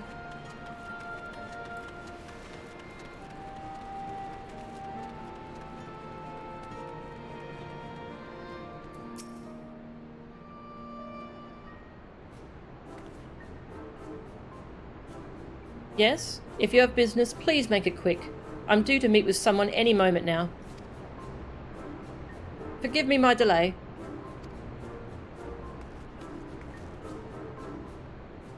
Why, if it isn't the adventurer who kindly escorted me to the Temple of the Fist. Are you studying monks too, perchance? Hey, yeah, I don't think I showed it on stream, but she was part of the unlock quest for the Temple of the Fist dungeon in Stormblood. She wanted us to go there to help her study it. If so, you ought to work together with me and my colleague here. Few things are finer than joining heads with like-minded folk.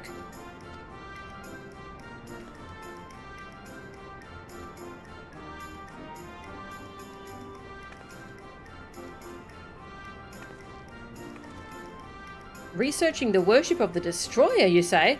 Why didn't you mention it sooner? Oh, what's this?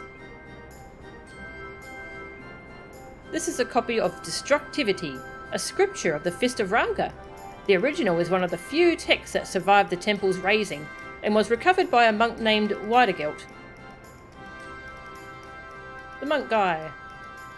I went to the trouble of having this made for my colleague, only for her to say she doesn't need it, so I will offer it to you instead. Lest you forget, this is your passion, not mine. I'm simply assisting you as a favour, and I'd thank you not to put us in danger.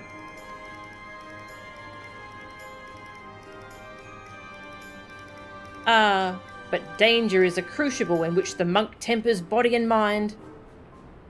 So sublime, monks.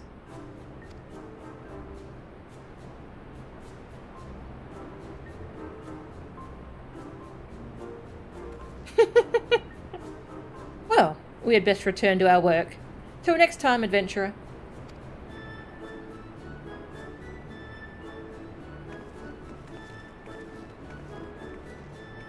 So I think she decided she wanted to train to become a monk so she could visit the temple herself.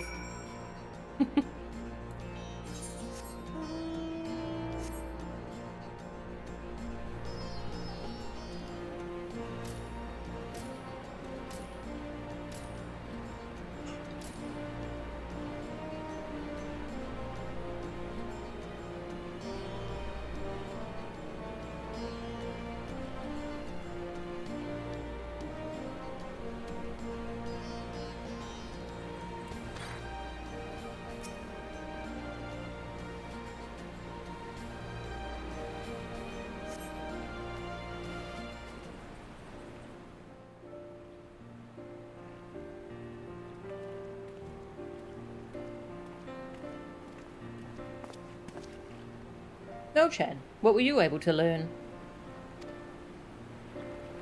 I got a thing. I haven't read it yet, though. Bok. A copy of one of the scriptures, you say? A moment while I skim over it. You're gonna skim over that whole thing? Alright. Good luck. We'll go order dinner. I see. This chapter appears to be a record of the construction of the great image of Rauga, written in a style that suggests folklore was committed to parchment. When the deluge of the sixth umbral calamity threatened Eorzea, the ancestors of the Alamegans were guided to safety by a comet. Believing that it was sent by Rauga, they came to hold him in the highest. This much of the tale I had been familiar with. But according to the scripture, among those refugees who followed the comet, some claim to have caught sight of Rauga himself. Their accounts were passed down through the centuries, and worshippers of the destroyer pieced them together to give shape to yonder statue.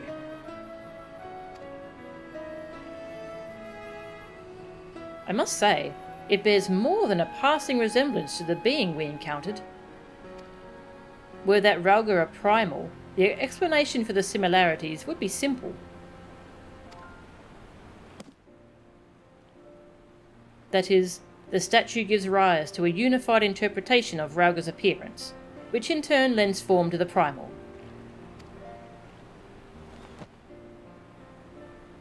However, this fails to account for what inspired the likeness in the first place. If the scripture is to be believed, it was the sightings during the sixth umbral calamity. Yet for those witnesses to be able to recognise Rauga, they would have needed an agreed upon idea of his appearance beforehand. If we then consider the history of 12 worship, that it already existed in the third astral era, it would not be ridiculous to think that these divinities existed even prior to that.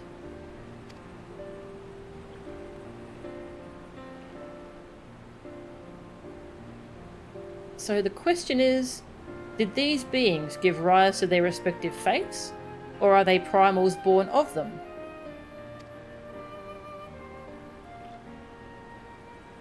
I thought we had made it clear. We are not summoned beings. Uh-oh.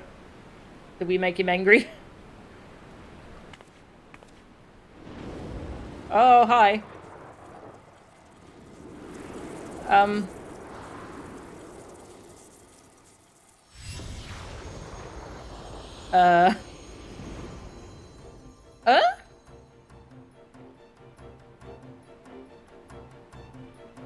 Since time immemorial, our domains have lain scattered across Eorzea.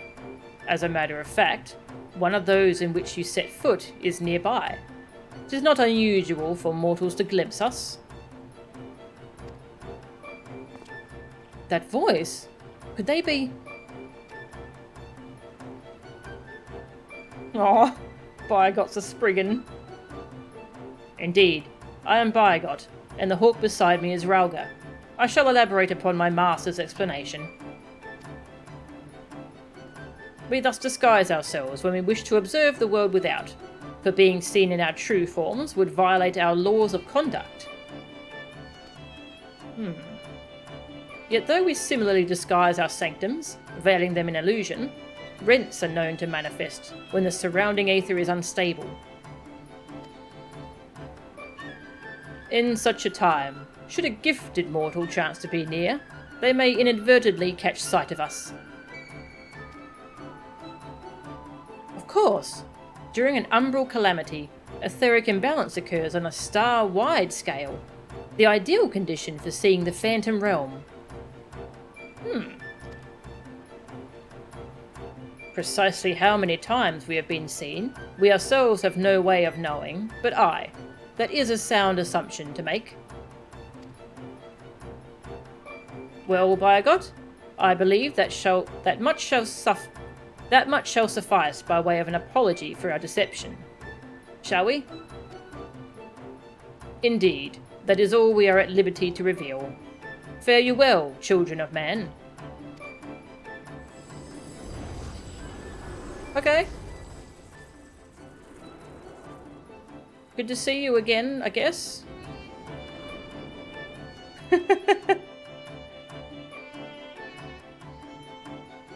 I thought Rauga was just going to reveal himself in front of all the Alamegans, and I was like, oh god, is this happening? But no.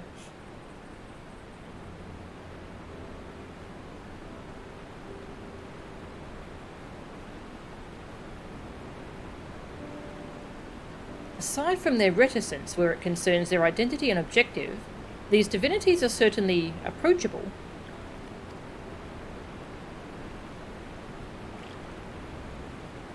If what they said was true, and their worship can be traced back to their sightings, it would serve to explain one thing.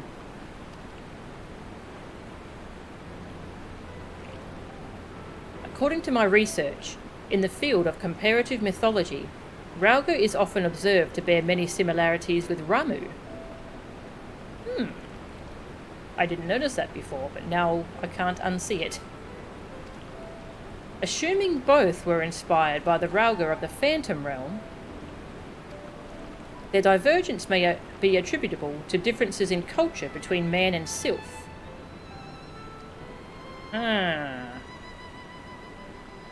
So you believe that they gave rise to the prevailing face of Eorzea?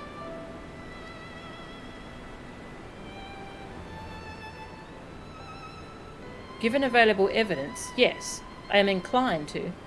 Yet none of this explains their presence. How and when did beings of such power come into existence?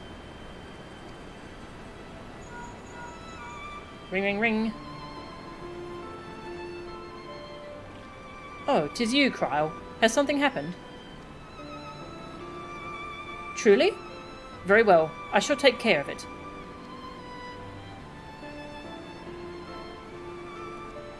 Kryle has recruited an acquaintance to aid in our investigation, an authority on mythology. I must go and receive her at the sunken Temple of Khan, where she is currently conducting fieldwork, after a brief detour to prepare a little something.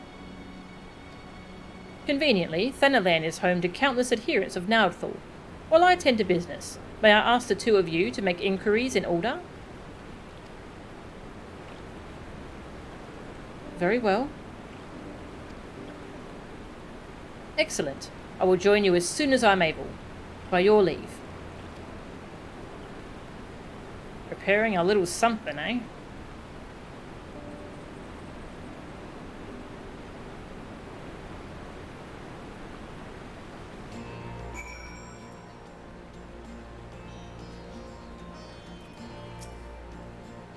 So, it's to be just you and me in Ul'dah. I suppose it can't be helped.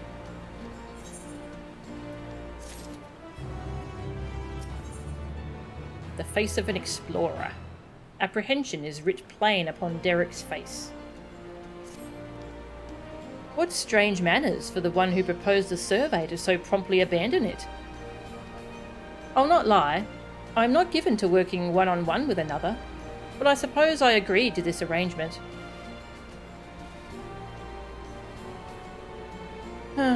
Well, we had best be on our way. As I recall, Milvaneth's Sacrarium is still closed for construction, so let us try our luck at Arzeneth Ossuary. You have no objection to travelling separately, I trust? Good. I shall see you in Ul'dah.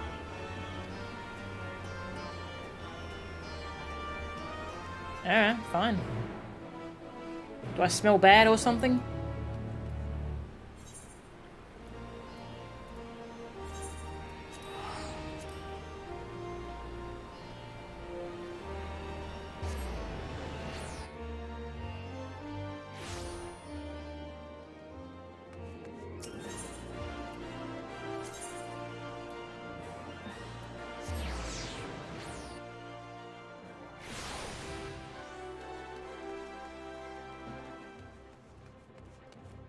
Aw.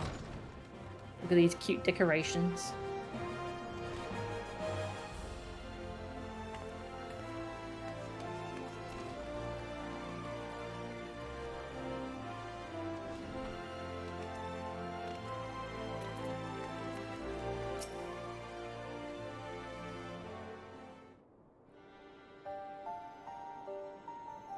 Ah, you're here.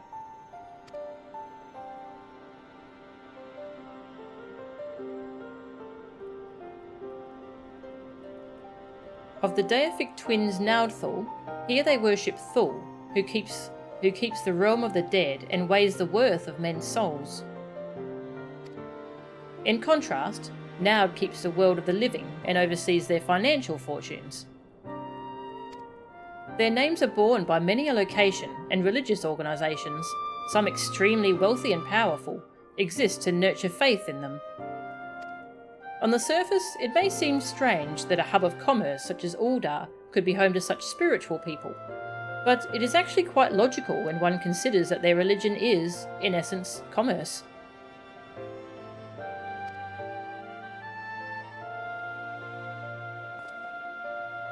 In any event, Naudthal is a truly unusual divinity. What was originally held to be one god came to be worshipped as twins. Indeed, rather than two distinct entities, that which we encountered was a single being possessed of two personalities.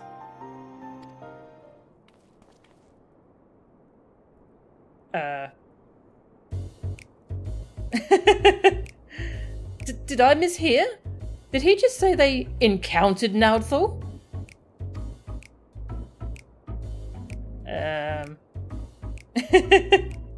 And while his appearance differs somewhat to the divinities worshipped, it cannot be denied that there are striking similarities in their nature.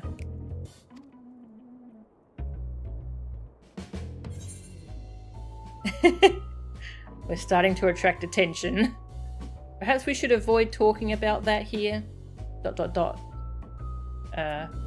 Let's avoid talking about that here.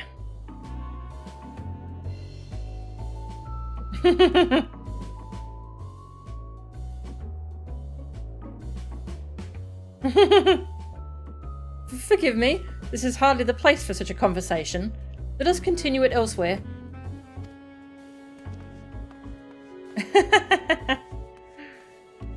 Smooth, Derek. Real smooth.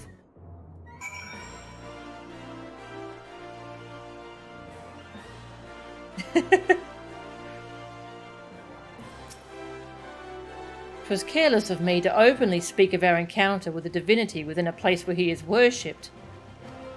Hereon, I shall exercise greater caution. I thank you for alerting me to my indiscretion, and ask that you keep it between us.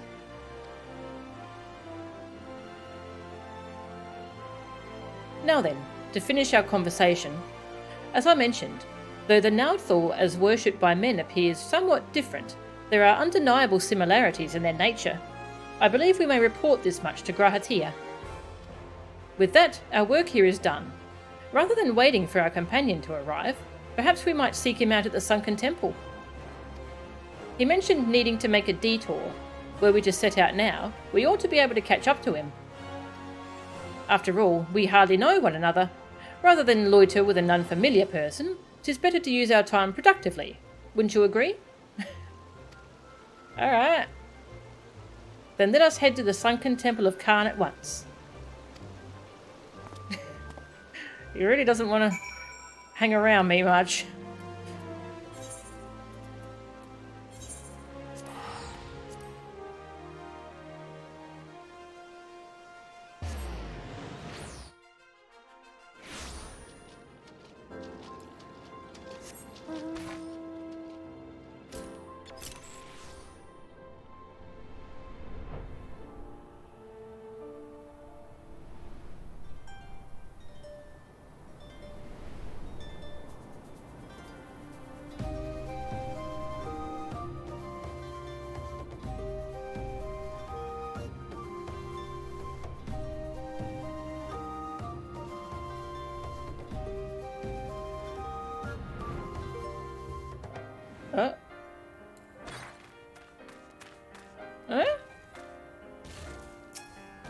Are you alright? If you hear me, please say something. Oh. Well, here, thank goodness. I found this woman collapsed, though I can see no obvious injuries. By her attire, she appears to be some manner of scholar.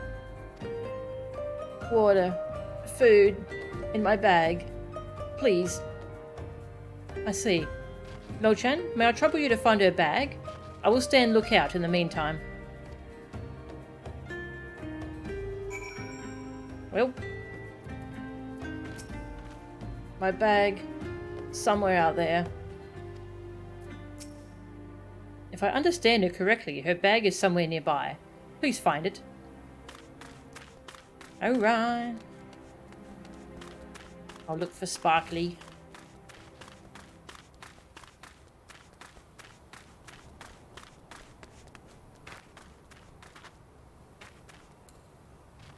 Oh, found it. Big bag. Examining the bag, you find a skin with a little water left, but there appears to be no provender. For now, you decide to take the water to the woman. Provender. I guess that means food. Haven't heard that term before.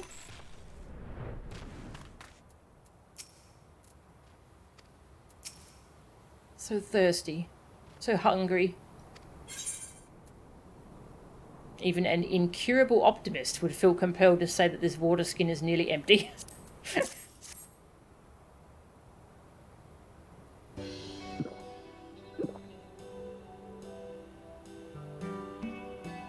Not enough. Food. I need food.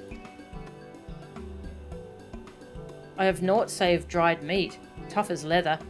Do you have anything easier to consume? I think I've got some stuff in my bags. Graha!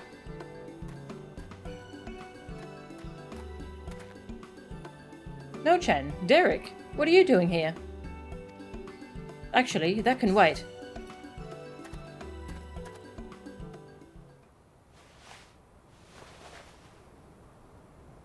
Steady, Snow Game. I've brought you Archon loaf. Oh. And coffee. Made sweet and creamy, just as you like it.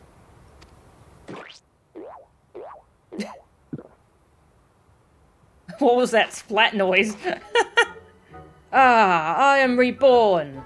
Washed down with a sweet beverage, the life-giving nutrient of Archon loaf permeate my being from head to toe. Thank you, kind stranger. However you knew my preferred source of sustenance, you are truly a godsend. Oh, it's you, Raha. What brings you here? I don't recall mentioning my fieldwork. If it's for my research into the Balladians' worship of Azema, you see. Haven't you heard from Kryl? The students are presently investigating the 12, and we will prevail upon your expertise.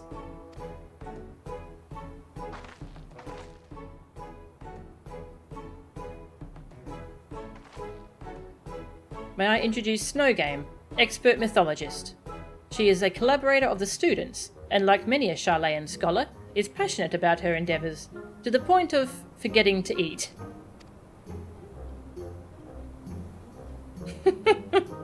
Seeing as she has recovered, may I ask the two of you to tell her about the Phantom Realm?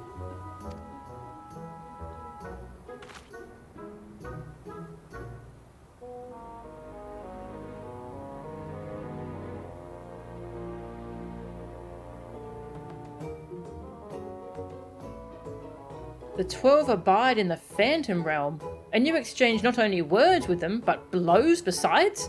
Incredible! And your description of the domains, a thunderous tower in one and a sweltering city in another, are precisely as the heavens of lightning and fire are depicted in legend. In ancient times, worshippers of the 12 believed that there exist 7 heavens and 7 hells. Aetherology has since established that departed souls return to the ethereal sea. But it seems those afterlife domains were more than just inventions of mortal imagination.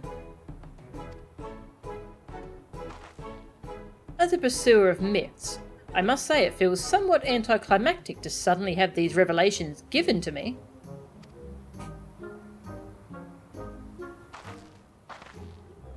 But more than that, I'm dying to know more. Which is to say, please allow me to join your investigation. Okay? Ahem. We would, of course, welcome your presence. Without further ado then, let us head to the Omphalos. Kryl awaits us there.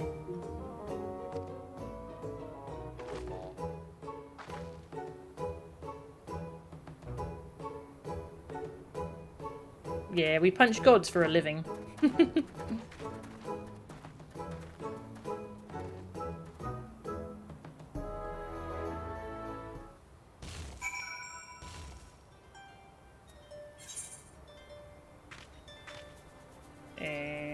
Mordona, yeah.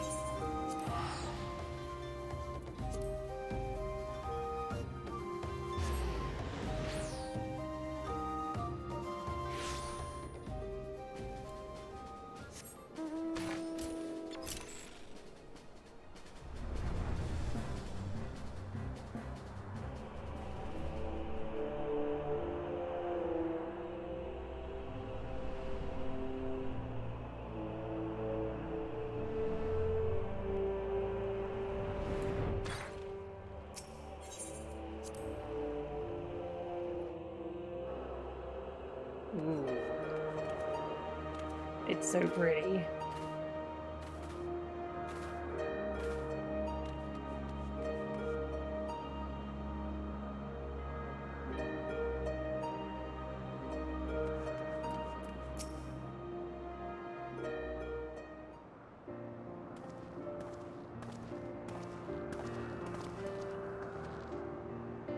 Welcome back, everyone. And welcome, Snow Game. I'm glad you could join us. Kryl, how delightful to see you again. I understand you've been doing a fine job leading the students. But may I say what a lovely place this is. At a glance, this appears to be the highest of the heavens of legend, the seventh heaven. And oh, if those aren't symbols representing the other heavens! I take it those are their respective gateways. I should like to pay them all a visit. For Snow Game's benefit, let us review what we have learned thus far, and thence deliberate the next step.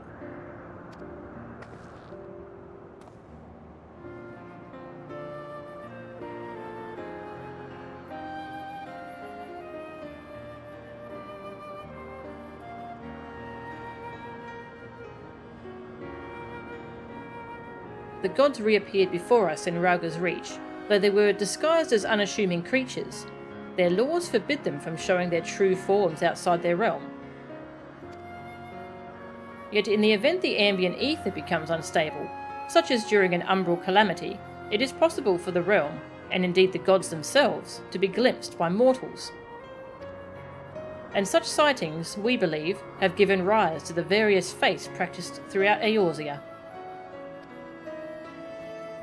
As we confirmed in Ul'dah, the Noldthor worshipped by people and the Noldthor we encountered here have more similarities than they do differences.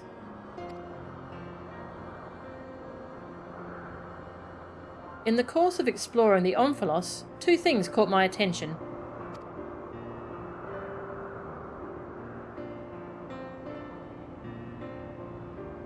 The first is the gate, which lies in the innermost area.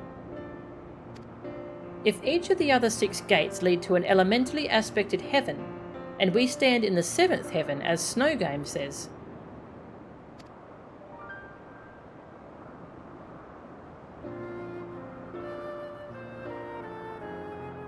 what, then, lies beyond that last gate?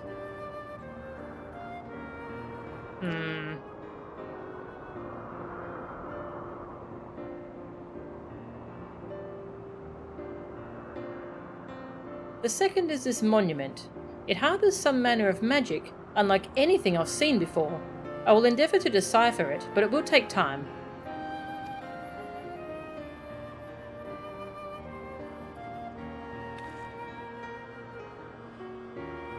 Divinities that have existed since time immemorial, who abide in domains resembling the heavens of legend. Why have they chosen to reveal themselves to mortals, seeking battle? Unless they favour us with more of their secrets, 'twould seem this monument holds the key to solving the mystery. Indeed, much and more yet lies beyond our understanding, but we'll keep chasing the truth together. As I'm sure you'll agree though, this is tiring work, both mentally and physically. We need to pace ourselves. To which end, might I suggest we return to Revenant's Toll and have a rest before we embark on the next stage of our investigation? No, I want more. I want more raid. Okay, I guess I'll wait for 6.3.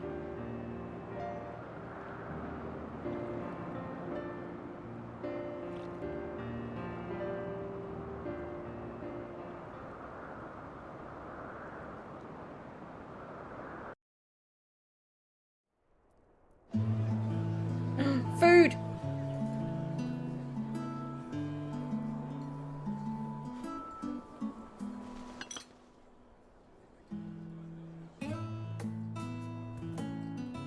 So rarely do I get to simply chat with colleagues. I had fairly forgotten what it felt like.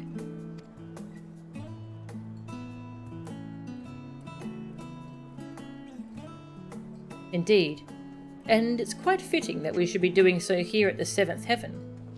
Ah, yep. Fitting? That's an understatement if I've ever heard one. The seventh and highest of the heavens, which rules over the remaining 6, was right here in Mordona all this time. This isn't fitting, my friends. It's destiny.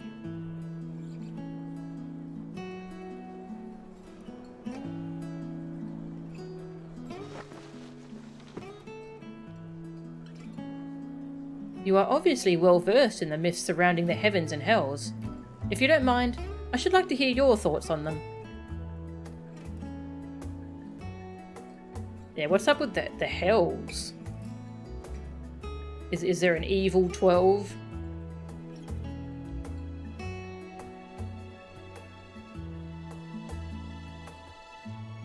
Invested as they are in their research, it doesn't take much to stoke their passions. My apologies if it makes you uncomfortable.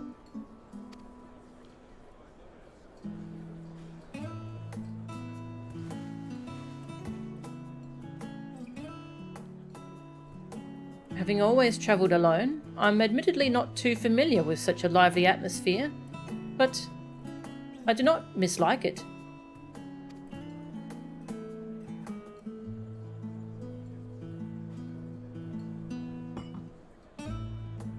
By the way, the two of you arrived at the sunken temple rather quickly. Did something happen?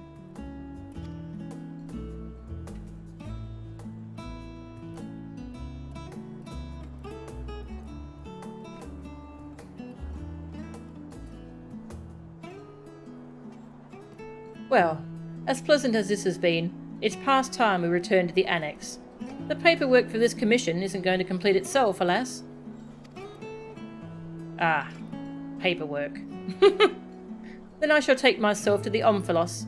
There's so much there that I'd like to see.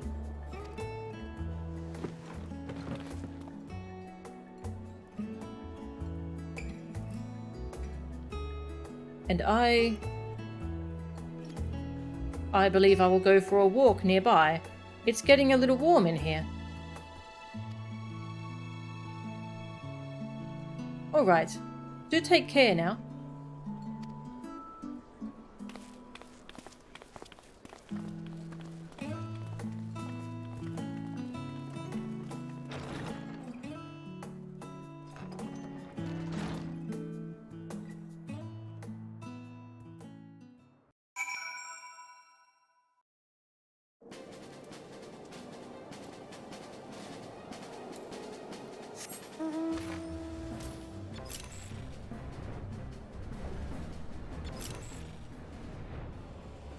Hello, you okay?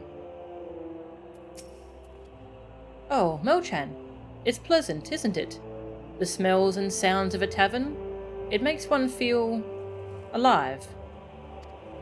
And afterwards, stepping outside alone and breathing the cool air. I like that just as much. While we await developments, I shall remain here in Revenant's Toll. If there are any tidings, rest assured I will share them with you. Thank you for your help thus far. I doubt so much could have been accomplished without you.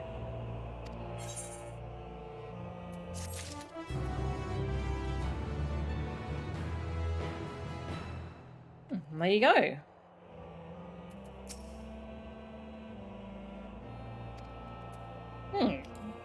Interesting.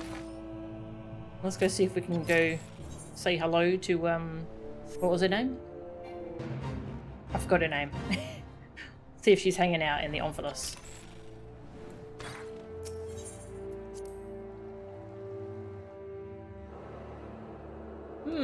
I don't know if I don't know if I trust yet that the 12 are real.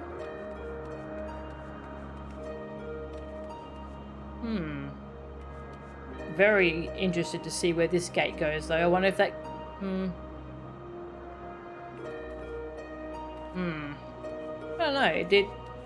If it went to the 7 hells, you'd think it would be more imposing. But it looks like it's raised up, as if it goes higher.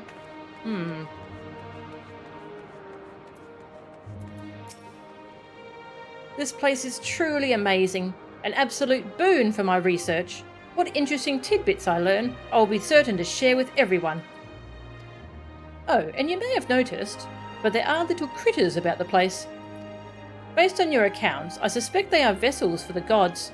Alas, they flee whenever I attempt to go near.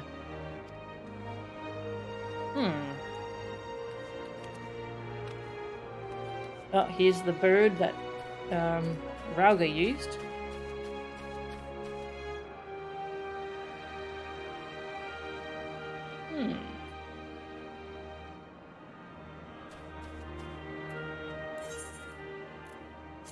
Let's see if anyone's at the annex. And then I suppose it's time to finish up the stream. That raid was so good. I want to do it again. I'm gonna do it again.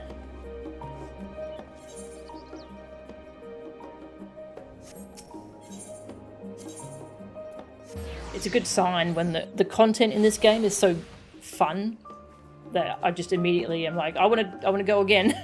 I want to go on the ride again.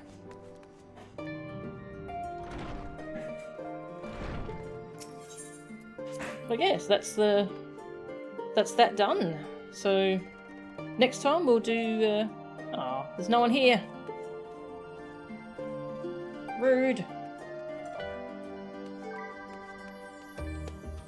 Oh yeah, that's the Alliance raid.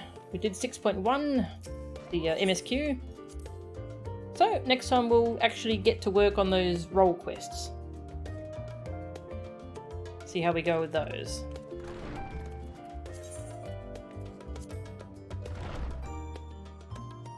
I'm not far from getting Bard and Red Mage at 90 actually, and then we can do all 5 role quests. And plus the extra ones that were added this patch. Yeah, so that's the other new story content that's available. The role quest capstones. Alright. We shall do that next time. That was really cool. Really fun. So thank you all very much for watching. I'll just see if there's anyone I want to raid. Sakura Tsubasa's doing Core Keeper. I'm gonna raid her. Not sure how much longer she's going, but there's not many people online at the moment, so I'll raid her. So thank you all very much for watching. That was so much fun. Oh, I love this game so much. Alright, thank you for watching, and I'll see you all next time. See ya!